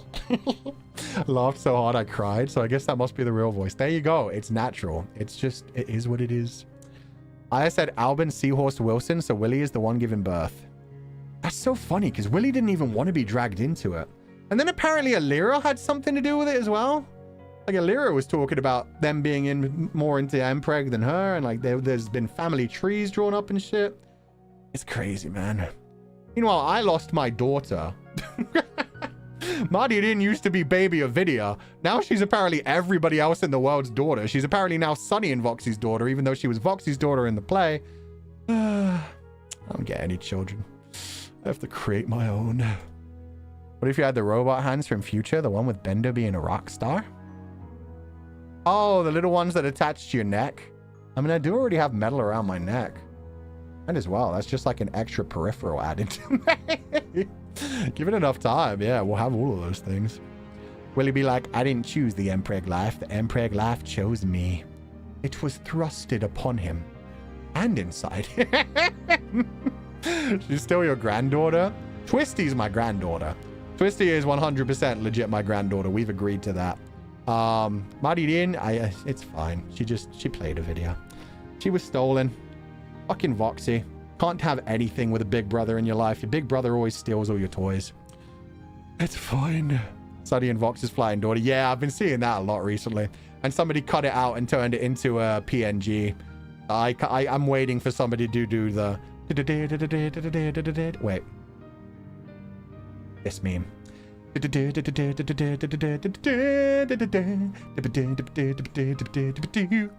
with flying Medy. Flying Medy is awesome. That needs to be used everywhere. Oh. If I downloaded it, I could put it on my shoulder. I also kind of want to download that like licking sheep thing that I shared the other day and put that as a mask, because that looks fun.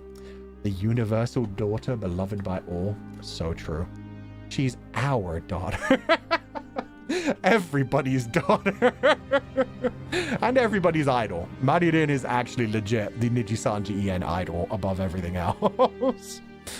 The Twister your daughter? Nah, granddaughter. She little grandbaby. Nice hair, Fusan. Hi, Chibi-lechan. Yo.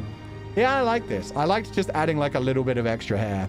So I was thinking about giving myself the man bun and like holding a pen and paper as well. And I was just like, no, I like this. This is subtle. It's just a little subtle change, but I like the extra bits of hair. It works. Thank ya. Literally became a helicopter parent. But can I fly though? Not quite like Medy. You adopted a lot of kids in different games, sir. Honestly, based. Fictional children, better than real children. Speaking of, again, Medalist is out. New episode. Have we made that song into a McDonald's JP ad recently? That's terrifying. What do they spin around? Like a Happy Meal? Noween, thank you so much for donating the full funds. Thank you for the donation. No message. I hope you're having a lovely day. Thank you so much for being here. Oh, and you updated your avatar with the new one. With the new event artwork from Way to the World. That's gorgeous. The artists, the singers, everybody did so well in that. Thank you for donating the full funds, and I hope you're having a lovely day. And Fuchan got soul babies with Grimmy. Yeah, but we never actually got to see it. I assume there's eventually going to be a date with Death 2. I was also really excited when they did say, yeah, 2.5 Studios did say that in the DLC where you get that letter through your door about the person moving out to run an antique shop. That is their next game. So that was a hint in the next game. It's in the same universe. And one of the new love interests looks like the purple and black-haired Shinigami. Reaper. I should call it a Reaper. But yeah, I wonder if that is connected in the guy as well. 2.5 Studios making a new game, right? Yeah. You move into like an antique shop and sell stuff and find romance. It's got something like 10,000 wishlist or something already. So yeah, it's doing well. Luchan, you said Lechan was directly exposed to contaminated radiation. So was Lechan, dickhead. No, solar radiation. There's no atmosphere there. He burns just by going outside. He didn't like roll around in nuclear waste or something. Another hot man today. Apparently a lot of hot men in the hate men. Apparently a lot of hot men in this one. It looks like it's a full-on otome game, so there's going to be a bunch of men to choose from. His name is 5012, I remember. You are correct. I did not remember his name. We could give him a nickname.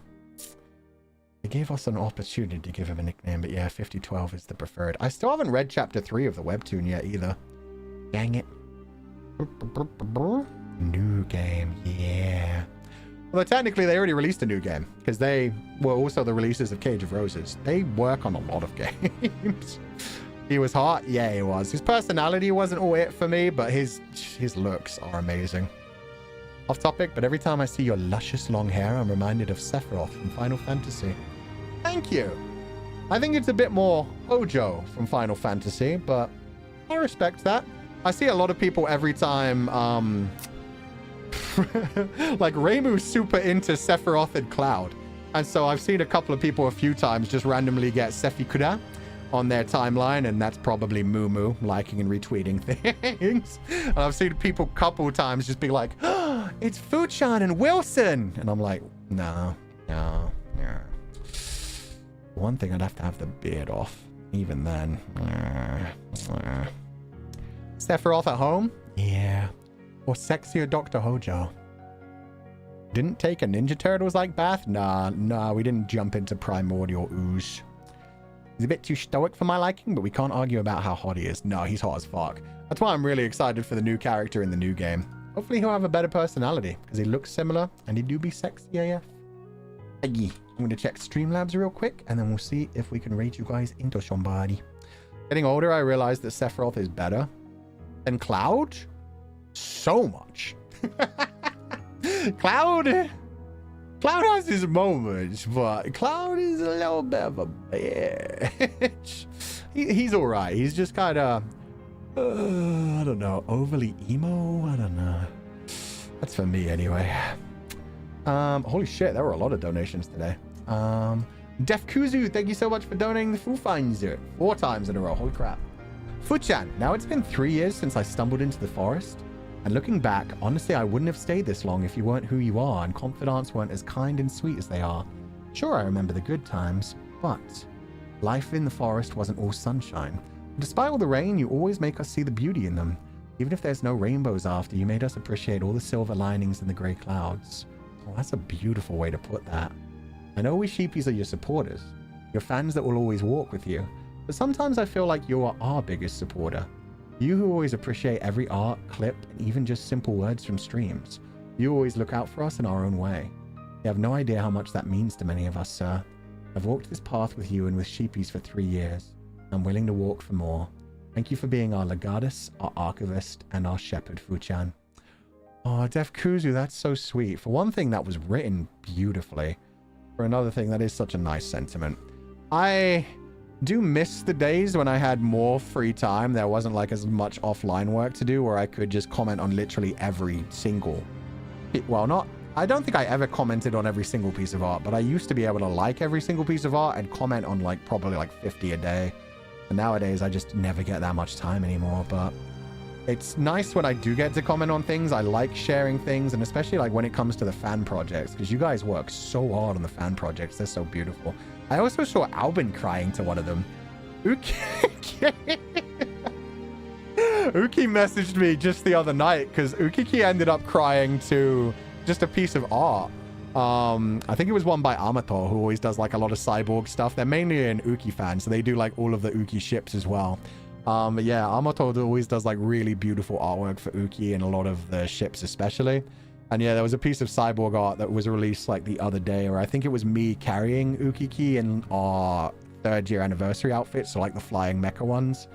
I guess they're more Super Sentai than mecha, but still. Yeah, Ukiki just messaged me and was just like, I cried. This is so beautiful. Love their art so much. Yeah, Amato does so well. But yeah, no, I love sharing things like that because it honestly, it inspires the creators so much more than you understand. And like being able to, because Kurohiko today as well, we didn't used to get too much art when it came to Legatus 505. It used to be Legatus 505 was kind of overlooked. We'd maybe get like 1 or 2 pieces of art per chapter.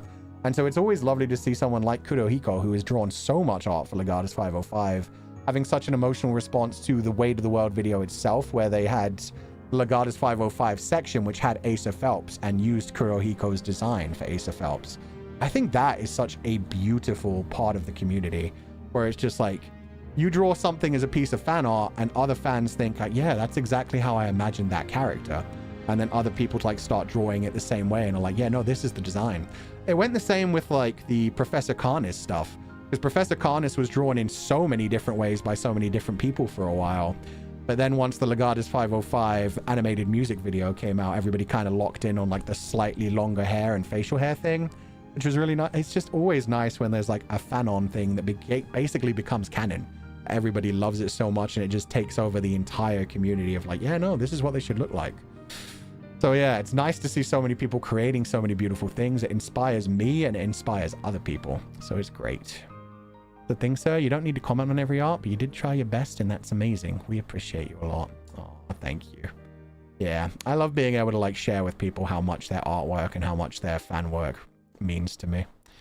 And it does definitely help me a lot. There's been a lot of things Like, I mean, every time we get a new asset to use on stream, it's always like an immediate question of how am I going to use this? Do I just use this and just like throw it into a stream with no questions and just like be holding this cute thing? Or do we give it like a cute little story and its own character? Ignis Ovid, Alan Bink, Ian Blanc, Seahorse Foo. There were so many of these things that were created just as like off-the-hand jokes that turned into full assets, and then they became a big part of the Fooniverse. But yeah. The descriptions and writing in Legatus 505 is super inspiring too. That's very sweet, but having had to read a lot of the older chapters of Legatus 505 recently, I hate myself. Some of those were so bad.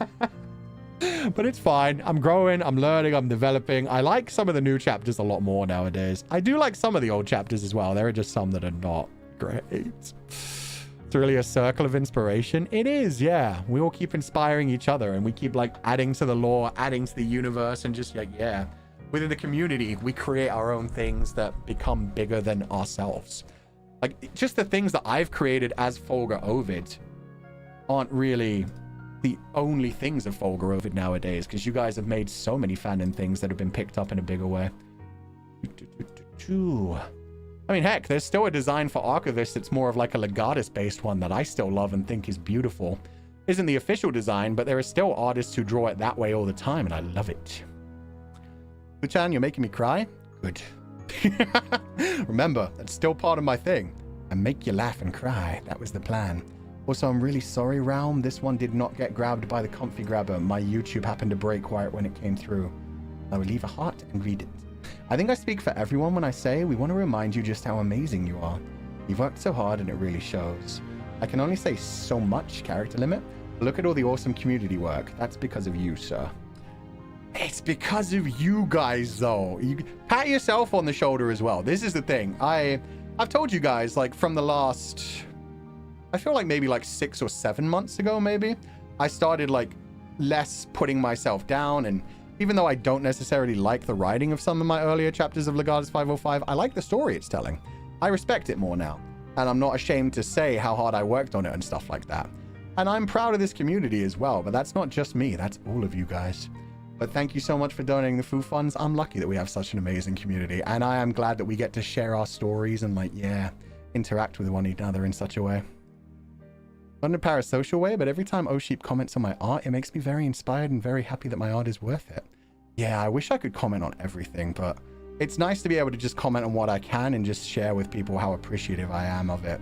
Because even if I don't get to comment on things, or I just leave a like, or I don't even get to retweet, it's still, if I see it, it's probably going to make me happy and make my day, so yeah. Honestly, I couldn't read the first chapters because there are so many difficult words. But when I did, I enjoyed and learned a lot. Yeah, the first, like, 3 or 4 chapters are very purple prosy. I was definitely using a thesaurus during that. And that definitely came right off of me, like, rereading a bunch of Dresden Files, and then specifically rereading Interview with the Vampire and the Prince Lestat, and trying to emulate a very, like, heavy prose style, which I was not good at and felt very clunky. A lot of writers and artists feel that way about their past work because they've improved more than before, but that doesn't make it any less beautiful, sir. Yeah, exactly. I'm proud of what I did. Does it make me cringe sometimes? Yes, but that doesn't change the fact that I'm proud of it. Making some early plans for AI Dallas later this year. Hopefully I get to meet you there. I'm definitely not going to be at AI Dallas. I feel like they would have told me by now, so yeah, hopefully there'll be other Nijisanji people going, but yeah, I'm definitely not going to that one. I'd imagine I would have found out by now. But I hope you have fun there, and I hope some other Nijisanji people get invited, or if not, just other VTubers. Anime Impulse isn't always going to have Nijisanji people and not always going to have VTubers in general, but I'm sure it'll be a fun time anyway. Anime Impulse always do amazing. Maybe I'm a lion. Thank you so much for donating the food funds. No message, but thank you so much for the cute super sticker. I hope you're having a lovely day. Please rest well, and thank you so much for being here. When is Anime Impulse Dallas? Dallas is 2025 November. Yeah, definitely not going to be there. But I hope you have fun. Yu Ling, welcome back to the membership. Thank you for everything, Fu-chan. No. Oh, that's the wrong one. Thank you for everything. Not bad. Ush, we're lucky to have you. And I'm lucky to have you guys. So that works well. That's fine.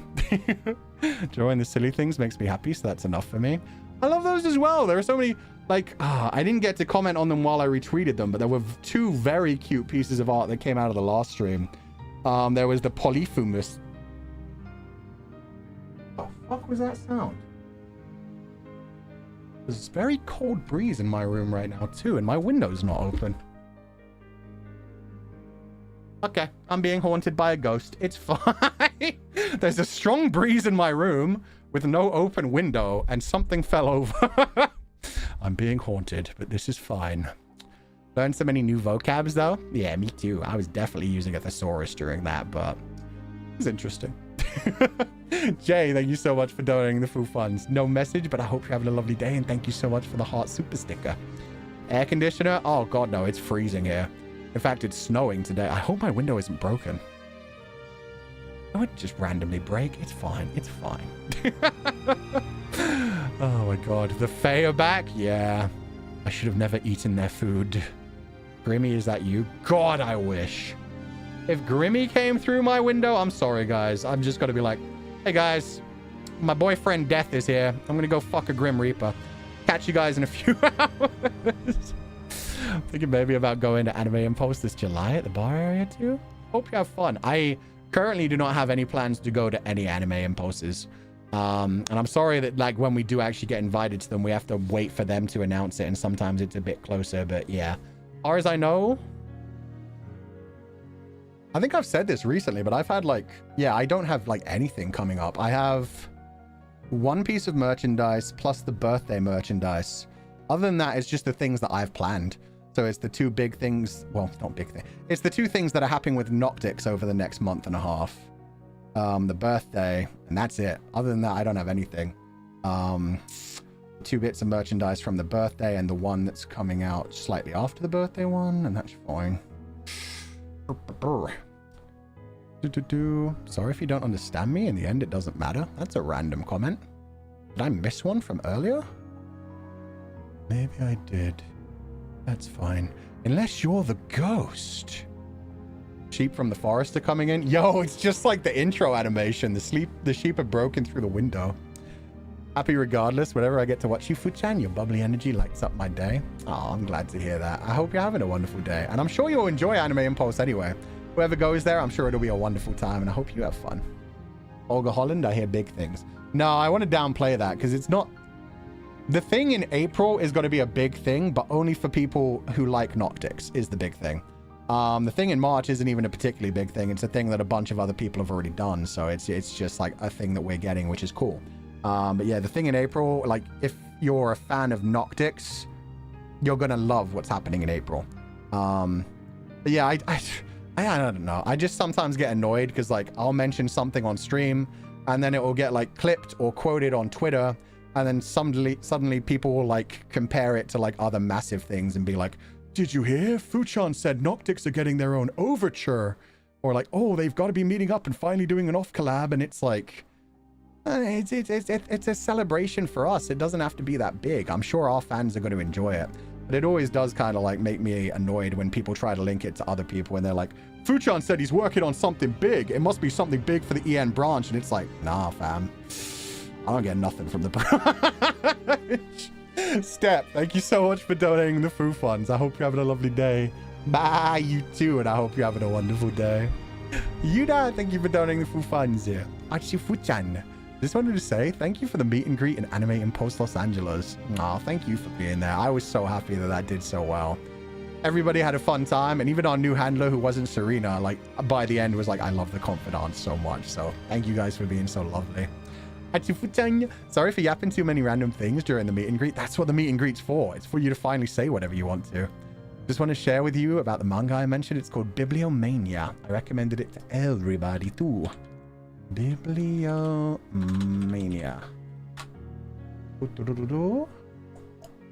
Manga. Book by Orval. Alice had woken up in room 431 of a mysterious manner. You must not leave this room, warned the serpent. She paid it no heed, and her body began to rot. Will she be able to escape this cursed manor? Okay, that sounds fucking sick. Oh, it's only 12 chapters. Did it end in 12 chapters? Or has it just not been updated? If it ended in 12 chapters, that's awesome. That looks very Junji Ito. It's very Eldritchy. Okay, yeah, I'm definitely adding that to my list. Add page. Okay. It is only 12 chapters. Oh, thank you, Yuda. Yeah, that sounds like a good recommendation. It sounds nice and horrific, but in a cute way. Who knows? They might pull some surprises up their sleeves. They always will. Whether it's a Nijisanji thing or another VTuber thing or just like, yeah, they always have fantastic things going on at Anime Impulse. They always have like voice actors and game designers and all kinds of things showing up. So it should be fun. So sorry for that, Fu-chan. I don't know what you're sorry for, so it's okay. Oh yeah, no, don't worry. It's the thing. It's just like, when I'm talking about like my own things, it's like they're my own projects and occasionally they involve other people. If I say it's for Noctix, it means it's for Noctix. If I say like I've got a big thing coming up, it's just very rarely like, yo, something huge is about to happen for the branch. Sad I couldn't go to the last Anime Impulse. Hopefully there'll be more opportunities to meet Fu soon. I'm sure there will. I mean, we just had 2 meet and greets. We had one in America and one in Japan, so it's been fantastic. Hi, Fulgur. Finally read Little Mushroom because of your recommendation. Thank you. It was an amazing story. Oh, that one is beautiful. I'm glad you enjoyed it. The way they described everything was so good. And the story just kept getting better. I loved all the sci-fi elements. Just want to say thank you for knowing who I am and for answering me. No problem, Hazukashi. Wait. Oh, no. I thought I recognized the avatar. I thought that was CM for a second. Thank you so much for being here, and I hope you're having a lovely day. Bibliomania, I remember that one. The art is mesmerizing. Yeah, the art looks beautiful just on the cover. Like tentacles growing outside of her head. Oof. We like cursed manners in this community. Yeah, especially ones you just randomly stumble into. Little Mushroom's art and storyline both are so beautiful too. Yeah, the manga, the manhwa. The manhwa looks really beautiful as well. It's really sad to hear how much stress the artist has been putting under that. Because yeah, the artist who's drawing the manhwa apparently like keeps getting attacked by fans who don't like certain designs and certain other things going on, and it's just like, it's an adaptation and it looks beautiful, just let them do their thing. Otherwise it's going to be like so many other adaptations where they just have to drop it because the fans are just pressuring them too much. Everything can't be exactly the way you want it, just let them do it. I got to talk to Fulgur at Anime Impulse in Arizona. I fangirled so hard I was just babbling about anything. Exactly. Babble about whatever you want. Some people use it for all kinds of different things. One time it was just like a bunch of recommendations. For another person, they were telling me how awesome There is. They walked into my meet and greet and they were like, "Hi, Fu-chan. I don't really watch your streams. I just kind of bought one to support you. I'm going to tell you how much I love There." And it was just like a solid 2 minutes. They didn't even buy 1 ticket. They bought 2 tickets of telling me how awesome Kaicho was. And I'm like, I know. Very cool dude. Works really fucking hard and does a lot of stuff offline as well. It was a funny use for a meet and greet. So yeah, I think sometimes it's just like supporting Nijisanji in general. But yeah, that was a very sweet meeting. The eyes in the manhwa draw me in so much. Yeah, they're so gorgeous. I really love Star Ember's art for the Heaven Official's Blessing manhwa as well. Skip ad, but for you. I enjoyed the ad. It was nice. That's cute though. Exactly.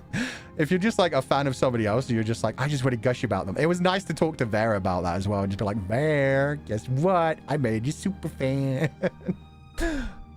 But yeah, no, that was a genuinely really nice moment of just like, I know he's awesome. I love him too. Try Princess. Thank you so much for donating the food funds on Streamlabs as well. No message, but I hope you're having a lovely day and thank you so much for being here. Also a seriously obsessed Silas fan is what Vera is though. Yeah. I couldn't play that game in English. But yeah, Silas is cool. I'm more like his interactions with the MC is the big thing. The big thing for me is the fact that like Silas and the MC are kind of relationship goals for me. The way they tease each other and push people around, push each other around and stuff is fantastic. MJ and Lim, thank you for donating the food funds. Again, no message over here, but thank you so much for donating the food funds on both sides. I hope you're having a lovely day and thank you for the sweet comments earlier on Super Chats. Chicken Nagi, welcome back to the membership. I'm so happy to have Fuchan in the comfy sheep pile. Thank you for always being a cozy place to rest. Aw, thank you, and I hope we always will be a comfy place to rest. In the sheep pile, it's always chill. So I hope you're having a lovely day, and thank you so much for being here. Sad that some people think Silas is abusing the MC. I know, right? She gives as good as she takes. That's what I love about them.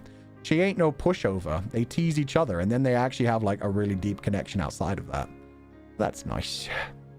Did you see the stream where he listened to English video? Okay, that's enough talking about another streamer during my stream. But yeah, I'm sure they had a fun time. Sneku, thank you so much for donating the food funds. Going back to the horse topic at the beginning, as someone who went through and now provides horse therapy, there we go. It's one of the most effective ways to help people learn to socialize again. Regardless of what has happened, horses teach us that trust is an essential part of being kind, but they also teach how to set boundaries. They teach how to stand up for yourself and stand your ground. They're magical creatures in a way, reminding us of very simple things while also acting like an overgrown toddler most of the time. Otsu, this game is amazing, helping one dwell also deeper into themselves. Hope every bar is doing well, and bar you. Sneku, number one, I bar you too. Number two, I didn't know you did horse therapy. That's freaking amazing. I've heard great things about horse therapy. I've heard that they are like very emotionally developed creatures. So like they're very good at like, a lot of people basically say they can read people's minds, even though obviously that's not true. But apparently they're very good at like receiving, I don't know, emotional responses, I guess. Like they're good at reading people, and like if they're pretending to be nice and going to attack them, or if they're like genuinely trying to be gentle and reach out. I saw a video recently as well where it was like a horse going wild, and a human just like casually stood there and let it go wild around it, and just eventually the horse just calmed down. And then when he started going over and trying to pet the horse was freaking out, and so then he started to just like put his hand near it and then show him like, it's okay, this hand is here, this hand won't hurt you, and then slowly get closer. So yeah, all of that kind of thing is really nice. Hazukashi, I do not understand what the question you're asking is. That isn't really a question, so I think maybe the English just isn't quite working on that. My grandfather had a horse before. All of these happened before I was born, so they call our family the Horse Clan. They call the Horse Clan. It's awesome. That just sounds badass. I'm gonna guess you were the only people around in the area that had a horse, so yeah. Mungning, thank you for donating the food funds. No message, but thank you for the dancing Shiba Inu super sticker, and I hope you're having a lovely day. Thank you for being here. Horses are smart emotionally? Yeah, essentially, that's what I've heard. They're like big old, giant, powerful puppies. I missed your reply, though. My YouTube crashed. Oh, I'm sorry. I definitely replied properly. I hope you'll get to see it in the VOD. They're such a power couple. Zane, though. That's my neurodivergent husband, and I love him non-parasocially. See, I don't know much outside of essentially just Silas and Caleb. I've watched some of their things. For the other boys, I only know about them as far as we got in the demo. Not the demo, the sponsored stream. Horses are so smart, but they also act like they know they don't have to pay their own vet bills. They're fancy animals. But no, they are very smart. Being able to pick up on emotional cues and situational awareness. I think it's a similar thing to like dogs, where we've just evolved alongside each other. Like humans have trained horses for so freaking long. So yeah, horses are like a part of us now. We've affected their evolution, same as puppies. Puppies are so cute. My thing is, I originally thought that MC was dealing with Stockholm Syndrome, honestly. And that's fair enough, because honestly, it's fiction. Sometimes I want to feel like a Stockholm Syndrome-y kind of story. Sometimes I do want to take it like Amnesia style and just be locked in a cage and be like, oh no, what are you gonna do to me? I'm powerless to resist you. Oh no. And then sometimes you want like a healthy relationship. There was something I saw recently on Twitter where it was someone being like, God, I'm so glad we're getting rid of all of the unhealthy relationships in fictional content, because they were so stressful for me for a while, and I was so close to retweeting it and just being like, oh yeah, who would possibly want a negative relationship, a toxic relationship? That wouldn't be great to explore in fiction specifically, so you can see it more in real life when it's coming your way and like enjoy the fantasy without any of the actual danger and problems. Slowly takes off clothes. Exactly. Okay, Skate, thank you so much for donating the food funds. Thank you for all the love hearts, and I hope you're having a lovely day. Most people mischaracterize Silas because of how he was introduced. I saw that a lot because, yeah, I see a lot of people nowadays say that he's someone who acts like a red flag, but is actually a huge green flag. Whereas Caleb's the opposite, where he acts like a green flag in public, where he's a bit of a red flag behind the scenes, but he has reasons for it as well. Just enjoy what you enjoy in fiction, honestly. Stylist, look, I know. It is what it is. How y'all doing? I'm doing good. How you doing? Silas is a whole forest, as he should be. Every character should be multifaceted. I've also been reading the theories about the fact that maybe Silas is still actually a dragon, which is a really cool take on the character to me. That he's been immortal this whole time and has just gotten better at hiding his dragon parts. Could be very interesting. Who would possibly want to read about problematic situations in a fictional setting? Definitely not a fan of scum villain self-saving system. God damn it. And B-Cream, thank you so much for donating the food funds. Hi, Foo! I know you're not into Alien Stage, but have you heard of Milligram? It's also a competitive singing, but with murderers being judged by their viewers for their crimes. Each sings and gets voted on, and they react to being guilty or not. Why do they sing? So they get judged by their actions, but they also sing? I'm very confused by that one. Milligram. Oh, it's by Deco 27? Oh, damn. Deco 27 I at least know the name of, and I didn't know many music people. They're so anime. They look so young for murderers. Why is there a bunny rabbit? Oh, it's a jackalope. Even better. Okay. No, I'd never heard of this. It's a music project. Yeah, it sounds like a cute one. Even if it's full of murder. Very Danganronpa. Fiction is fiction. No, I need my dragon girlfriend to be real. If they'd stop holding us back from genetic manipulation, we could have created cat girls. I'm kidding. Dangerous shit. But yeah, your dragon girlfriend will not be real. But you could find a loving girlfriend who loves and respects you and will happily put on a dragon costume and roleplay with you. That's a healthy version of exploring fantasies. And not getting crushed to death by a dragon.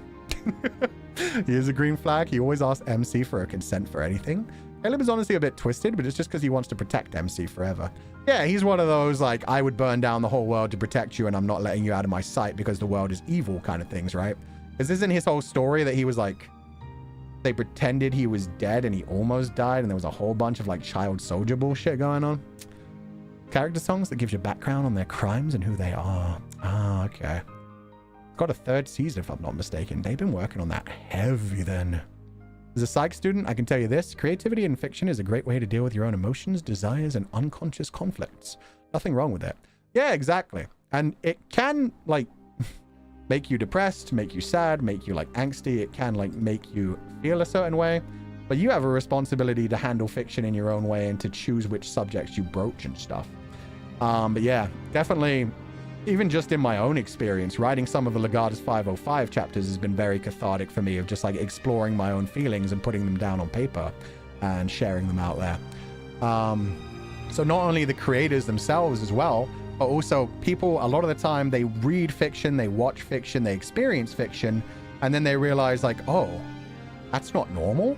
Like they see like a toxic relationship or somebody who's having problems psychologically and they're like, oh, I really connect with this character. And then they realize that, oh, is that not healthy? Is that bad for me? Is that something that I should have maybe noticed in the past? Maybe I need to talk to someone about that. Fiction can help you like realize some of the things that are going on in your own life as well. And yeah, definitely helps for the creator as well to be able to talk, explore those things as well. It reminds me of Toma in Amnesia so much. Is Toma the one who put the girl in the cage? Because I've honestly not actually played Amnesia, but I just know that because of the anime and Petra. Sometimes people just want to be locked away forever and have someone be possessive over them. Nothing wrong with that. Exactly. There are so many like fantasies I have in fiction where I'm like, with Maeve, with Medy, I'd be like, yes, I'll be your mouse. Yes, you can feed me cheese. Yes, you can squeeze my cheeks. At the same time, in real life, if there was a several thousand-year-old woman who wanted to kill me every time I looked at her the wrong way, don't think I'd spend much time with her. In fiction, it's like, oh, she's so sexy. She could rip me to pieces. In reality, it's like, oh no. Speaking of otame, have you heard of Pub Encounter? It's been on my wish list for a while. Growls for Old Men Harem. I think I've heard of that one. Let me look it up because I can... As soon as you said Old Man... Yeah, I have heard of this one. I'm not sure if you shared this with me before, but definitely a confidant has shared this with me before. I do like some of these men. I like the man in the work shirt with the black hair and the little bit of facial hair. I like the gray-haired butler-looking man, too. The purple-haired one is... The red-haired one's pretty good, but he kind of reminds me a bit too much of Crimson Rouge. To the point where I'm just like, that's Crimson Rouge in like 15 years. And the main guy holding up the drink just... Yeah, not for me. Too businessy. I don't like businessmen's. But it does look good. I hope you enjoy it. And thank you for donating the food funds. Old Man Harem, you love to see it. We're normally lucky if we get one old man in a fucking harem game. So yeah, it's nice that they've got a whole bunch of them. Act Amnesia has a really good story. I'm sure it does. Someday I might play it. Not anytime soon. Generally emotionally and thankful for having this community. Thanks for the stream and thanks for this 3 years. Thanks for being our Oshi and bringing us together. Aw, thank you so much, Toby. Happy membership anniversary. Almost 3 years. I hope you're having a lovely day and thank you so much for being here. Did you say Rouge? Yeah, Crimson Rouge. Cruise. Matsumeko. Doesn't that look like... Am I wrong? Crimson Rouge. I'm comparing them now.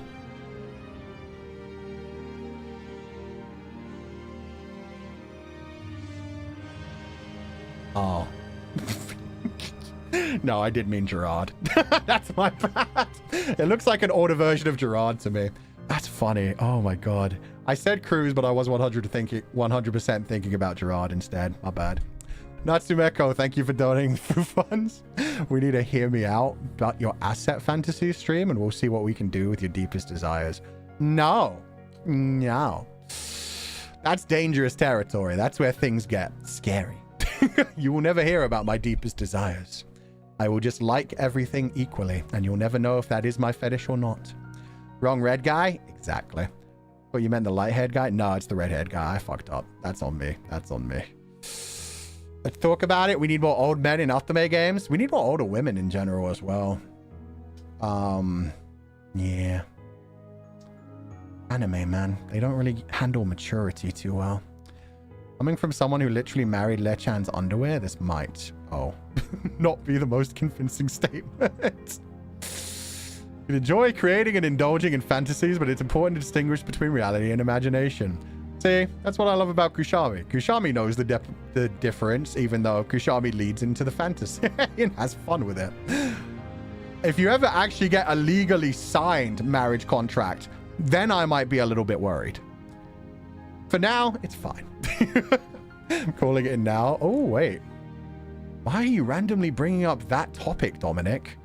It might happen, and that's nothing to sob about. If people want to move on, they can move on. It won't change the fact that hopefully they'll be working towards things. But yeah, why randomly bring that up? That's just... Really glad I could catch you live today. I'm usually a VOD watcher due to the time zones. I'll get going now. Bye, you Fuchan comfies, and have a great day. Hope you have a wonderful day too. Thank you so much for being here. It's also against my rules to say when you're leaving though, but thank you for being here. Have a lovely day. Forbidden word? It's not a forbidden word. Yeah, it was just somebody saying, I know somebody's going to graduate in EN in this year, and it's like, they might. I don't know. It might happen. And it's fine. People can graduate whenever they want to. And I hope they have a wonderful career if they do leave and go on to their own things. We've had plenty of people who graduated, and I'm sure they're doing wonderful where they are now. But yeah, just a random thing to just bring up in the middle of nothing. It's part of life. Yeah, exactly. It's just changing jobs. I'm sure they're doing very well. Sorry, I'll keep that in mind. You're all good, Mystic Raven. I know you're new, but thank you so much for being here. I'm new to the live streams, I mean. But I hope you're having a wonderful day, and thank you for being here. Sorry, it was keeping me up all night. Maybe you need to take a step back from VTubers for a little while, then. That might be... if that keeps you up all night, that might be... Yeah. Just take care of yourself more than anything, I guess is what I'm saying. I hope you're having a good day. See Old Man Yaoi from time to time, but Old Man Yuri is rare. Just having a mature looking woman is very rare. As soon as I saw like Saku design The way that Saku designed the archivist version of a video, like, I was like, damn, those wrinkles are fucking sexy. The laughter lines, the wrinkles, the slightly smaller eyes because of age. I love that shit. And yeah, you very rarely see mature women like drawn like that in anime style. It's like, yes, she's a 50-year-old woman. She has gray hair and that's it. Everything else just looks like a normal anime character. And it's like, yeah, old man yaoi is slightly less rare. I think mainly because of like yaoi being a big thing and like bara artists like older men and bigger, buffer, hairier men as well. Okay, Hazukashi, I am timing you out. Please do read my chat rules. You are not talking about anything on topic. You're only bringing up other livers from EN. Patra is woman. Petra is a woman. I'm gonna put you on timeout for 24 hours. If you want to join in a conversation next time, you can. Old woman Yuri, yes, where? Unfortunately, you just gotta hope for the fiction. You gotta hope to find like a nice, mature female character and hope that fans have created the old woman Yuri. Although if anybody has any old woman Yuri suggestions, feel free to let them know. Where are the wrinkles on these old characters? The wrinkles, the skin blemishes? Give me some liver spots. Give me some age. Don't make every mole just be like a perfect little mole under the eye or by the chin. You can have moles in weird places. You can have big moles. You can have blemishes. You can be unique. Really such an industry? All we, the fans, can do is take care of ourselves and hope for the best for the person behind the screen. For some, it can be a happy or bittersweet event. Yeah, that's what I mean. And obviously, every graduation is going to be a sad thing for the fans of that VTuber. It's always going to feel like, oh, they're leaving, things are going to change, the community is going to change, but it is just changing a job. And yeah, the community will always still be there. Heck, I've been liking a lot of things of Yugo recently on my timeline because they've just been showing up a lot. There's been people like cosplaying as Yugo and taking photos with the papes and stuff. And people always do like fan art of like the graduated livers still with the group as well. So I never retweet those things because some people find it very uncomfortable. But yeah, you don't have to like completely change everything. There are still people who walk around with all their graduated Oshi's papes and still hang out with the community. Yeah, good. I sometimes cannot distinguish fantasy and reality. When I dreamed something or saw something on my phone, after I woke up for the first 10 minutes, I thought it was real, then I realized it's not. That's very normal when you first wake up, because yeah, that's the conscious and the subconscious playing with each other. A lot of the time that happens. That just makes me sad more than anything. When you have like a beautiful dream, and then you realize, oh, that was fake. My bad. It's good when it's a nightmare, though, and you think something's real. I've had so many of those nightmares where it's like teeth falling out or like random giant gaping holes in your leg or foot, and then just waking up and being like, oh god, I need to go to the hospital, I need to go to the and then realizing, oh, it was just a dream. So sometimes that's good, and that's completely normal, Nekane. Yeah, the actual like problem when it comes to distinguishing fantasy and reality is a much stronger thing. I won't talk about that. Teeth falling out is so often for me too, sobs. I've only had that a few times, but every time I have, it's been really weird. I always like immediately like check my mouth when I wake up and I'm like, oh god, what am I going to do without those teeth? And then I realize, oh, it's just a dream. Love anything when the MC is 30 plus, still love in high school and college setting, but as an older fan, get me a story in my age area. Yeah. Especially when it comes to, like, there's a new office romance anime that's airing. I think it's either this season or it was last season. But it's a really cute, like, office romance thing where they're having a relationship and they're trying to hide it from everyone else in the office, which leads to some very, very fun situations where it's like, you could have done this in a high school setting, but it's much better in an office one. BL? No, it's straight. It's a female office worker and a male office worker. I just remember one scene where like they were trying to hide from their co-workers and they had to like hide in an office, and then they started to come into the office, so they had to hide in the closet, which is very much like a normal high school like jumping into a locker to hide from people thing. That's like a normal trope kind of thing. But yeah, seeing it as grown-ups just makes it more interesting. Because, you know, grown-ups watch these things too. And it's 99% grown-ups that make the content. Why are they always diving back into high school and college? I have dreams of bugs crawling all over me. I also have romantic dreams, and I wake up and I'm like, come on, man. I don't have romantic dreams often. When I do, it doesn't normally bother me because I wake up and I'm just like, huh. Anyway. My eye has been hurting lately, and I drinks that I looked under my eyelids and found bread crust under them. Dreams do some of the most random things. They hit you in those really abstract areas where you just... I think one of my favorite things is just realizing how weird a dream is and waking up because of that, being like, oh, this is a dream. And not going lucid, but instead just waking up and being like, huh, that was a weird one. Kind of thing makes me sad, though. I had a beautiful dream the other day, only to find out it was a dream. I blanked out a few minutes after that. Have you ever had a beautiful dream on a day where you did not have to wake up, and then you just kept forcing yourself back into the dream? That's one of my favorite things, where you wake up like every 5 to 10 minutes, but for some reason, even though it's only 5 to 10 minutes of real time, your dream, it lasts like hours. It feels like hours inside your head. Oh, that's the best feeling. I think my most recent one of that was like just a dream where I could fly. It was like some sort of fantasy world, but there wasn't much fantasy going on. It was just like a fantasy farmland kind of area. And I was just able to fly randomly. And that's all that made me so happy. I just kept forcing myself back to sleep because I was like, I want to fly again. It's so nice. I try to rewind it. It gets so jumbled up. Yeah, you have to like keep...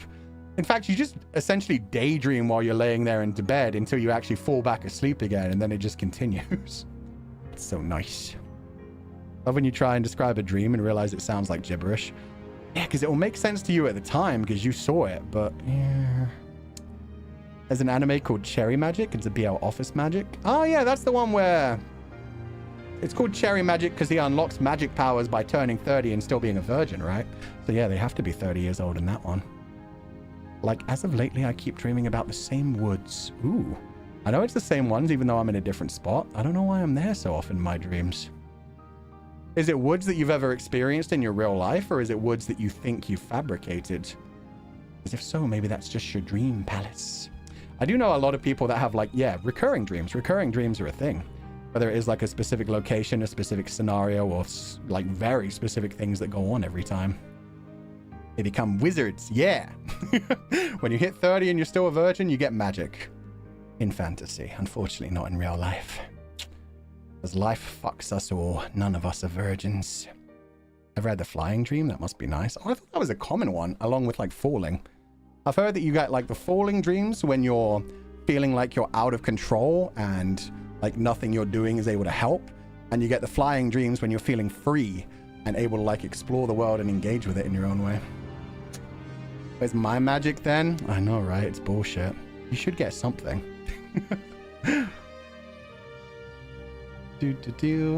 Some dreams I hear others have sound really fascinating. I like to turn them into films or games some days. That's one of the biggest sources of inspiration, is just dreaming and coming up with crazy shit and then being like, ooh, I could turn this into a story or a piece of art. A lot of people draw like what they dreamed into art, and it works really well. I've heard of Moribito, Guardian of the Spirit, but I've never actually watched it. She does look cool, but again, she doesn't look old. She looks like she might be like 25 to 30. Wonder how old she's actually supposed to be. Oh, volume, Moribito, Balsa. Balsa. Moribito, Balsa. She's a woman in her early 30s. Okay, so she is 30. Yeah, I was thinking more like 40s. But yeah, that looks sick. I just want wrinkles. Gives off a lot of Backrooms vibes. I mean, yeah, most of the creepypasta type of shit is normally nightmares that have happened. I dreamt about having an engagement ring and a weird wedding band on my ring finger. Found out that it was a good premonition. Yeah, there are a lot of people that like put a lot of emphasis on reading into dreams and seeing if that actually affects your psychological state. I don't know if that's real. But I just know a lot of people, like I just talked about, like the dream of falling. Psychologically meaning you're feeling a bit lost, and flying meaning you're feeling free and more like creatively endeavored and stuff. Like, I don't know if those are actually true, but that's what I've heard. Recurring dreams are always fascinating, but they say if you have it many nights in a row, it means your subconscious is trying to tell you something. Yeah, because normally it's based off of like what your mind is going through at the time. Yeah, I think a lot of people like analyze their dreams to try and figure out what they're dealing with at the point and what their subconscious is trying to tell them. You would love Moribito? I'm sure I would. It looks awesome. And that was like, as soon as I heard Moribito, I was like, yeah, no, I've definitely heard of that one. I didn't realize she was 30 is the thing. Like, you see that anime and you're like, she could, like, look at Sailor Moon. The characters in Sailor Moon are supposed to be 14 and they look like 19, 20. So her, who doesn't look much older than the Sailor Moon characters being twice their age, is just like, anime is confusing. But thank you for donating the food funds. I might try it out at some point. The theory of dreams being the revelation of our unconscious mind. It's very interesting in psychology parts too. I like the oh god, what's it called? Brain work. The Jungian. The Jungian parts of it as well. Because Carl Jung suggested that there was like a great global human subconscious. And part of like dreams were all tied into that. So when you had dreams, you were like tapping into like the human subconscious as well. And there was like a great subconscious feeling that connected all humans and we could all like vaguely feel. And that's where a lot of like the synchronicities that they talked about came from. The collective unconscious, yeah. And there is some level of possibly that being true. Not true as in like provable and like, yeah, we're all connected, but more in like the fact that like different animals, just because of the way they've evolved, because the way the DNA carries some level of information, that we learn things inherently and they stay inside us. Stuff like that. Tuxedo Mask is like 17 or 18. See, I think that's how old all the Sailor Scouts looked, except for the Chibi one, obviously Chibiusa. But yeah, I thought they all looked about 17 or 18, even 19 or 20 even. But yeah, Tuxedo Mask, he just looks the same age as them. Child support is called puppy support? Wait, what? I had a dream where my dog and doggo had puppies, and Fuchan and doggo knock in my door and give either butter or cheese bricks as child support. Oh, my dog and doggo had puppies. Then both Fuchan... What? That's a crazy dream. If you had a dream about my dog, that's impressive, honestly. Dreamed about taking my own teeth out while looking in the mirror. I've done that a lot of times. I think that's a common one as well. The teeth fall out or you take them out yourself and you genuinely like dream the feeling or like straight up pulling it out. The manga Mamoru was actually a college student. He was fucking around with 14-year-old girls? Damn, Tuxedo Mask. Maybe you didn't do nothing at all. Maybe you should have gone to jail. Jung did a lot of work on language, so the crossover as perspective with dreams is definitely interesting. Yeah.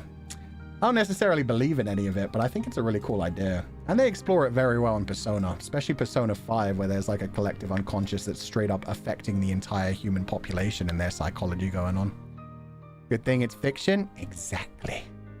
Besides, they were reincarnated lovers. It's a different thing. Boom, boom. Still can't get over the fact that Oren from FF10 is 35, but looked 45 to 50. That's the opposite side, which is even funnier. When they have like a character who's like 25 and they look like 50, and it's just... Anime be weird sometimes, man. And video game designs, I guess. Yeah, it's either they look like 50, they're supposed to be aged 50 to 60 and they still look 20. Or they're supposed to be like 25 to 30 and they look like 50 to 60-year-olds. They just don't give a fuck. Jotaro, yeah, Jotaro looked like he was 35 and he was a 17-year-old boy. Oh my god. Mamoru was only in the college in the 90s anime. Oh, so it wasn't even the manga, it was the anime. I gotcha. They might have just wanted to change. I had a dream about Doggo meeting my late bunny shortly after she passed. Bawled my eyes out, but it was super sweet. Oh, that's really sweet, actually. It's not right, because he was 16 in the manga. Okay. So apparently he was 16 in the manga, but in the anime, they for some reason made him college age, and then they reversed that decision. Okay. The anime made Mamoru older. In the manga, the age gap wasn't as bad. Are they not reincarnated lovers from the moon? Am I misremembering that? Was Princess Serenity not Sailor Moon in a past life? I feel like I remember that, but I might be imagining that. I haven't watched any Sailor Moon in forever. Yeah, they are? Oh, okay. See that? I mean, it's fiction, for one thing. But more than that, it's like reincarnated lovers, which is something that only happens in fiction. At that point, it's like, I like those kind of stories. My favorite novel of all time, novel series of all time, is the Devery Cycle. And in the Devery Cycle, I've talked about this multiple times. The characters in it continuously get reincarnated, and so sometimes the ones who were lovers in a past life end up like father and daughter in another life. And so there's like interesting fucked up dynamics going on there. And sometimes like the ones who were brother and sister end up lovers and stuff, and it's just like they're still the same souls, and it still messes with their mentality a little bit. Isekai is kind of fun though. Isekai is kind of overdone now too though. Everyone is reincarnated? Oh. See, I don't remember Sailor Moon at all, other than the music. That's about it. I find you in every life type shit. Very romantic. Yeah. And it begs the question of like how much is nature and how much is nurture when you come into the idea of like innate feelings from souls versus like the actual upbringing of having a brand new life and not necessarily remembering those memories but still having some of the feelings there. Reincarnation shit can always be very interesting to me. I like it in Legend of Zelda, and in the Devery Cycle it's really beautiful done. Isekai is overdone, but I can't stop consuming reincarnation and going back in time manhwa. It's a very good way to do stories. I like the going back in time stuff as well. It plays too much into power fantasies when you go to the going back in time stuff, or being sucked into an isekai where you know everything that's going to happen. Like I've seen too many of those recently where it's like you got sucked into a video game you know everything about, so you know all the characters or you know all the magic system, and you can then manipulate that to your own will. And also, yeah, the going back in time so you know everything that's going to happen. It can just kind of get too power fantasy where it's just like the character's perfect from then on and can do no wrong and does whatever they want with the world. Intro song from Sailor Moon, Sailor Stars is great. I don't know which one it is, but the one that they... Moonlight Densetsu. Actually, yeah, I know the name of it. It's that big. The one that they straight up translated to English to make the English one. And German for the German one. Yeah. Isekai is now its own genre. Yeah, because it grew so much. You get sucked into an otome world and you're the villain and you're going to die kind of story. Yeah, exactly. They've done that so many times now as well. And nothing's ever going to beat Bacarina. Bacarina's still going to be the most funny. Although it's also interesting when they do like a more dramatic one. The only story of reincarnated lovers where one doesn't want to be lovers in anymore? Oh, all the fucking time. Yeah, no, the angst from that is delicious. Where you have one who remembers their memories and is like trying to convince the other one, but we were in love. We had a whole life together. Then the other one's like, bitch, I am a 22-year-old girl. I am just trying to get through college. Leave me alone. No, that does actually happen a lot. And sometimes they make it like a slow burn of like, oh, they fall in love in this lifetime too. And then sometimes they just like twist the knife and be like, yeah, that was last life, bitch. Get out of here. That's a punch in the gut. Yeah, yeah. My favorite isekai is Overlord. Overlord was great. What was the one with database? Just Log Horizon. I liked Log Horizon too. Log Horizon was good. I think my favorite recent one might be Grimgar of Fantasy and Ash. Because even though that one's an isekai, they don't really dive into like the past life memories for ages. Sasuga Ainzu-sama. Ainzu-sama is awesome. I'm not grabbing that Kushame. I clicked that for like half a second and then saw, oh my god, no, I'm good. I miss Grimgar. Yeah, same. The anime was animated beautifully. The artwork, the pastel colors were so beautiful. It felt so fantasy. Log Horizon, my beloved. The opening was sick. It was so good. I said I would only stream for 3 to 4 hours. It's been 5. Okay, we're heading out. Stop distracting me. I know what you guys are up to now. Leading me into different topics. Who can we send you to?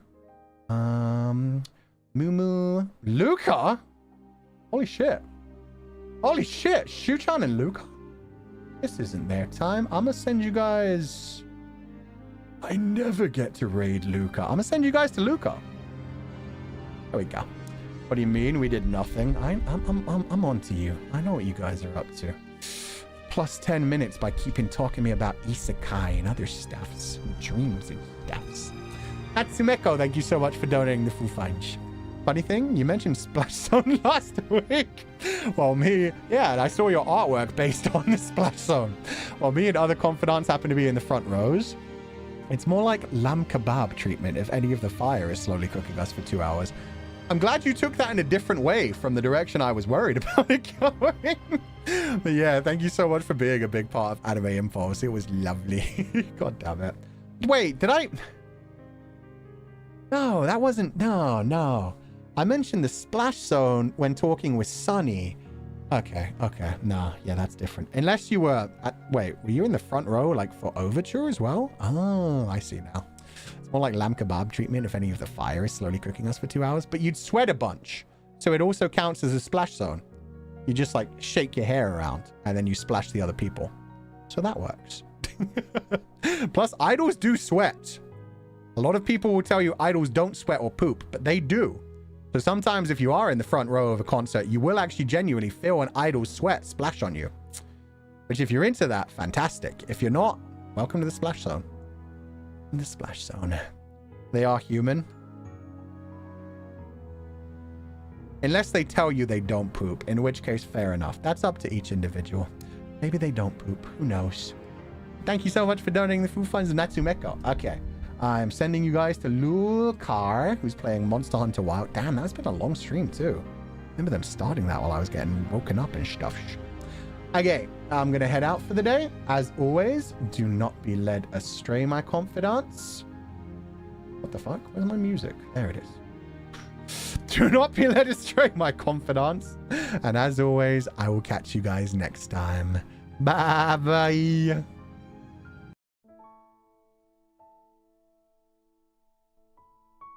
And as usual... Oh, right, I had the fucked up voice. There we go. Really need to stop leaving myself on scary edited voices. Or I could do the whole thing like this, actually. Yeah, there we go. As usual, I'd like to say a special thank you to everybody who joined the membership today, including Fayette, Toby TBC, Chicken Nugget. No, I'm kidding. This hurts my brain. I don't like it. Fayette, Toby TBC, Chicken Nugget, Jay, Yuling, Natsumeko, MJ Lim, Dragonfly92, Mickey Ta-chan, B-Cream, thank you so much for the 5 gifted membership. I hope you enjoyed the stream and I hope you have a lovely evening. Random Fan Cronewitch, Epheme Macabre, Sari, Morpheed, Cloudines, Yudi, Kalulululululu. Oh, my YouTube's going slow. 1 second. There we go. Sushi, Amanda, Capasora, thank you so much for the 5 gifted membership. Zero Koji-chan, Yura, thank you so much for the gifted. Tasty Medleys, Winter, Mung Ming, Mikita-chan, thank you so much for the gifted. Ushami, thank you for donating the food funds. Are you discriminating against my dreams, sir? You can dream whatever you want to. But like I said, if it happens legally, I might need to legally get a restraining order. Dream whatever you wish to. Maybe I don't comment grab it and display it for everyone to see, though. That doesn't get put on the refrigerator. Bishy Lover, thank you so much for the gifted. Kinako, thank you so much for the 5 gifted membership. I hope you're having a lovely day and thank you so much for being here. Rain and Noi Channel, Maruko, Clear Bubble, Inako, Jay, thank you so much for the gifted. Neko, Feli et Eep Eep, and Mao Chen, thank you so much for the 5 gifted membership as well. Is that every... Wait, did I say... Clear Bubble. Clear Bubble. Welcome back to the membership. My brain's gone. It hasn't even been 5 hours. I'm weak. Is my throat strong? Back to being a throat go already. Just need everything else. Don't dream about getting friend-zoned? Unless you want to be friends. Just be friends. All we gotta do is just be friends. B-Cream, thank you so much for the gifted membership. Back to being the what? The throat goat. My voice doesn't get tired after streams anymore. That only happens when I've been away from streaming for a really long time. Brain going through it? Yeah, it is. Anyway, I'm going to leave you guys with Luca Kaneshiro. I do not know when I will next be back for a stream, but I'll try to keep you guys updated on Twitter. I might just not do schedules for a while, honestly. But we'll see how that goes. I think, yeah, we'll just like, if I'm around at 10 a.m., I might stream. Until I'm sure I can actually commit to a schedule. He's the one friend zoning me, I think. Oh, that's unfortunate. I have a beautiful dream about it, though.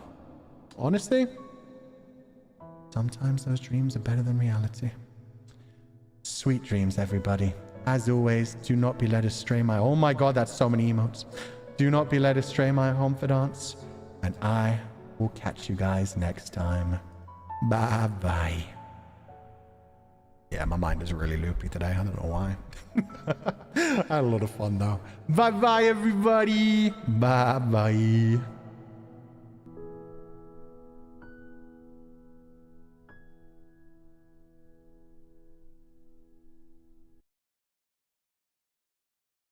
Bah!